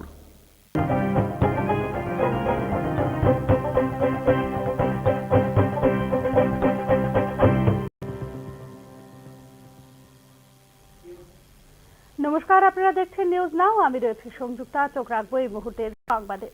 আদানি ঘোষ কাণ্ড আলোচনার দাবিতে আবারও হইচই হট্টগোল লোকসভায়। বিরোধী দলের হই হট্টগোলের প্রেক্ষিতে সোমবার অধিবেশন শুরুর 1 মিনিটের মধ্যেই মুলতবি হয় লোকসভা। সংসদের শীতকালীন অধিবেশনে সোমবার ফের ব্যাহত হয়েছে লোকসভার কার্যক্রম। এদিন সকালে হাউসের কার্যক্রম শুরু হলে আদানি ইস্যুতে হট্টগোল শুরু করেন বিরোধী সাংসদরা, যার কারণে অধিবেশন শুরুর প্রথম 1 মিনিটের মধ্যে প্রাথমিকভাবে দুপুর 12টা পর্যন্ত মুলতবি করতে হয় লোকসভার অধিবেশন। এর আগে বিরোধী সাংসদরা সংসদ কমপ্লেক্সে আদানি মামলা নিয়ে প্রতিবাদ করেছিলেন, যেখানে অংশ নিয়েছিলেন সংসদের বিরোধী দলনেতা রাহুল গান্ধী এবং কংগ্রেস সভাপতি মল্লিকার্জুন খড়গে। বেলা 12টায় লোকসভায় কার্য বিবরণী শুরু হওয়ার সাথে সাথেই কংগ্রেস এবং তার সহযোগীরা হট্টগোল শুরু করে এবং কার্য বিবরণী শুরু হওয়ার পরই দুপুর 2টো পর্যন্ত আবারও একবার মুলতবি করা হয় লোকসভার অধিবেশন। লোকসভায় প্রথমে আদানি সম্ভলের মতো ইস্যু এবং পরে রাহুল গান্ধীর বিরুদ্ধে বিজেপির অভিযোগ নিয়ে হয় হট্টগোল। একইভাবে নোটের বান্ডিল প্রাপ্তি নিয়েও বারবার মুলতবি হয় রাজ্যসভার দিনের অধিবেশন। 25 নভেম্বর থেকে শুরু হওয়া শীতকালীন অধিবেশনের প্রথম সপ্তাহে বিরোধী সংসদ সদস্যদের হট্টগোলের কারণে কোনো কাজই হয়নি লোকসভায়। আমেরিকার আদালতে শিল্পপতি গৌতম আদানিকে ঘোষ কাণ্ডে অভিযুক্ত করার ইস্যু এবং সম্ভল সহিংসতা নিয়ে আলোচনার দাবিতে অনড় রয়েছেন কংগ্রেস সহ বিরোধী দলের সাংসদরা। গত সপ্তাহে মাত্র 2 দিন অর্থাৎ মঙ্গল ও বুধবার সংসদের কার্যক্রম সুষ্ঠুভাবে চলতে সক্ষম হয়েছে। বৃহস্পতিবার আবারও ব্যাহত হয় সংসদের কার্যক্রম। এমনকি শুক্রবারও ক্রমাগত হট্টগোলে বারবার মুলতবি হয় লোকসভার অধিবেশন। ব্যুরো রিপোর্ট, নিউজ নাও। রাজ্যে বিপজ্জনকভাবে বেড়ে চলেছে বেআইনি অনুপ্রবেশ। আরক্ষা দপ্তরের দেওয়া তথ্য অনুযায়ী চলতি বছরের 7 ডিসেম্বর পর্যন্ত জিআরপি থানায় ভারতীয় পাসপোর্ট আইনে লিপিবদ্ধ মামলার পরিসংখ্যান 137। ত্রিপুরার বিভিন্ন থানা পুলিশের হাতে ধরা পড়েছে 158 জন বাংলাদেশি অনুপ্রবেশকারী। সীমান্ত রক্ষী বাহিনী জওয়ানদের হাতে বাংলাদেশ নাগরিক ধরা পড়েছে 591 জন। সীমান্তের সক্রিয় দালাল চক্রের হাত ধরেই দেদার চলছে এই বেআইনি অনুপ্রবেশ। চলমান অস্থির পরিস্থিতির জেরে কাজ, খাদ্য ও নিরাপদ আশ্রয়ের সন্ধানে প্রতিনিয়ত ভারতের ভূখণ্ডে প্রবেশ করছে বাংলাদেশি নাগরিক এবং রোহিঙ্গারা। আর অনুপ্রবেশের ক্ষেত্রে ত্রিপুরা হয়ে উঠেছে শেখ হাসিনা সরকারের পতনের পর থেকে সংখ্যালঘু বিশেষ করে হিন্দুদের উপর শুরু হওয়া নির্যাতনের মাত্রা কয়েক গুণ বেড়ে গেছে বর্তমান অন্তর্বর্তীকালীন সরকারের রাজত্বে, যার ফলে প্রতিদিন ইন্দু বাংলা সীমান্তের দালালদের হাতে মোটা অঙ্কের অর্থ গুঁজে দিয়ে ভারতীয় ভূখণ্ডে প্রবেশ করছেন বাংলাদেশি নাগরিকরা। অনুপ্রবেশকারীরা আগরতলা রেলপথ হয়ে একাংশ মানব পাচারকারীদের হাত ধরে পৌঁছে যাচ্ছে হরিয়ানা, আসাম, পশ্চিমবঙ্গ, কাশ্মীর, গুজরাট সহ দেশের নানান প্রান্তে। রাজ্য আরক্ষা প্রশাসন থেকে পাওয়া তথ্য অনুসারে চলতি বছরের ডিসেম্বর পর্যন্ত আগরতলা জিআরপি থানায় ভারতীয় পাসপোর্ট আইনে লিপিবদ্ধ হয়েছে 137টি মামলা। জিআরপি থানার হাতে ভারতীয় মানব পাচারকারী বাংলাদেশি মিলে এ পর্যন্ত ধরা পড়েছে 513 জন। রোহিঙ্গা ধরা পড়েছে 57 জন। ত্রিপুরার বিভিন্ন থানা পুলিশের হাতে ধরা পড়েছে 158 জন বাংলাদেশি অনুপ্রবেশকারী।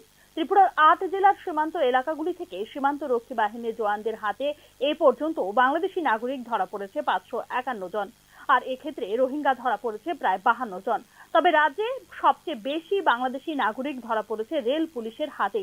বাংলাদেশ শান্ত না হলে অনুপ্রবেশ ক্রমাগত বেড়ে চলবে বলেই মনে করছেন রাজ্য পুলিশের গোয়েন্দারা।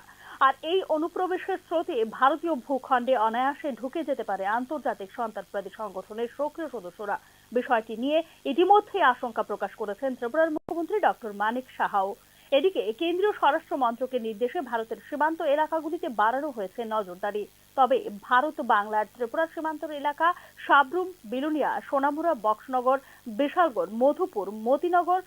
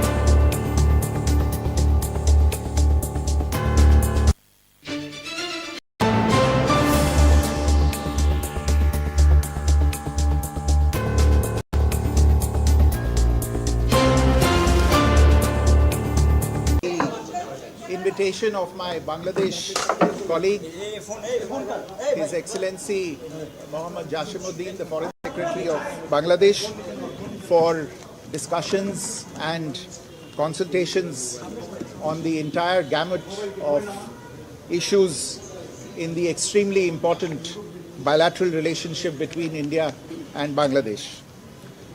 Since the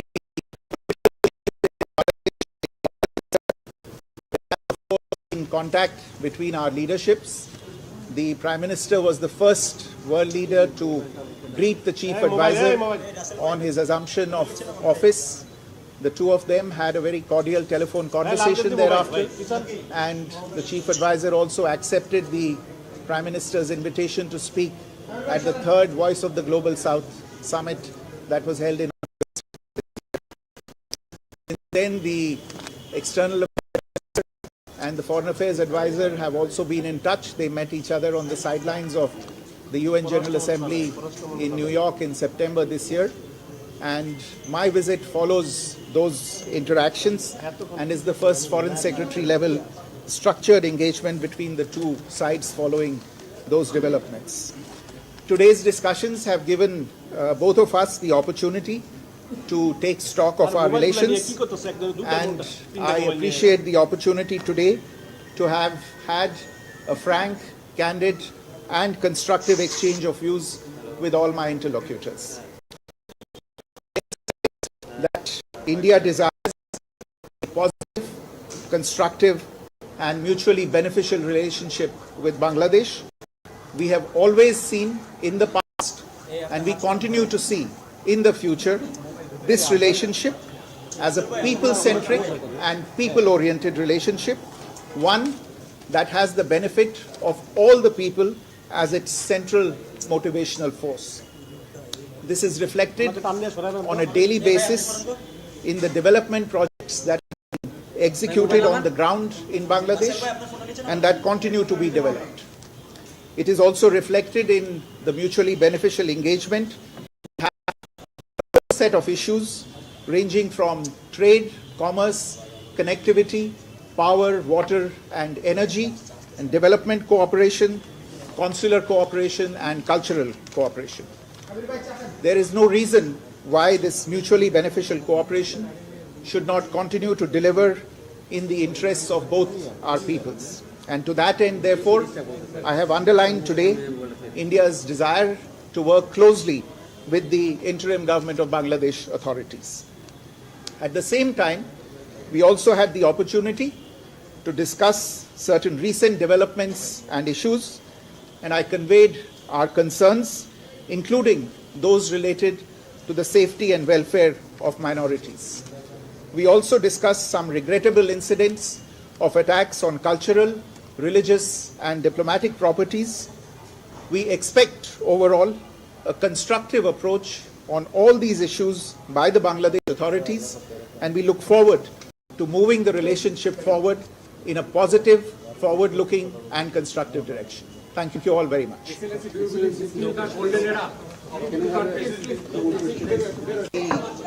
The invitation of my Bangladesh colleague, His Excellency Mohammad Jashimuddin, the Foreign Secretary of Bangladesh, for discussions and consultations on the entire gamut of issues in the extremely important bilateral relationship between India and Bangladesh. Since the political changes in Bangladesh in August this year, there has of course been contact between our leaderships. The Prime Minister was the first world leader to greet the Chief Advisor on his assumption of office. The two of them had a very cordial telephone conversation thereafter, and the Chief Advisor also accepted the Prime Minister's invitation to speak at the third Voice of the Global South summit that was held in August. Since then, the External Affairs Minister and the Foreign Affairs Advisor have also been in touch. They met each other on the sidelines of the UN General Assembly in New York in September this year. And my visit follows those interactions and is the first Foreign Secretary level structured engagement between the two sides following those developments. today's discussions have given both of us the opportunity to take stock of our relations, and I appreciate the opportunity today to have had a frank, candid, and constructive exchange of views with all my interlocutors. I emphasized that India desires a positive, constructive, and mutually beneficial relationship with Bangladesh. We have always seen in the past, and we continue to see in the future, this and people-oriented relationship, one that has the benefit of all the people as its central motivational force. This is reflected on a daily basis in the development projects that have been executed on the ground in Bangladesh and that continue to be developed. It is also reflected in the mutually beneficial engagement we have on a whole set of issues ranging from trade, commerce, connectivity, power, water and energy, and development cooperation, consular cooperation and cultural cooperation. There is no reason why this mutually beneficial cooperation should not continue to deliver in the interests of both our peoples. And to that end, therefore, I have underlined today India's desire to the government of Bangladesh authorities. At the same time, we also had the opportunity to discuss certain recent developments and issues, and I conveyed our concerns, including those related to the safety and welfare of minorities. We also discussed some regrettable incidents of attacks on cultural, religious and diplomatic properties. We expect overall a constructive approach on all these issues by the Bangladesh authorities, and we look forward to moving the relationship forward in a positive, forward-looking and constructive direction. Thank you all very much. The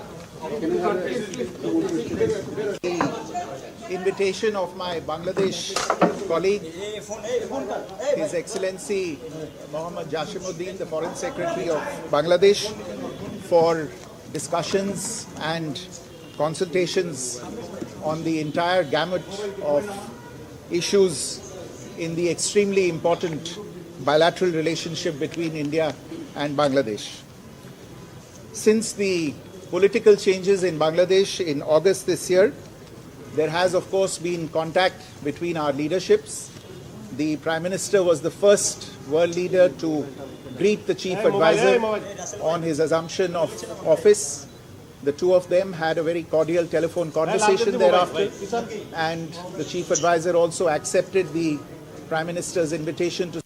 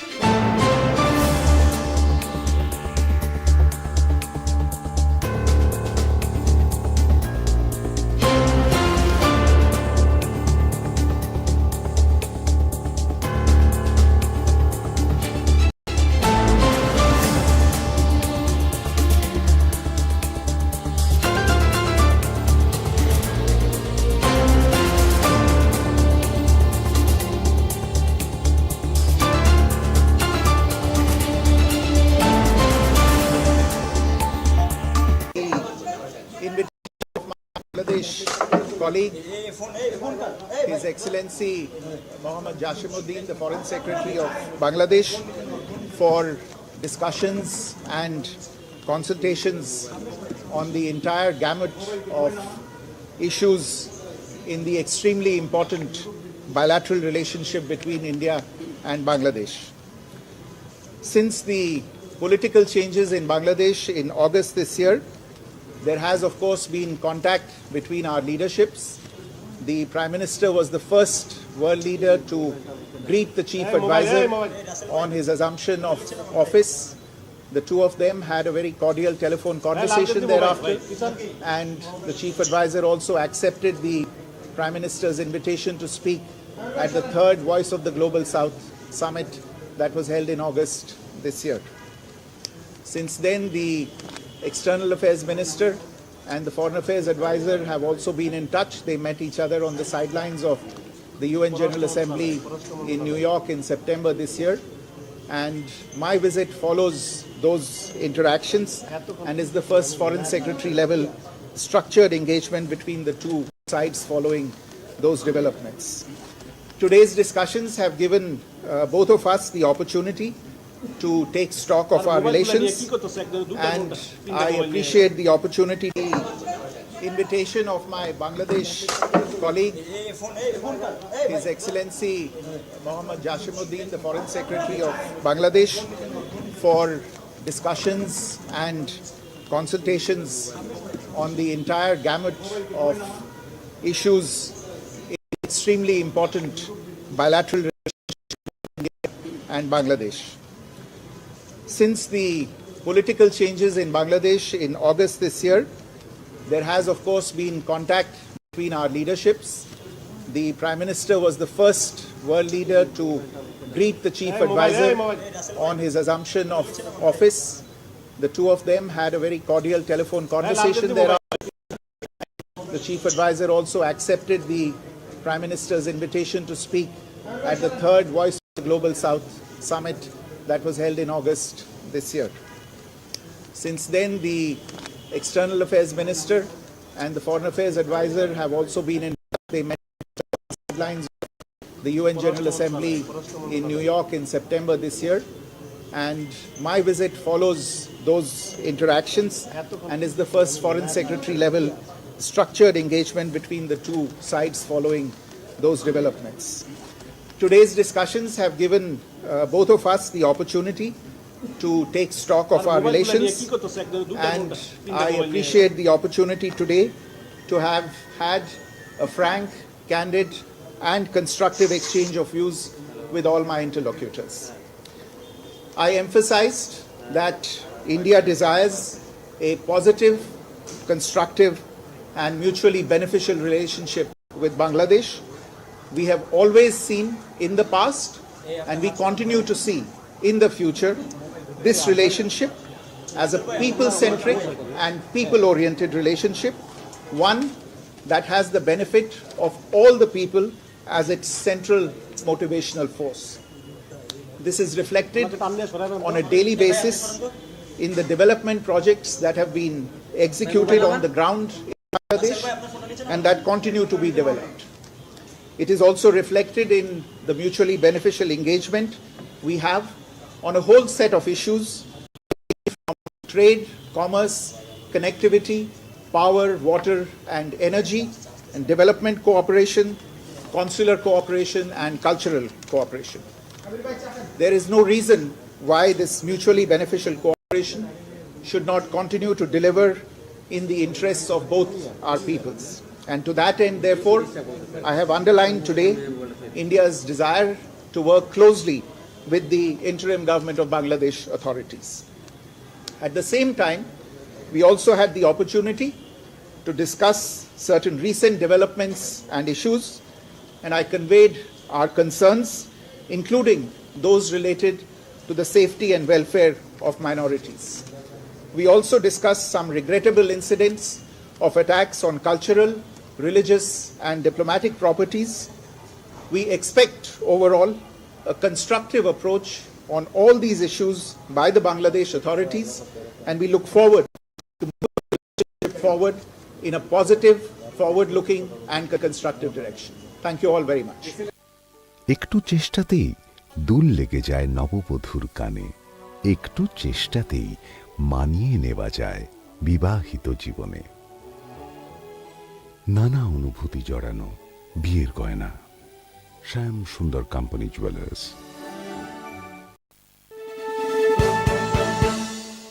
আপনি দেখছেন news now, আমরা জানি কোনটা খবর।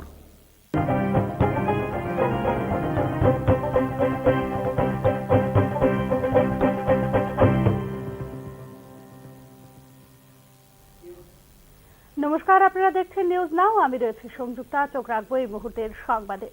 আদানি ঘোষ কাণ্ড আলোচনা।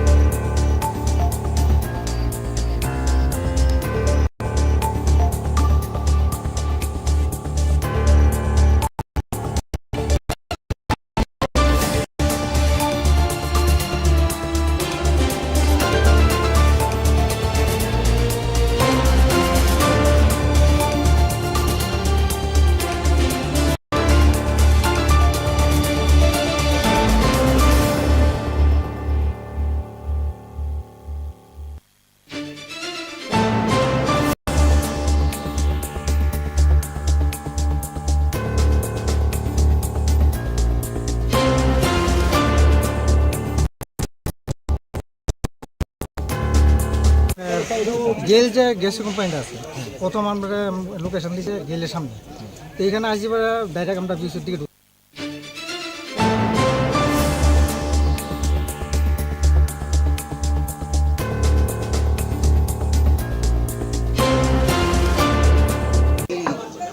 Invitation of my Bangladesh colleague, His Excellency Mohammad Jashim.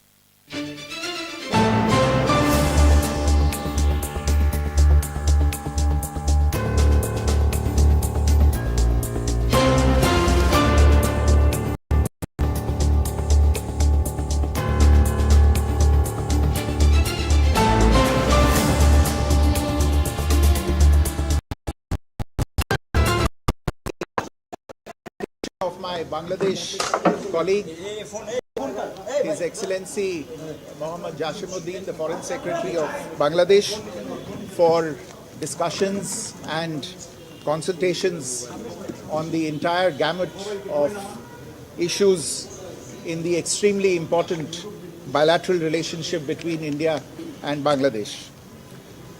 Since the political changes in Bangladesh in August this year, there has, of course, been contact between our leaderships. The Prime Minister was the first world leader to greet the Chief Advisor of a very cordial telephone conversation thereafter, and the Chief Advisor also accepted the Prime Minister's invitation to speak at the third Voice of the Global South Summit that was held in August this year. Since then, the External Affairs Minister and the Foreign Affairs Advisor have also been in touch. They met each other on the sidelines of the UN General Assembly in New York in September this year. And my visit follows those interactions and is the first Foreign Secretary level structured engagement between the two sides following those developments. Today's discussions have given both of us the opportunity to take stock of our relations, and I appreciate the opportunity today to have had a frank, candid and constructive exchange of views with all my interlocutors. I emphasized that India desires a positive, constructive and mutually beneficial relationship with Bangladesh. We have always seen in the past, and we continue to see in the future, this relationship as a people-centric and people-oriented relationship, one that has the benefit of all the people as its central motivational force. This is reflected on a daily basis in the development projects that have been executed on the ground in Bangladesh and that continue to be developed. It is also reflected in the mutually beneficial engagement we have on a whole set of issues ranging from trade, commerce, connectivity, power, water and energy, and development cooperation, consular cooperation and cultural.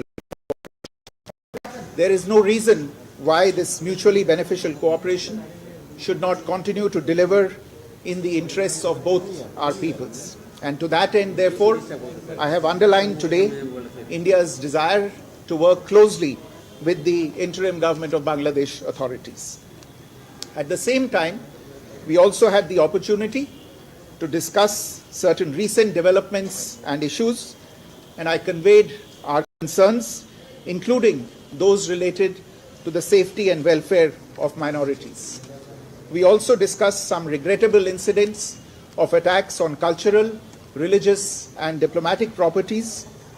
We expect a constructive approach on all these issues by the Bangladesh authorities, and we look forward to moving the relationship forward in a positive, forward-looking and constructive way. Thank you all very much. The invitation of my Bangladesh colleague, His Excellency Mohammad Jashimuddin, the Foreign Secretary of Bangladesh, for discussions and consultations on the entire gamut of issues in the extremely important bilateral relationship between India and Bangladesh. Since the political changes in Bangladesh in August this year, there has, of course, been contact between our leaderships.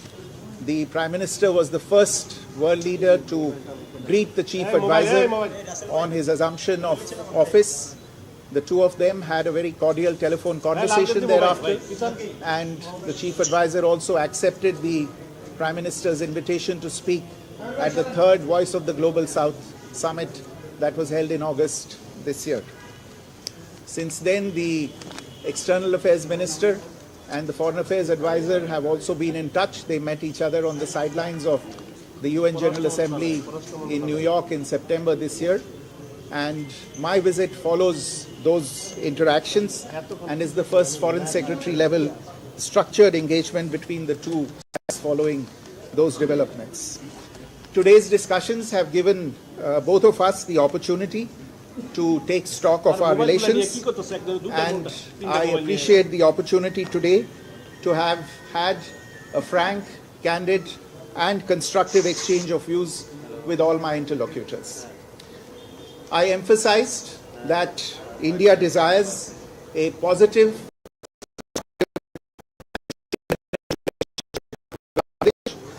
we have always seen in the past and we continue to see in the future this relationship as a people-centric and people-oriented relationship, one that has the benefit of all the people as its central motivational force. This is reflected on a daily basis in the development projects that have been executed on the ground in Bangladesh, and that is also reflected in mutually beneficial engagement we have on a whole set of issues ranging from trade, commerce, connectivity, power, water and energy, and development cooperation, consular cooperation and cultural cooperation. There is no reason why this mutually beneficial cooperation should not continue to deliver in the interests of both our peoples. And to that end, therefore, I have underlined today India's desire to work closely with the interim government of Bangladesh authorities. At the same time, we also had the opportunity to discuss certain recent developments and issues, and I conveyed our concerns, including those related to the safety and welfare of minorities. We also discussed some regrettable incidents of attacks on cultural, religious and diplomatic properties. We expect overall a constructive approach on all these issues by the Bangladesh authorities, and we look forward to moving the relationship forward in a positive, forward-looking and constructive direction. Thank you all very much. The invitation of my Bangladesh colleague, His Excellency Mohammad Jashuddin, discussions and consultations on the entire gamut of issues in the extremely important bilateral relationship between India and Bangladesh. Since the political changes in Bangladesh in August this year, there has of course been contact between our leaderships. The Prime Minister was the first world leader to greet the Chief Advisor on his assumption of office.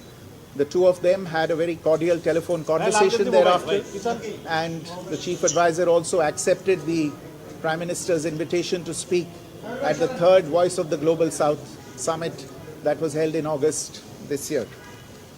Since then, the External Affairs Minister and the Foreign Affairs Advisor have also been in touch. They met each other on the sidelines of the UN General Assembly in New York in September this year.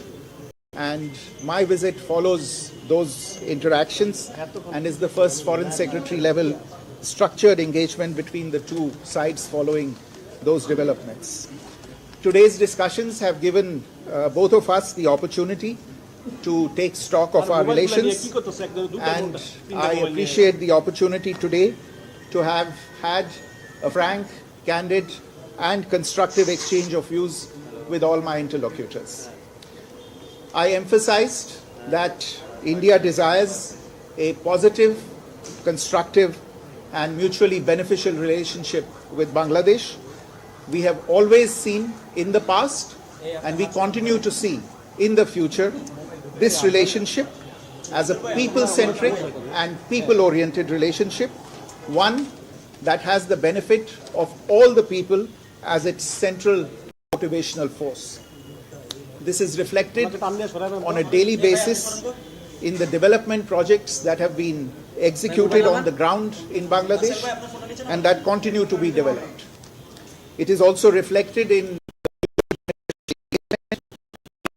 on whole issues ranging from trade, commerce, connectivity, power, water and energy, and development cooperation, consular cooperation and cultural cooperation. There is no reason why this mutually beneficial cooperation should not continue to deliver in the interests of both our peoples. And to that end, therefore, I have underlined today India's desire to work closely with the interim government of Bangladesh authorities. At the same time, we also had the opportunity to discuss certain recent developments and issues, and I conveyed our concerns, including those related to the safety and welfare of minorities. We also discussed some regrettable incidents of attacks on cultural, religious and diplomatic properties. We expect overall a constructive approach on all these issues by the Bangladesh authorities, and we look forward to moving the relationship forward in a positive, forward-looking and constructive direction. Thank you all very much. The invitation of my Bangladesh colleague, His Excellency Mohammad Jashimuddin, the Foreign Secretary of Bangladesh, for discussions and consultations on the entire gamut of issues in the extremely important bilateral relationship between India and Bangladesh. Since the political changes in Bangladesh in August this year, there has of course been contact between our leaderships. The Prime Minister was the first world leader to greet the Chief Advisor on his assumption of office. The two of them had a very cordial telephone conversation thereafter, and the Chief Advisor also accepted the Prime Minister's invitation to speak at the third Voice of the Global South Summit that was held in August this year. Since then, the External Affairs Minister and the Foreign Affairs Advisor have also been in touch. They met each other on the sidelines of the UN General Assembly in New York in September this year. And my visit follows those interactions and is the first Foreign Secretary level structured engagement between the two sides following those developments. Today's discussions have given both of us the opportunity to take stock of our relations, and I appreciate the opportunity today to have had a frank, candid and constructive exchange of views with all my interlocutors. I emphasized that India desires a positive, constructive and mutually beneficial relationship with Bangladesh. We have always seen in the past, and we continue to see in the future, this relationship as a people-centric and people-oriented relationship, one that has the benefit of all the people as its central motivational force. This is reflected on a daily basis in the development projects that have been executed on the ground in Bangladesh and that continue to be developed. It is also reflected in the mutually beneficial engagement we have on a whole set of issues ranging from trade, commerce, connectivity, power, water and energy, and development cooperation, consular cooperation and cultural cooperation. There is no reason why this mutually beneficial cooperation should not continue to deliver in the interests of both our peoples. And to that end, therefore, I have underlined today India's desire to work closely with the interim government of Bangladesh authorities. At the same time, we also had the opportunity to discuss certain recent developments and issues, and I conveyed our concerns, including those related to the safety and welfare of minorities. We also discussed some regrettable incidents of attacks on cultural, religious and diplomatic properties. We expect overall a constructive approach on all these issues by the Bangladesh authorities, and we look forward to moving the relationship forward in a positive, forward-looking and constructive direction. The invitation of my Bangladesh colleague, His Excellency Mohammad Jashimuddin, the Foreign Secretary of Bangladesh, for discussions and consultations on the entire gamut of issues in the extremely important bilateral relationship between India and Bangladesh. Since the political changes in Bangladesh in August this year, there has of course been contact between our leaderships. The Prime Minister was the first world leader to greet the Chief Advisor on his assumption of office. The two of them had a very cordial telephone conversation thereafter, and the Chief Advisor also accepted the Prime Minister's invitation to speak at the third Voice of the Global South summit that was held in August this year. Since then, the External Affairs Minister and the Foreign Affairs Advisor have also been in touch. They met each other on the sidelines of the UN General Assembly in New York in September this year. And my visit follows those interactions and is the first Foreign Secretary level structured engagement between the two sides following those developments. Today's discussions have given both of us the opportunity to take stock of our relations, and I appreciate the opportunity today to have had a frank, candid and constructive exchange of views with all my interlocutors. I emphasized that India desires a positive, constructive and mutually beneficial relationship with Bangladesh. We have always seen in the past, and we continue to see in the future, this relationship as a people-centric and people-oriented relationship, one that has the benefit of all the people as its central motivational force. This is reflected on a daily basis in the development projects that have been executed on the ground in Bangladesh and that continue to be developed. It is also reflected in the mutually beneficial engagement we have on a whole set of issues ranging from trade, commerce, connectivity, power, water and energy, and development cooperation, consular cooperation and cultural cooperation. There is no reason why this mutually beneficial cooperation should not continue to deliver in the interests of both our peoples. And to that end, therefore, I have underlined today India's desire to work closely with the interim government of Bangladesh authorities. At the same time, we also had the opportunity to discuss certain recent developments and issues, and I conveyed our concerns, including those related to the safety and welfare of minorities. We also discussed some regrettable incidents of attacks on cultural, religious and diplomatic properties. We expect overall a constructive approach on all these issues by the Bangladesh authorities, relationship forward in a positive, forward-looking and constructive direction. Thank you all very much. The invitation of my Bangladesh colleague, His Excellency Mohammad Jashimuddin, the Foreign Secretary of Bangladesh, for discussions and consultations on the entire gamut of issues in the extremely important bilateral relationship between India and Bangladesh. Since the political changes in Bangladesh in August this year, there has of course been contact between our leaderships. The first leader to Chief Advisor, the two, and the Chief Advisor also accepted the Prime Minister's invitation to speak at the third Voice of the Global South summit that was held in August this year. Since then, the External Affairs Minister and the Foreign Affairs Advisor have also been in touch. They met each other on the sidelines of the UN General Assembly in New York in September this year. and my visit follows those interactions and is the first Foreign Secretary level structured engagement between the two sides following those developments.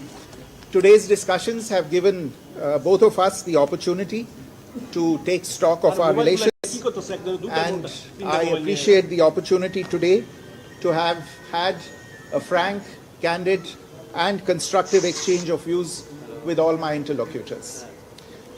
I emphasized that India desires a positive, constructive and mutually beneficial relationship with Bangladesh.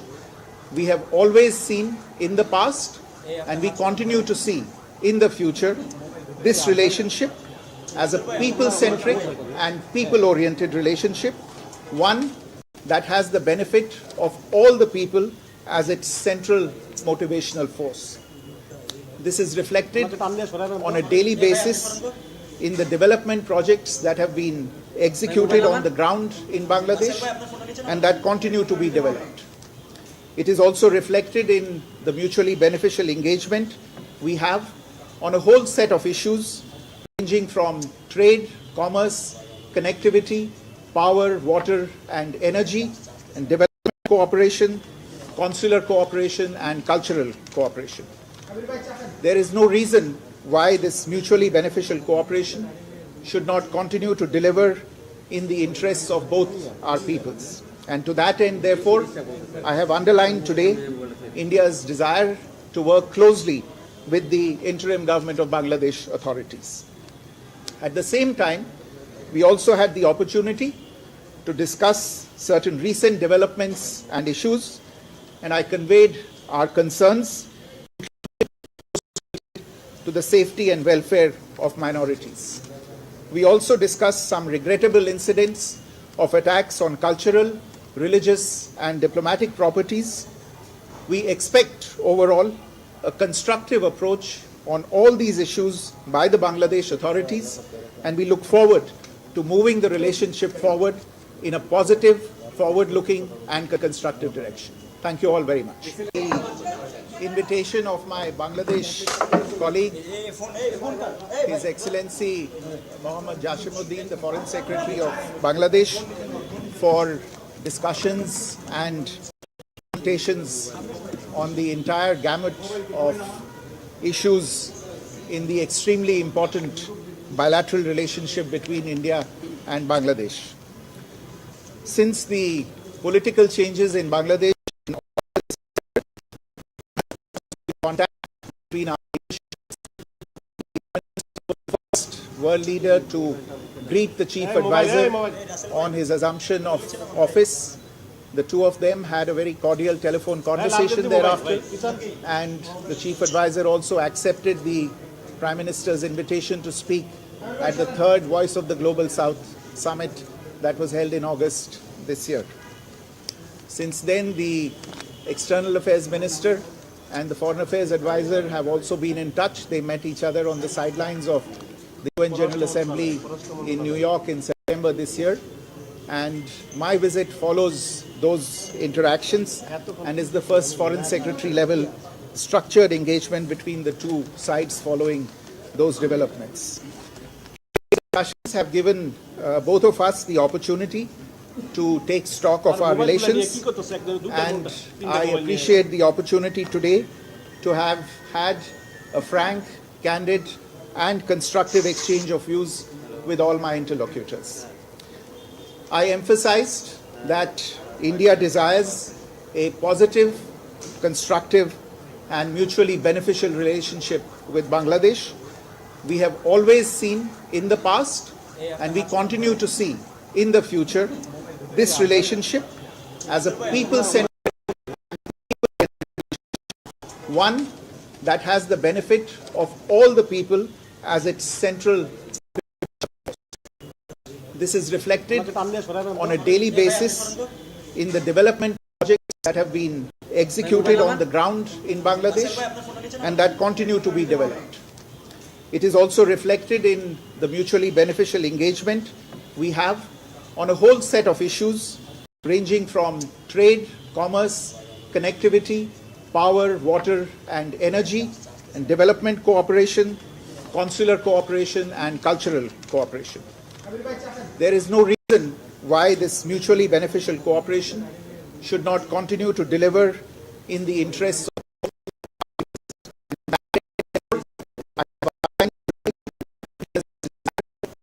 closely with the interim government of Bangladesh authorities. At the same time, we also had the opportunity to discuss certain recent developments and issues, and I conveyed our concerns, including those related to the safety and welfare of minorities. We also discussed some regrettable incidents of attacks on cultural, religious, and diplomatic properties.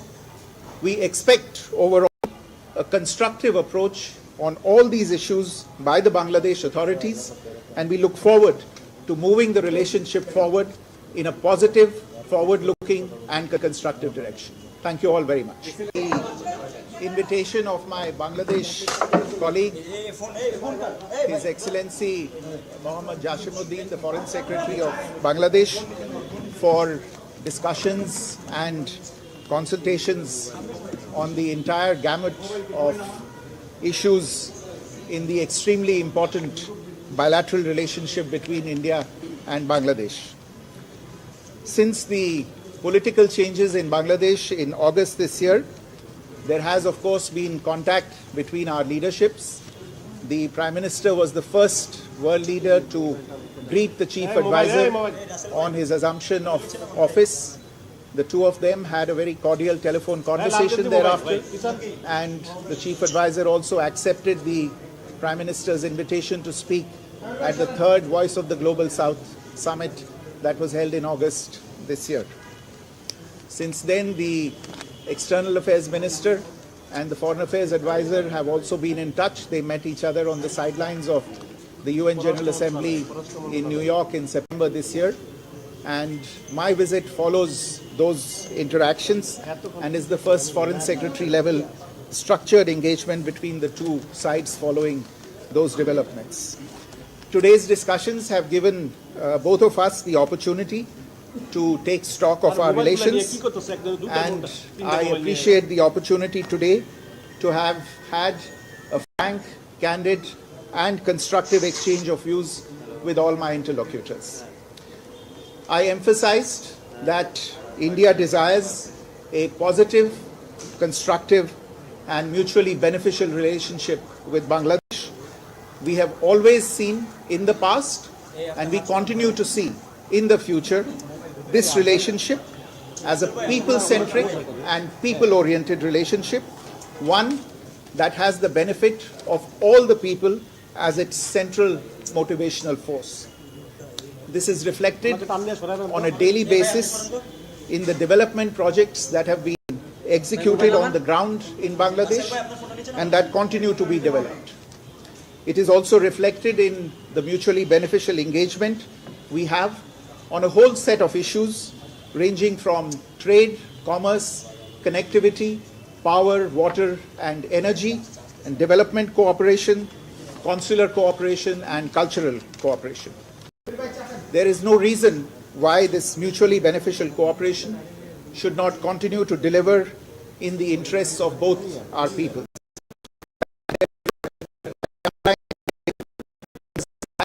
To work closely with the interim government of Bangladesh authorities.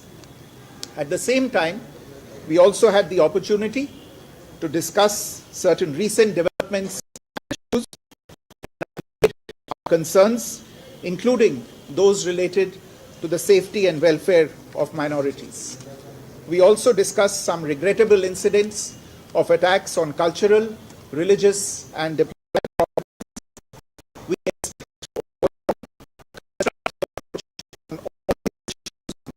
Bangladesh authorities, and we look forward to moving the relationship forward in a positive, forward-looking, and constructive direction. Thank you all very much. The invitation of my Bangladesh colleague, His Excellency Mohammad Jashimuddin, the Foreign Secretary of Bangladesh, for discussions and consultations on the entire gamut of issues in the extremely important bilateral relationship between India and Bangladesh.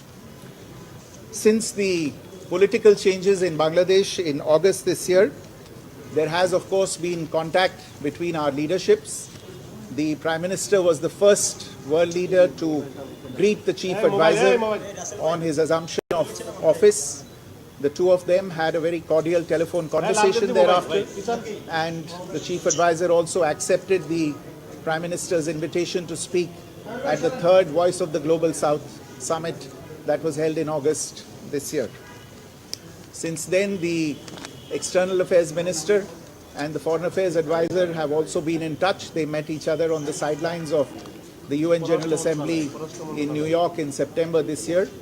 And my visit follows those interactions and is the Foreign Secretary level structured engagement between the two sides following those developments. Today's discussions have given both of us the opportunity to take stock of our relations, and I appreciate the opportunity today to have had a frank, candid and constructive exchange of views with all my interlocutors. I emphasized that India desires a positive, constructive and mutually beneficial relationship with Bangladesh.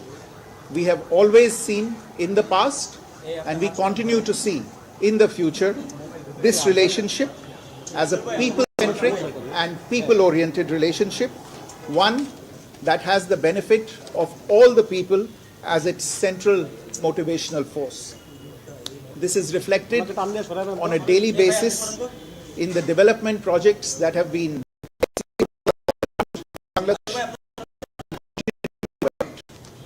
It is also reflected in the mutually beneficial engagement we have on a whole set of issues ranging from trade, commerce, connectivity, power, water and energy, and development cooperation, consular cooperation and cultural cooperation.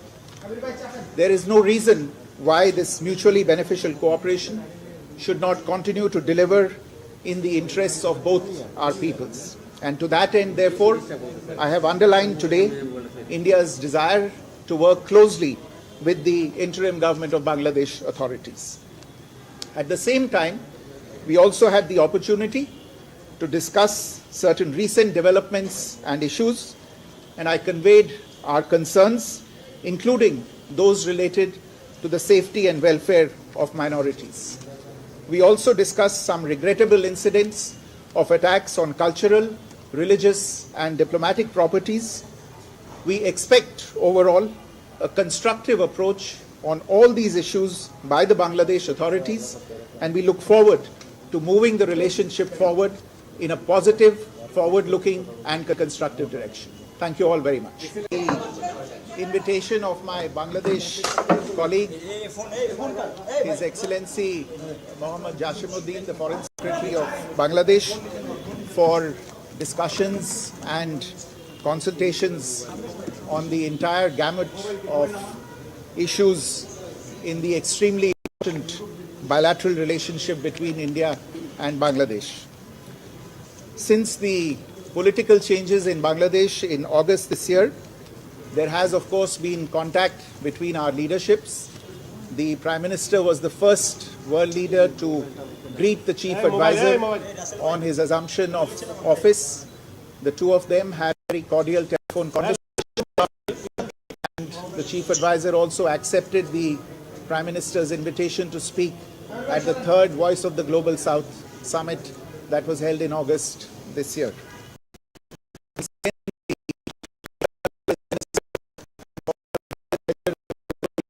They met each other on the sidelines of the Assembly in New York in September this year, and my visit follows those interactions and is the first Foreign Secretary level structured engagement between the two sides following those developments. Today's discussions have given both of us the opportunity to take stock of our relations, and I appreciate the opportunity today to have had a frank, candid and constructive exchange of views with all my interlocutors.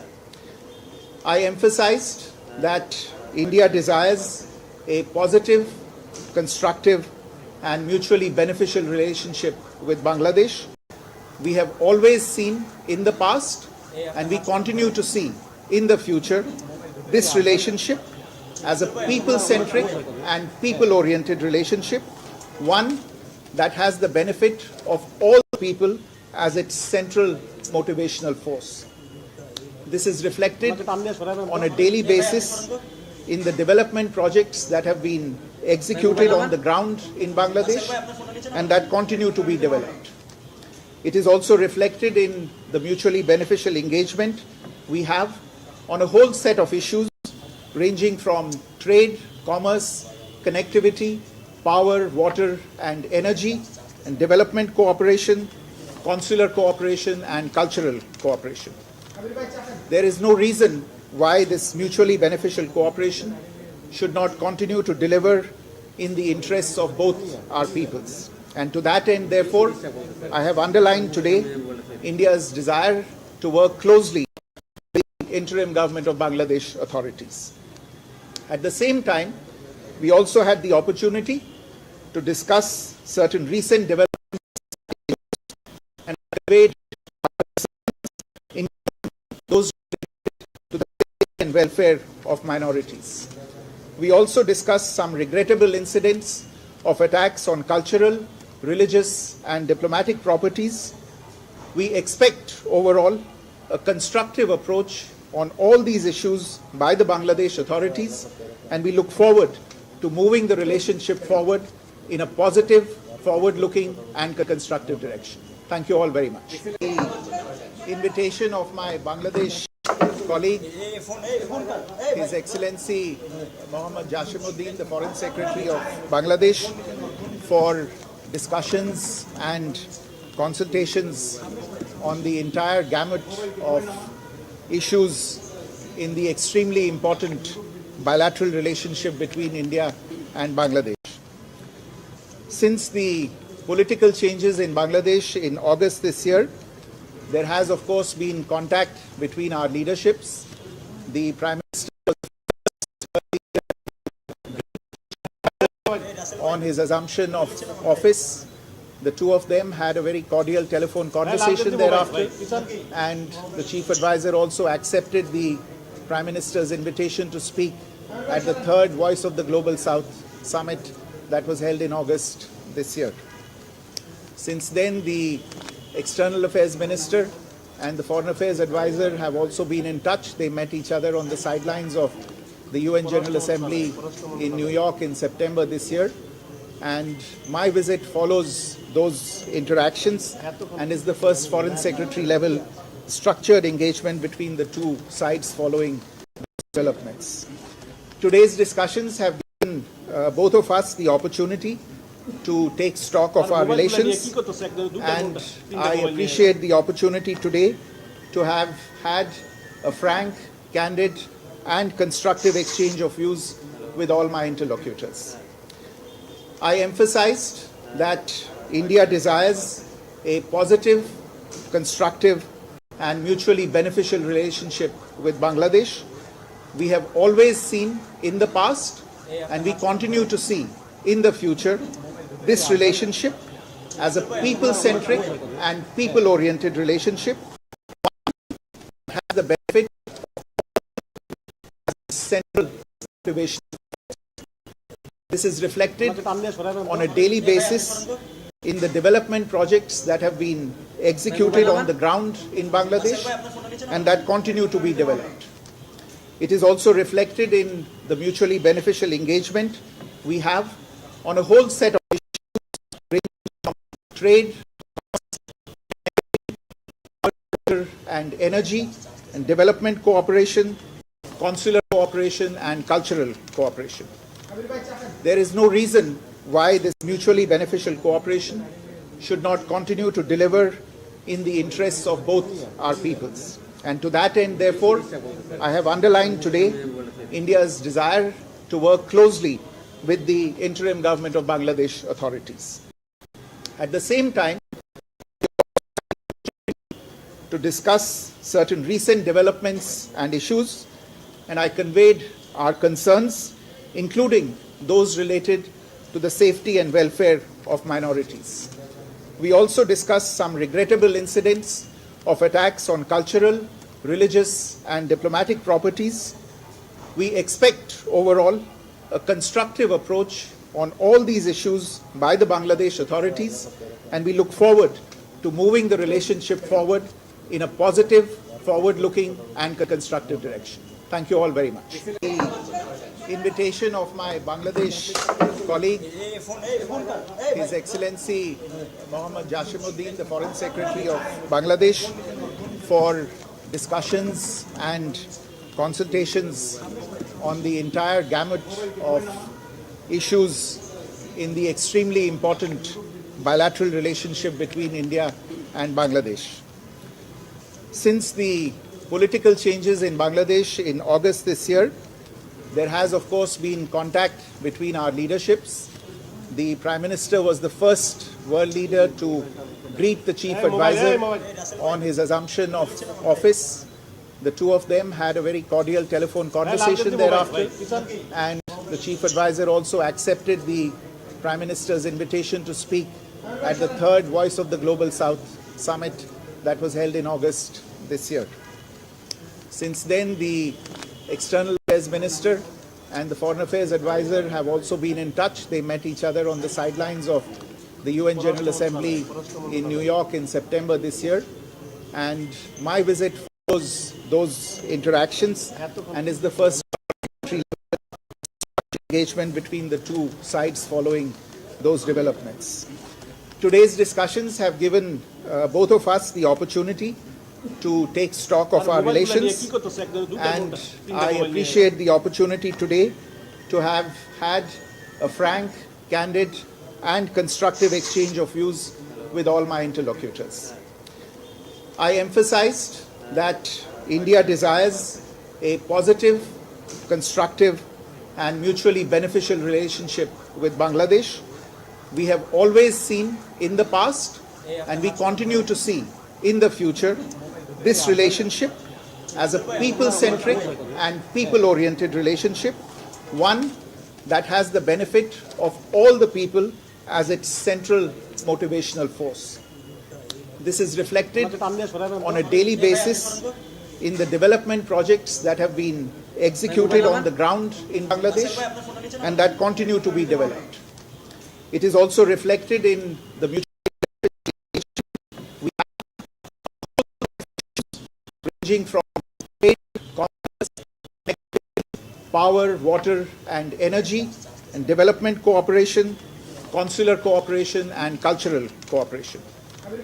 There is no reason why this mutually beneficial cooperation should not continue to deliver and to work closely with the interim government of Bangladesh authorities. At the same time, we also had the opportunity to discuss certain recent developments and issues, and I conveyed our concerns, including those related to the safety and welfare of minorities. We also discussed some regrettable incidents of attacks on cultural, religious, and diplomatic properties. We expect overall a constructive approach on all these issues by the Bangladesh authorities, and we look forward to moving the relationship forward in a positive, forward-looking, and constructive direction. Thank you all very much. The invitation of my Bangladesh colleague, His Excellency Mohammad Jashimuddin, the Foreign Secretary of Bangladesh, for discussions and consultations on the entire gamut of issues in the extremely important bilateral relationship between India and Bangladesh. Since the political changes in Bangladesh in August this year, there has of course been contact between our leaderships. The Prime Minister was the first world leader to greet the Chief Advisor on his assumption of office. The two of them had a very cordial telephone conversation thereafter, and the Chief Advisor also accepted the Prime Minister's invitation to speak at the third Voice of the Global South summit that was held in August this year. Since then, the External Affairs Minister and the Foreign Affairs Advisor have also been in touch. They met each other on the sidelines of the UN General Assembly in New York in September this year. And my visit follows those interactions and is the first Foreign Secretary level following. Today's discussions have given both of us the opportunity to take stock of our relations, and I appreciate the opportunity today to have had a frank, candid and constructive exchange of views with all my interlocutors. I emphasized that India desires a positive, constructive and mutually beneficial relationship with Bangladesh. We have always seen in the past, and we continue to see in the future, this relationship as a people-centric and people-oriented relationship, one that has the benefit of all the people as its central motivational force. This is reflected on a daily basis in the development projects that have been executed on the ground in Bangladesh and that continue to be developed. It is also reflected in the mutually beneficial engagement we have on a whole set of issues ranging from trade, commerce, connectivity, power, water and energy, and development cooperation, consular cooperation and cultural cooperation.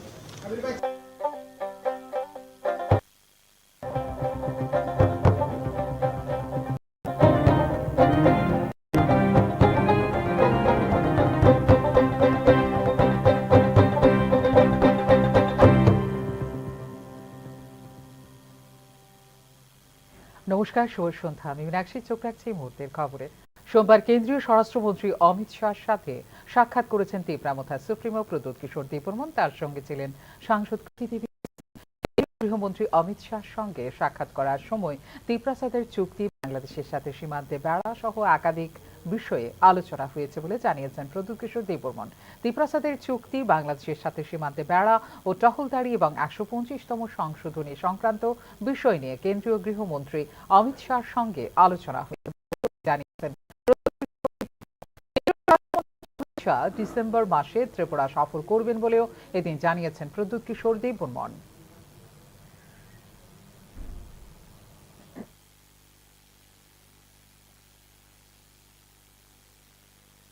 প্রয়াত হলেন ত্রিপুরার উদ্যোগপতি sister গুরু মশলার কর্ণধার গৌতম পাল। সোমবার সকালে কলকাতার বেসরকারি হাসপাতালে শেষ নিঃশ্বাস ত্যাগ করেন তিনি। গৌতম পালের প্রয়াণে শোকের ছায়া নেমে এসেছে রাজ্যের উদ্যোগপতি মহলে। তাঁর প্রয়াণে গভীর শোক প্রকাশ করেছেন মুখ্যমন্ত্রী ডাক্তার মানিক সাহা। তাছাড়া শোক প্রকাশ করেছেন মন্ত্রী সুশান্ত চৌধুরী, প্রাক্তন কেন্দ্রীয় প্রতিমন্ত্রী প্রতিমা ভৌমিক, মেয়র দীপক মজুমদার। গৌতম পালের প্রয়াণে শোক প্রকাশ করেছেন বিরোধী দলনেতা জিতেন্দ্র চৌধুরীও। দীর্ঘদিন ধরে কিডনি রোগে চিকিৎসাধীন ছিলেন গৌতম পাল। কলকাতার একটি বেসরকারি হাসপাতালে চিকিৎসাধীন ছিলেন তিনি। মৃত্যুকালে তাঁর বয়স হয়েছিল ৬০। মৃত্যুকালে স্ত্রী, কন্যা সহ আত্মীয় স্বজন ও বহু গুণমুগ্ধদের রেখে গিয়েছেন গৌতম পাল। রাজ্যের বিশিষ্ট উদ্যোগপতি তথা সিস্টার গুরু মশলার কর্ণধার গৌতম পাল মহোদয়ের আকস্মিক প্রয়াণে আমি গভীরভাবে শোকাহত। ঈশ্বরের নিকট আমি তাঁর বিদেহী আত্মার সদ্গতি কামনা করছি এবং শোক সন্তপ্ত পরিবার পরিজনদের প্রতি গভীর সমবেদনা জ্ঞাপন করছি বলে এদিন তাঁর প্রয়াণে গভীর শোক প্রকাশ করেছেন মুখ্যমন্ত্রী ডাক্তার মানিক সাহা।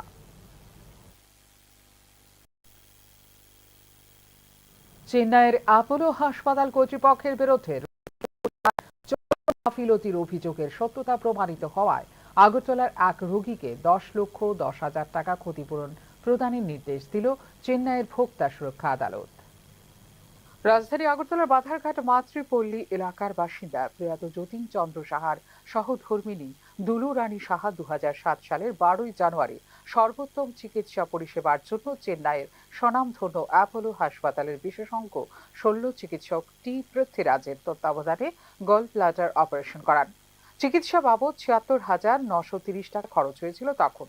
হাসপাতাল থেকে ছুটি নিয়ে বাড়ি ফেরার ৪ মাস পর পুনরায় শ্রীমতী সাহার পেটে প্রচন্ড ব্যথা অনুভব করায় রাজ্যের বিশিষ্ট শল্য চিকিৎসক বি চৌধুরীর তত্ত্বাবধানে চিকিৎসা করান।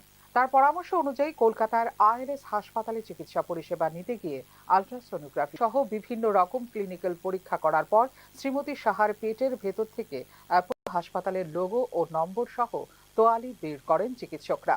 অ্যাপোলো হাসপাতালে পরিষেবা 1 বছর যাবত শারীরিক মানসিক ভোগান্তির জন্য এই মর্মে উপযুক্ত ক্ষতিপূরণ দাবি করে অ্যাপোলো হাসপাতাল কর্তৃপক্ষকে উকিল নোটিশ পাঠালে কোনো সদুত্তর না পেয়ে 2009 সালে আগরতলা ভোক্তা সুরক্ষা আদালতে অ্যাপোলো হাসপাতাল 7,62,240 টাকা ক্ষতিপূরণ চেয়ে মামলা দায়ের করেন। কিন্তু ভোক্তা সুরক্ষা আদালতের এখতিয়ার বহির্ভূত হওয়ায় 2010 সালে Chennai district consumer disputes redressal commission থিরুবল্লারে পুনরায় মামলাটি দাখিল করেন শ্রীমতী সাহা। দীর্ঘ 16 বছর লড়াইয়ের পর চেন্নাইয়ের ভোক্তা সুরক্ষা সংরক্ষণ আদালত অ্যাপোলো হাসপাতালকে দোষী সাব্যস্ত করে আবেদনকারিণীকে মানসিক অবসাদ, আর্থিক সংকট ও যন্ত্রণায় ভোগান্তির জন্য এবং চিকিৎসায় চরম গাফিলতির জন্য 2024 সালের 21 মে মোট 10 লক্ষ টাকা এবং মামলার খরচ বাবদ আরও 10,000 টাকা সহ মোট 10,10,000 টাকা ক্ষতিপূরণ ধার্য করে। আদালতের রায়ের কপি পাওয়ার 6 সপ্তাহের মধ্যে আবেদনকারীকে ক্ষতিপূরণের টাকা দিতে হবে, অন্যথায় বিলম্বিত প্রদানের জন্য আরও 9% বাৎসরিক সুদে ক্ষতিপূরণ দিতে হবে বলে আদালত থেকে জানানো হয়। ভোক্তা সুরক্ষা সংরক্ষণ আদালতে মামলাটি পরিচালনা করেন অ্যাডভোকেট প্রশান্ত কুমার পাল, শ্রীমতী কে এলাস জি, চেন্নাইয়ের চামকি রাজ, মেহর কান্তি রায় এবং সুবীর বৈদ্য। এই মামলাটির ব্যাপারে বিস্তারিত জানিয়েছেন মামলায় নিযুক্ত অ্যাডভোকেটগণ। অপারেশন শ্রীমতী সাহার পেটের ভেতর থেকে অ্যাপোলো হাসপাতালে লোগো এবং নম্বর সহ একটি তোয়ালি বের করেন, বেশ বড় আকারের তোয়ালি। অ্যাপোলো হাসপাতালে পরিষেবা গাফিলতি শ্রীমতী সাহা দীর্ঘ 1 বছর যাবৎ শারীরিক অবসাদ এবং কষ্ট ভোগ করেন। বর্তমানে দুলুরানী সাহার বয়স 80 বছর। সম্প্রতি উক্ত ক্ষতিপূরণের টাকা আবেদনকারিণীকে প্রদান করে চেন্নাইয়ের অ্যাপোলো হাসপাতাল কর্তৃপক্ষ। ফিওরো রিপোর্ট, নিউজ দাও। 3টি পৃথক অভিযানে একজন নাইজেরিয়ান নাগরিককে আটক করেছে বিএসএফ জওয়ানরা। পাশাপাশি অভিযানে একজন টাউট এবং 3 জন বাংলাদেশি নাগরিককেও আটক করেছে বিএসএফ।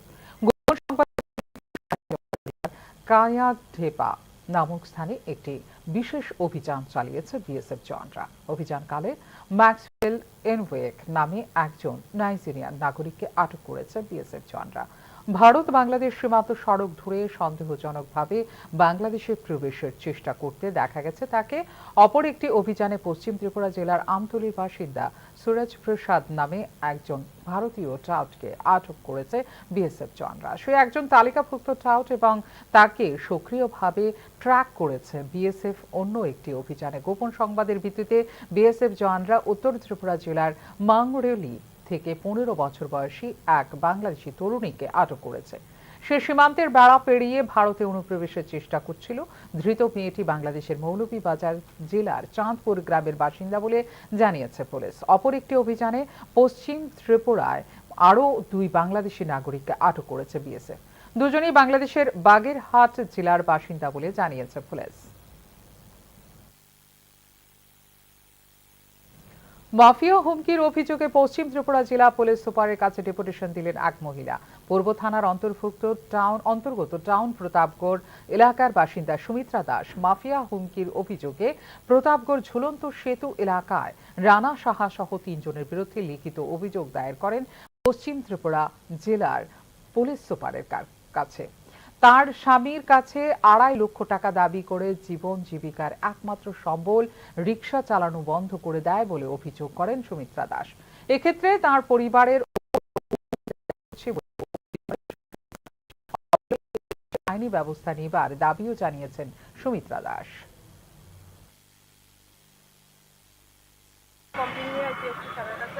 রানার ঝুলন্ত সংলগ্ন এলাকার একজন মাফিয়া, সে নাকি মাফিয়া। সে আমরা শুধু 2.5 লক্ষ টাকা দাবি করছে আমরা ধরে। তার সাথে আরেকজন আছে রাখাল গোস্বামী আমি শিওর না, কিন্তু সে রানা সাহার সহকারে আমরা বিভিন্নভাবে যন্ত্রণা করতেছে। ফোনে একবার বাড়ি গিয়া, একবার আমার বাড়ি গিয়ে সেটা, একবার আমি যেখানে থাকি এখানে গিয়ে সেটা, আর রাস্তাঘাটে রাস্তার মধ্যে পাইয়া ধমকাইছে, উড়াইয়া সেটা এক জোর করছে যে টাকাটা দিতেই লাগবে, টাকাটা দিয়ে লাগবে। এখনকার মতো এই মুহূর্তের সংবাদ এই পর্যন্ত। অন্যান্য আপডেটস দেখার জন্য অবশ্যই নজর রাখতে হবে নিউজ আওয়ার পর্দায়। নমস্কার।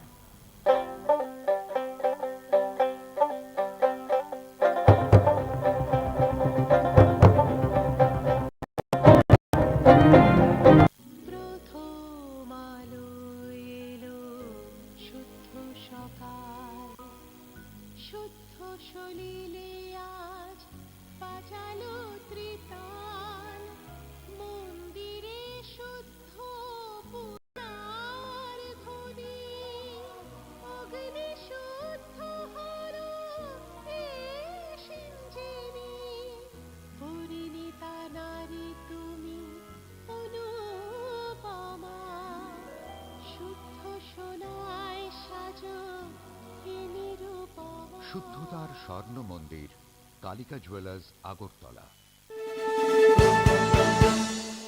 আপনি দেখছেন নিউজ নাও, আমরা জানি কোনটা খবর। Invitation of my Bangladesh colleague, His Excellency Mohammad Jashimuddin, the Foreign Secretary of Bangladesh, for discussions and consultations on the entire issues in the extremely important bilateral relationship between India and Bangladesh. Since the political changes in Bangladesh in August this year, there has, of course, been contact between our leaderships. The Prime Minister was the first world leader to greet the Chief Advisor on his assumption of office. The two of them had a very cordial telephone conversation thereafter and invitation to speak at the third Voice of the Global South summit that was held in August this year.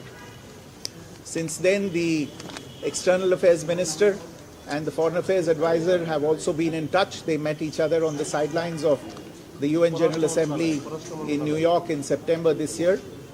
And my visit follows those interactions and is the first Foreign Secretary level structured engagement between the two sides following those developments. Today's discussions have given both of us the opportunity to take stock of our relations, and I appreciate the opportunity today to have had a frank, candid and constructive exchange of views with all my interlocutors. I emphasized that India desires a positive, constructive and mutually beneficial relationship with Bangladesh. We have always seen in the past and we continue to see in the future this relationship as a people-centric and people-oriented relationship, one that has the benefit of all the people as its central motivational force. This is reflected on a daily basis in the development projects that have been executed on the ground in Bangladesh and that continue to be developed. It is also reflected in the mutually beneficial engagement we have on a whole set of issues ranging from trade, commerce, connectivity, power, water and energy, and development cooperation, consular cooperation and cultural cooperation. There is no reason why this mutually beneficial cooperation should not continue to deliver in the interests of both our peoples. And to that end, therefore, I have underlined today India's desire to work closely with the interim government of Bangladesh authorities. We expect overall a constructive approach on all these issues by the Bangladesh authorities, and we look forward to moving the relationship forward in a positive, forward-looking and constructive direction. Thank you all very much. একটু চেষ্টাতেই দুল লেগে যায় নববধূর কানে, একটু চেষ্টাতেই মানিয়ে নেওয়া যায় বিবাহিত জীবনে। নানা অনুভূতি জড়ানো বিয়ের গয়না, শ্যাম সুন্দর কোম্পানি জুয়েলার্স।